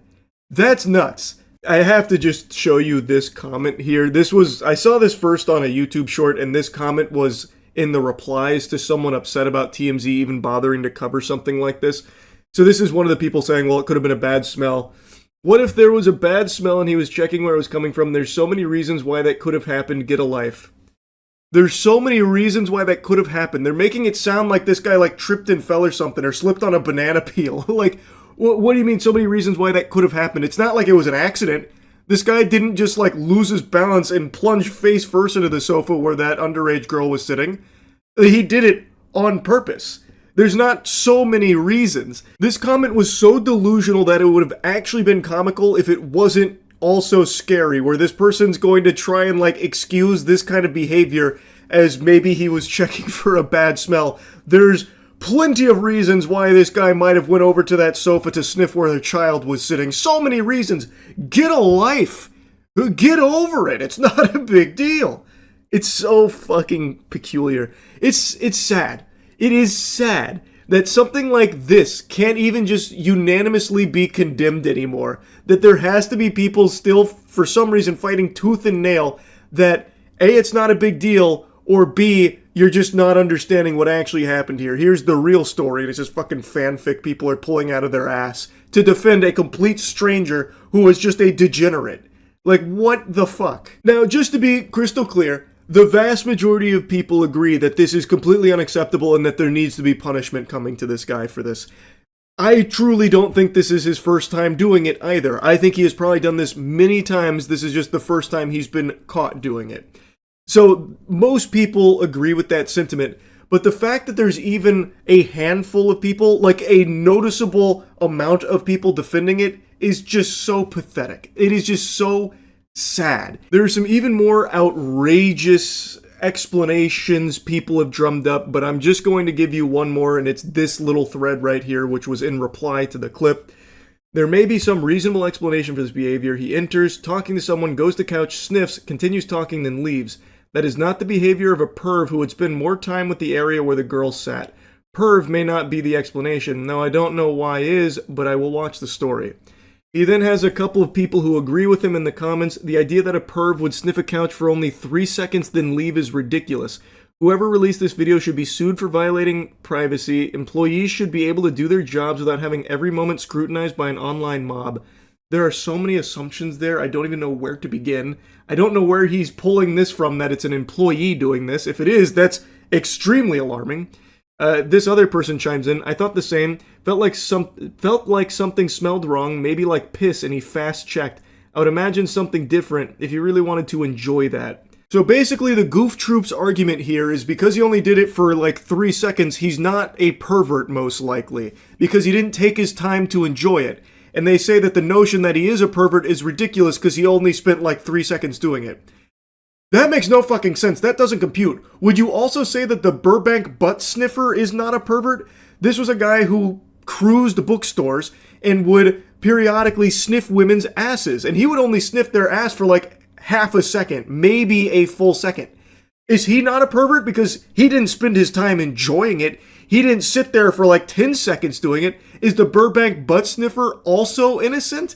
This is stupid. They're unironically trying to say that he didn't meet the time threshold to be a pervert, thus there must be another explanation.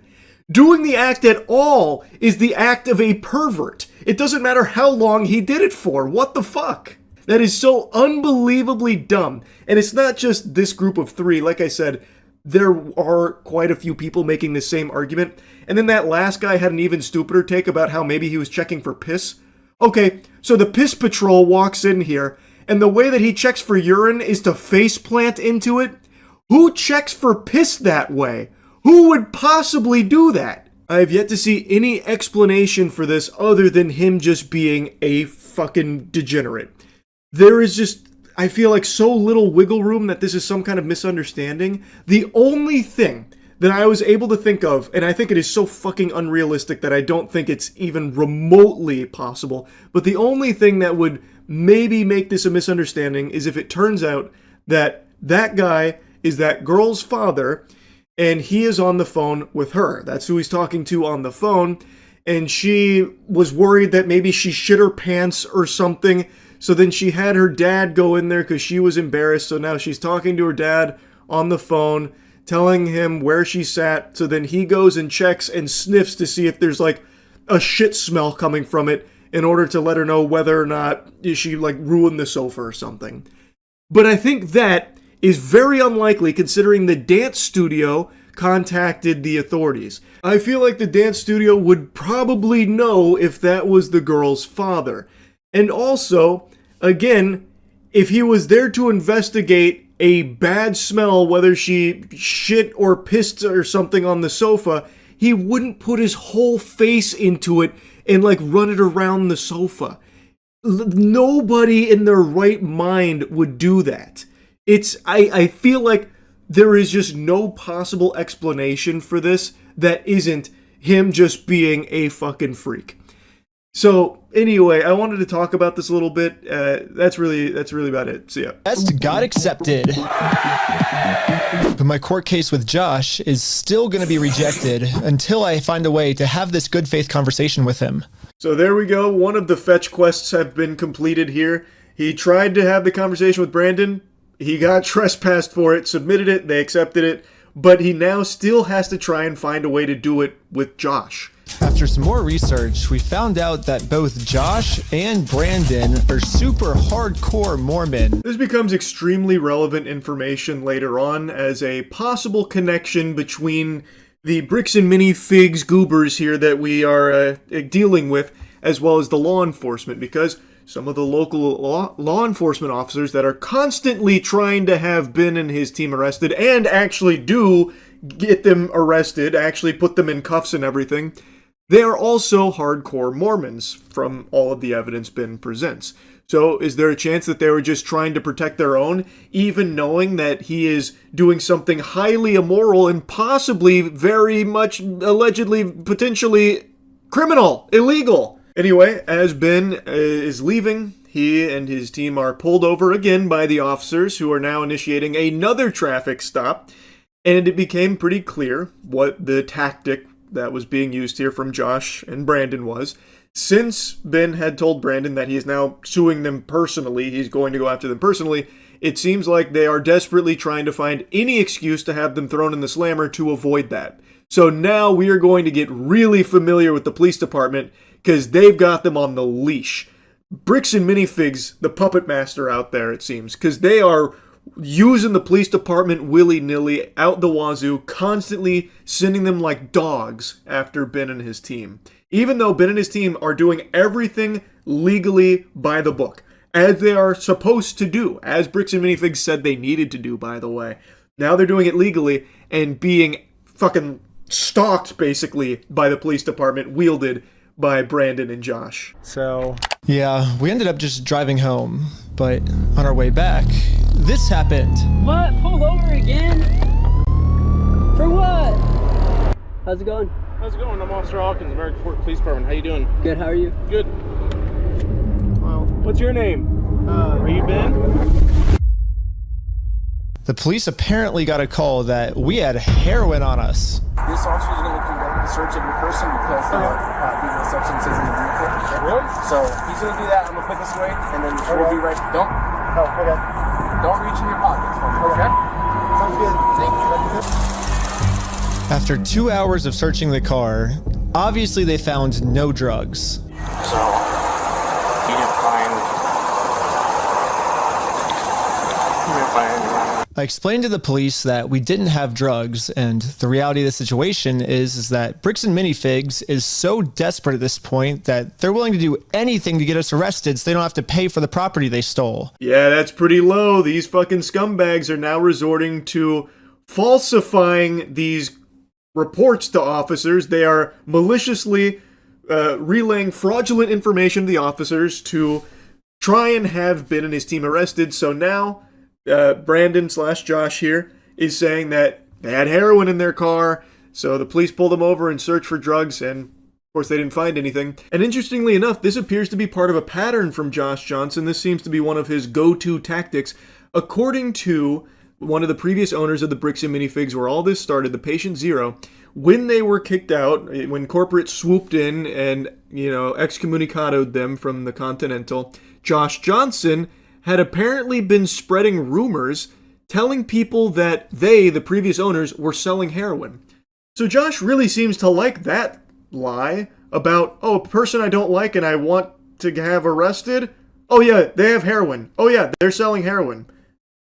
Apparently this seems to be something he does pretty often. Why is that not a crime? It is a crime, but why is he not being arrested for it? They've now gone through the search. They found nothing. We now know that he was wrong, and we now see that, at least according to one other source here, he has done this at least twice on purpose. That's a crime. Can we get him, maybe held accountable for that shit? It's kind of ridiculous. They were still not going to let us go until we told them where the drugs were. Your eyes, for example, right? There's a constriction, which is dilated, and then not. So I haven't been looking at this. I'll show him. Go ahead and look at him. I'll look at you? Yep. You do see it? So. It's crazy. I have no idea, because I've never done any drugs in my life. I don't do drugs. I don't do alcohol. I've never done any of that in my life. I'm willing to do any drug tests. Yeah. Like, I'm very cooperative. I don't understand, what you're seeing in my eyes. I'm going to have a discussion with this officer. Oh, they're really scraping the bottom of the barrel here. They're really trying to alt. Oh, it's your eyes. Your eyes, you have heroin eyes. I can see the heroin in your eyes, Buster. But this, hats off to this guy for remaining so calm. He's like, okay, do you see it? This fucking fairy tale? You see it? Hey, look, I'll do any drug test. Let's rip it. And then the officer's like, give me a moment. Give me a second. And then the police department illegally redacted this conversation too. My guess is that they acknowledged that it's very obvious we don't have drugs on us, but they were going to try and pressure us into giving some type of false confession anyways. I'm not sure if you're lying to me or not, to be honest. I'm willing to take any drug test you want. Walking a very dangerous line, which can get you hemmed up a lot of the time. Yeah. And you could end up in jail in Utah when you're from Cali. Okay. Not worth it, right? Yeah. We play differently here. Does that make sense? Yeah. I'm willing to cooperate with you guys and do anything you want me to, because I'm not hiding anything. I can promise you that. I promise. We weren't giving the police a false confession like they wanted, so eventually I guess they just got tired and let us go. Oh my god, I love that from the officer. You're walking a real dangerous line here, mister. What, the dangerous line being cooperative?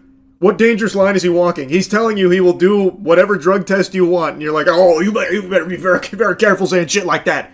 I'm about to take you the fuck down. And then they're even saying we play differently over here. No, it seems like you play stupid. It seems like you play unethical ball, is what it seems like. Because you are being wielded like Josh's personal fleshlight.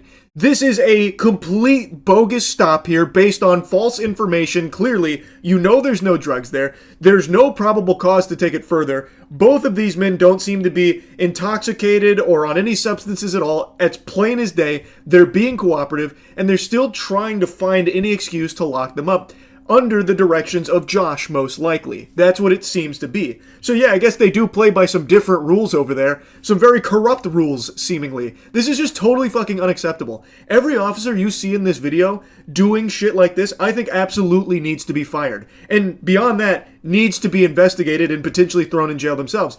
Having corrupt officers like this is extremely dangerous to public safety. And there is overwhelming evidence to showcase, at the very least, complete incompetence to the point where that is also dangerous to public safety. It's fucking outrageous. We'll let you guys go now, but you're walking a thin line. Just be mindful of that. Does that make sense? Okay. At this point, I've documented everything I've been through to the court, that I've tried to have this good faith conversation with Josh.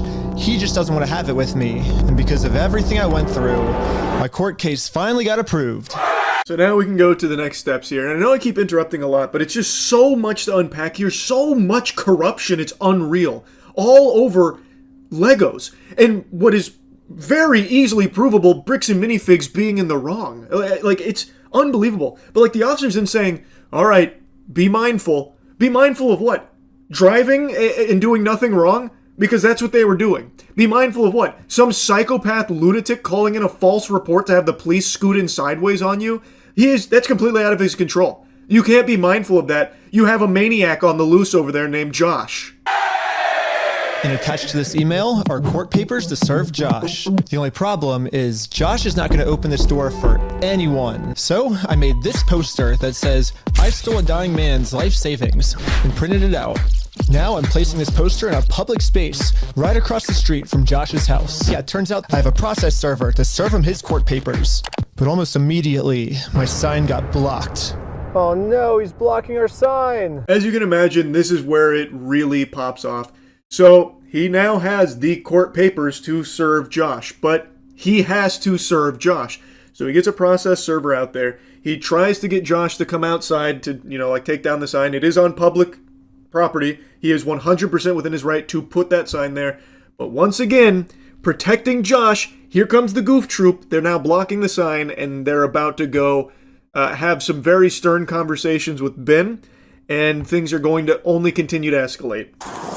What are you guys doing here? So we are in a court case with them, and we have to serve them legal papers. The police realize that we're not breaking any laws, and they've been called here for a false reason, so they decided to leave.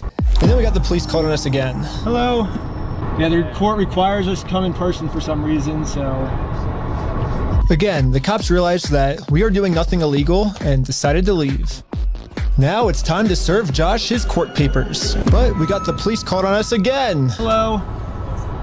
Yep, I see those papers. Yeah. I just don't understand how Josh is allowed to do this. Why is this not punishable? They have come out 3 times now, and they keep recognizing that there is nothing illegal going on here, and Josh keeps calling them out. There is very clearly a deep personal connection here. And you're going to see in a moment, it might be because they are Mormons, and they are like very tight-knit here. But Josh is able to just use the circus here, borrow the clowns, and keep sending them at Ben, but they don't have any like legal mustard to throw him in jail over. So now, in a last-ditch Hail Mary, he's coming to check the papers to see if the papers are fake, to get him on that. Like, these are fake papers, give me it, you're going to jail, that kind of thing. But he's about to find out they're not fake. He is doing everything lawfully and legally. He has to try and serve these papers. Josh just won't play ball with him. And I guess they all play different ball over there, because now the police are also actively trying to prevent that from happening too. They're standing in the way of justice. They are actively preventing the legal system from working. He could even just serve the papers for me. You okay if I give these papers to him? Yeah, for sure. Okay, just give me 1 minute. Okay, thank you. Sadly, we can't see the police officer serve Josh because the police department redacted all of it. But the only thing that really matters is that Josh is getting served. He does not want the paper. So He does not want the papers? Here's that back for you. What a surprise. How is that allowed? Hey, so he's serving you these papers, part of the legal process, an integral part of the legal process. Oh, you don't want them? Oh my God, I'm so sorry to bother you, Josh. Do you want me to fondle your balls, by the way, real quick? Okay, all right, let me do that real quick. Okay, I'm going to go take these back over there to Ben now, all right? I didn't mean to bother you. I understand you don't want them. I'm sorry. I'll just go ahead and continue to impede the legal system. Thank you so much, Josh. I love you, brother. Group hug in the shower tonight? Thoughts? All right, sorry. I'll go ahead and scram. Let me go ahead and bring these back over there to ensure that they don't get served to you as is lawfully required by the legal system. Have a good day, Josh. Papers. Not sure what this is. I've never seen something like that. It doesn't look good when you've been trespassed. Yeah. Trying to serve papers. Well, I think it looks exactly how we're supposed to do it legally. This is the legal way to do it. I always thought that the police were supposed to remain unbiased, and if they were going to take a side, they definitely shouldn't take the side of the criminal. But I guess I was wrong. We got the police called on us again. Oh, sure. The paper? What? The serving paper? Yeah. Trying to speak with someone to verify if a case is, just verify if a case is real. Yeah, looks like a real small claims case in our court. Okay, thank you for your help. That's all for today. Thank you. So after bringing the papers back, after refusing to serve it to Josh because he said, nuh-uh, The officer then gets like really accusatory with him, saying, this is bogus paper, this is stupid paper, you got dumb paper, watch out, bud. And then they leave. Then the cops get called on him again. This time he directly takes the papers because he's going to try and find out if they're real or not definitively. He definitively gets a hard, yes, those are real, it is legitimate. And you would think at that point it'd be smooth sailing, like, okay, this is all real. Everything Ben's saying seems to be truthful. That's not how this goes. I think this phone call was the breaking point for the police. Oh, he's rubbing his chin. The police couldn't handle the fact that I was right and they were wrong. Okay. Okay, put your hands behind your back. Am I being arrested? You're under arrest right now. Really?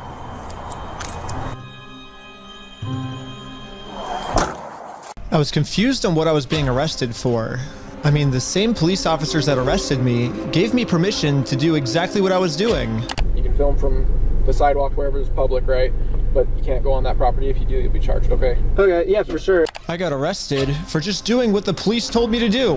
Not only doing what the police told him to do, by the way, what the legal system instructs him to do. He has to serve those fucking papers. He won in small claims court. They didn't pay. Now he's suing them personally. And to do that, as he has already been accepted and did everything by the legal process, has to serve the next phase of papers. And the cops have come out fucking 4 times. The goof troop keeps rolling in here. And now, after they have gotten definitive proof that this is all real and Ben is telling the truth, they then just arrest him for it. Oh, you've got some nerve coming around Utah telling the truth, Ben. Like, what the fuck is this? This is actual insanity.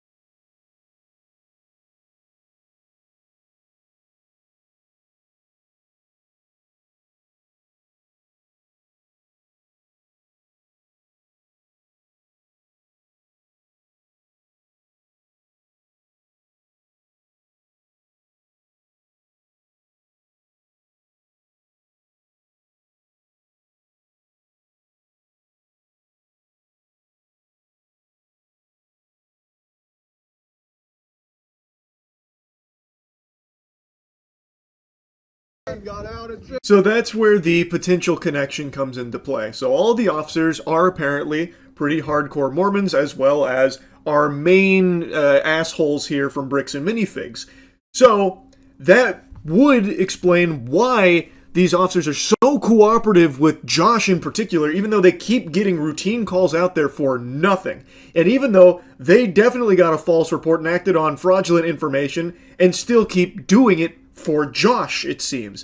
So I think that's probably correct. I think Brian's right. I think it is because they are all part of this Mormon community that is just looking to protect each other. So instead of holding someone accountable like Josh, who is engaging very clearly in some extremely immoral shit and potentially criminal shit, potentially he's doing a lot of heavy lifting there. I think there is overwhelming evidence to suggest there is definitely something very fishy afoot at the very least, and still refusing to give back those Legos to Brian, which, again, by his own company's admission, they shouldn't even have in the first place if they don't do consignment. Thus, they have no legal right to that inventory, and they are selling what is, by textbook definition, stolen property. All of this is something not even being considered by the law enforcement, despite Brian proving in court, winning his case, that he is the one being truthful, that his account of things is accurate, that the evidence is on Brian's side, not Bricks and Minifig's side. No matter what, though, it doesn't matter to the police department here, it seems, because they'd rather just protect Josh because they're Mormons. That appears to be what's going on. That's the only possible explanation for why they're going so hard against Ben, and this isn't even the hardest they go. He gets arrested here, and he does get out on bail. He gets arrested off absolute nothingness, just complete fucking barnacles. And they still aren't done with him. They still aren't finished with him. They are actually trying to just ruin his life and throw him in jail forever for the crime of reporting the truth and trying to get justice. He is going through all of the proper legal channels, doing it the right way, and even following all of the orders from the police and still getting this unfair treatment. So yeah, it probably is because they are in this tight-knit community here, and they just want to keep protecting each other instead of holding them accountable, like Josh or Brandon or something. And it's fucking gross. So they are putting that above their duty of protecting the public and enforcing the law and getting the bad guys in jail. Instead, they're getting the good guys thrown in jail here. Out of jail now? And this is when it really hit me that the justice system has decided to protect these criminals. So now there's really only one way I can think of to get this family the money back that got stolen from them, which is a GoFundMe. Time to promote it, to start getting donations. We printed out the GoFundMe's picture to hang it up so we could get a nice Instagram video to post to social media. But before the group could even hang the picture up, the police came. What you guys up to? Bro, the fucking police department must be headquartered in Josh's house or something. Like, holy shit. He must have like an underground facility of just these clone troopers from the Utah Police Department. They are just spawn camping. They literally live in fucking Josh's house, I guess, just for the sole purpose of trying to arrest Ben and his team for trying to get justice. We're starting a GoFundMe. Yeah. What we're doing is we're going to get a bunch of publicity to get basically all this money back for this family. Into some defamation stuff. Again, the police were thinking of any technicality they could think of to protect their Mormon friend. Look at your stalking code. See if it's that. If it's not, we're going to look at disorderly. If it's not disorderly, then we're going to look at the city ordinance. But after going through every law they could think of, it turns out that hanging this sign on a fence and then taking a picture of it for Instagram is not illegal. In fact, what the group is doing is actually protected under the First Amendment, freedom of speech. So one of the police officers let the group know that they were okay to keep doing this. Right now, I don't think you guys break the law. But this other police officer wasn't able to accept this reality. We're going to take it down. I love that. One officer's like, alright, so you guys aren't breaking the law, and the other guy's like, dagnabbit! And takes it down and throws it in the cruiser. So you can see them literally salivating and trying to really grasp at straws for any possible way of perverting the law to suit their puppet master's instructions, allegedly, to have them arrested. So they are doing everything they can to find some way, some excuse to arrest them, even though what they're doing isn't illegal. And the officers even said that on his body cam, by the way. I can actually hear what they're saying here. He sees it or give back to him? Is it an occasional crime? Is it disorderly conduct? Why? Is he upset about it? I mean, I guess, but that's not... Yeah, this police officer is right. Just because this might make Josh upset does not make this poster illegal. So I decided to let the police department know that some of the redactions they made aren't exactly what they're claiming they are. Redaction was. Okay, well, that didn't happen. That definitely didn't happen? No, I don't do that, Ben. I follow the Utah State Code, like I just said. Right here, the police are actually admitting to themselves that none of this is illegal, but they're still going to try to arrest us anyways. It seems like the only reason they're getting rid of this audio is to protect the police officers from getting fired. I don't know what the police officers are saying in this next clip, but I'm pretty sure they're scheming up a way to get the group arrested, because this is what happens next. And Lieutenant Adamson can correct me if I'm wrong, but we're going to seize your phone right now. Do not do that. You understand me? Right now you're attempting to destroy evidence. Okay? Put your hands behind your back. So Ben was able to sync up some of the redactions here and actually find some of what they were saying, and it does appear that they are saying, like, yeah, not really a crime, but then they still do find a way to weasel out some kind of excuse for an arrest, and that's exactly what they do. So, and he also reports it, by the way, and the lady says, that didn't happen. Nope, we don't do that, Ben. I don't do that. Didn't happen. Even though you can watch and hear it, but whatever, I guess. So yeah, now they start arresting him, and as he's giving him his phone, he goes to lock it, and Officer Goofball here, in his tactical glasses, hits him with a, don't do that. I thought he was about to draw his weapon on him. All because the guy had the gall to try and lock his phone.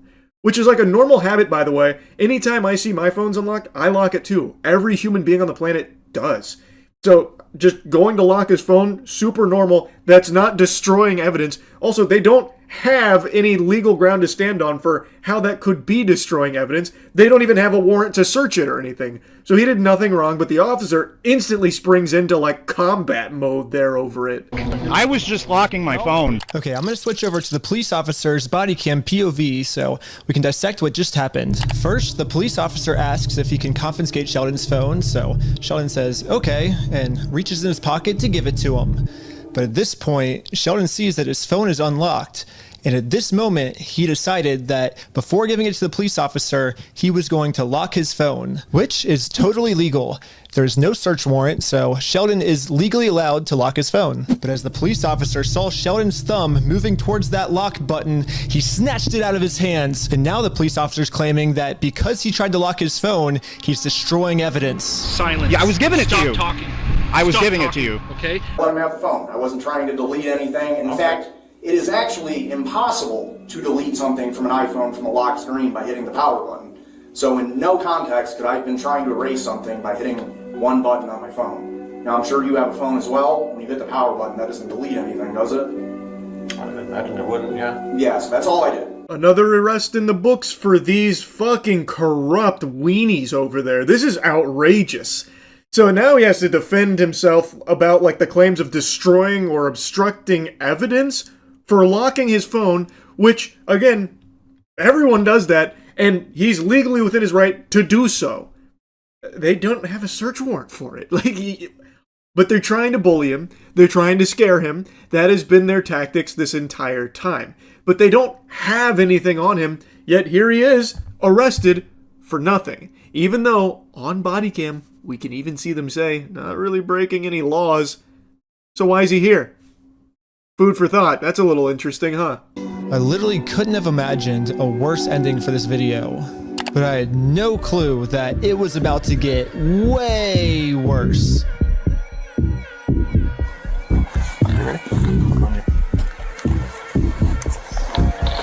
Directing Park Police Department, make yourself known. Search warrant. Stand up. Step outside, everybody. Come on. No. Don't move like that. You understand me? Don't move like that. Okay? Yeah, this cop pulled my arm so far back, it dislocated my shoulder. He claims it's because I was attempting to make an escape or something. Don't move like that. You understand me? Don't move like that. Don't move quick. Everybody just chill. But if we go back a little bit, you can see I was being completely still when he grabbed me, and I actually made 0 quick movements. So this police officer is just straight up lying so he can give me a serious injury.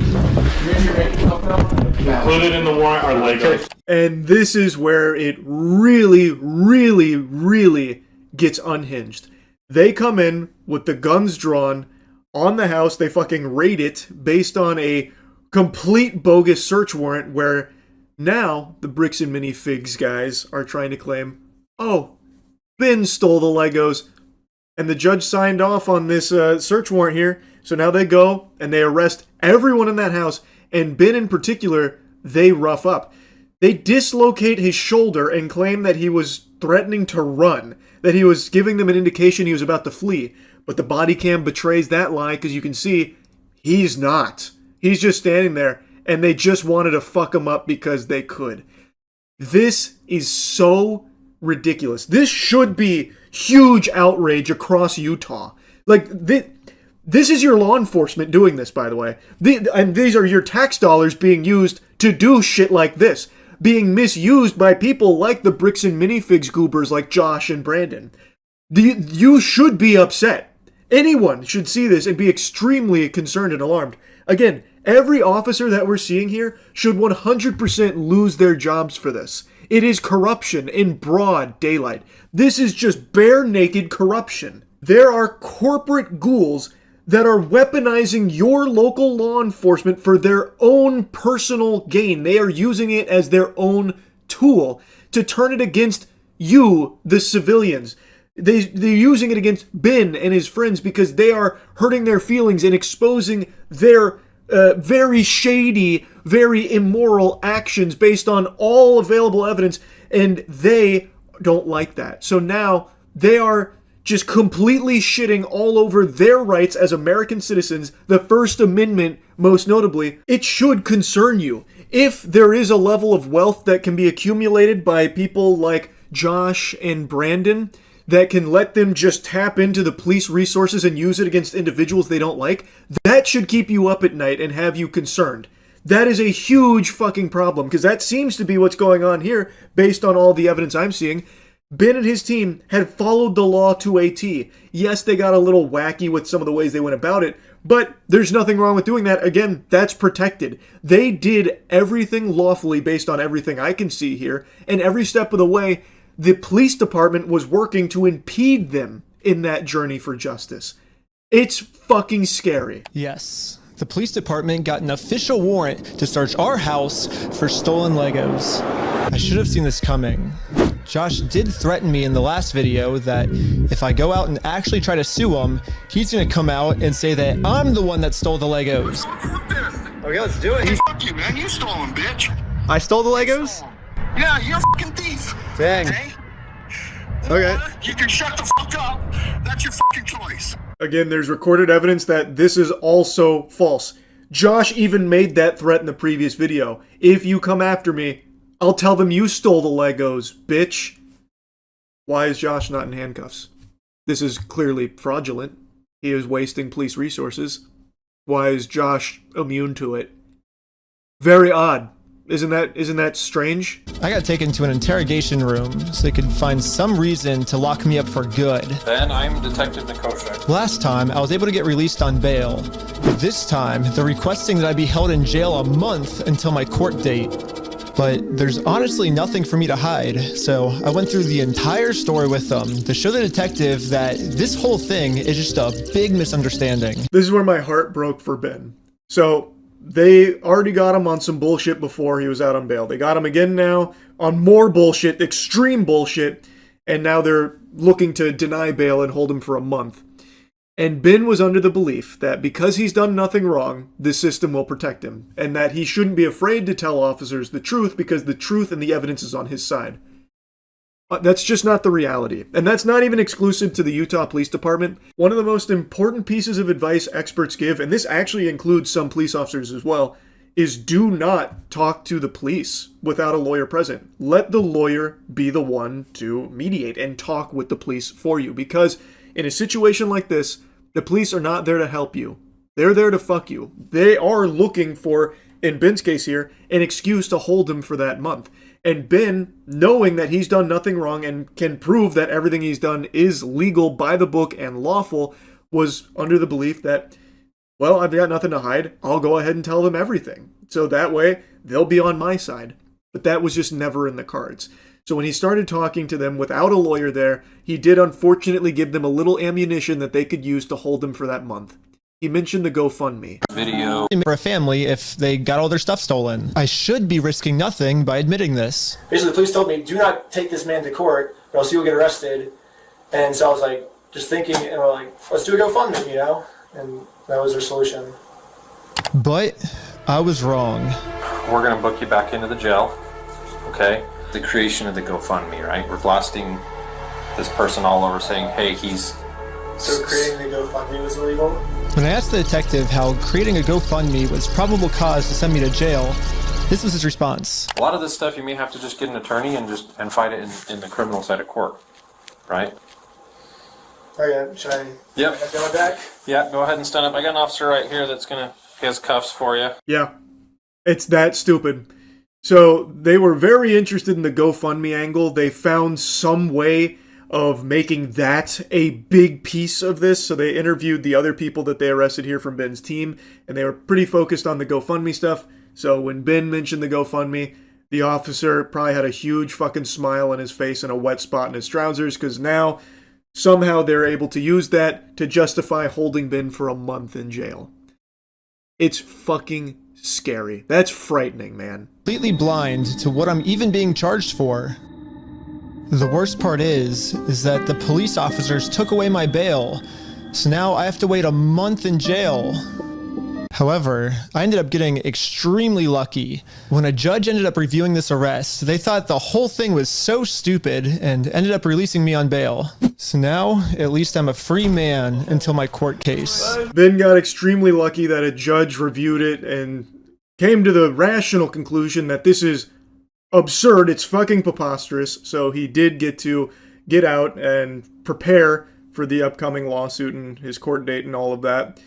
But then he was informed that there is an arrest warrant out for him. So, according to Ben, and based on everything we've seen so far, it sounds like Bricks and Minifigs has once again cooked up more lies about Ben, about how he's this big threat.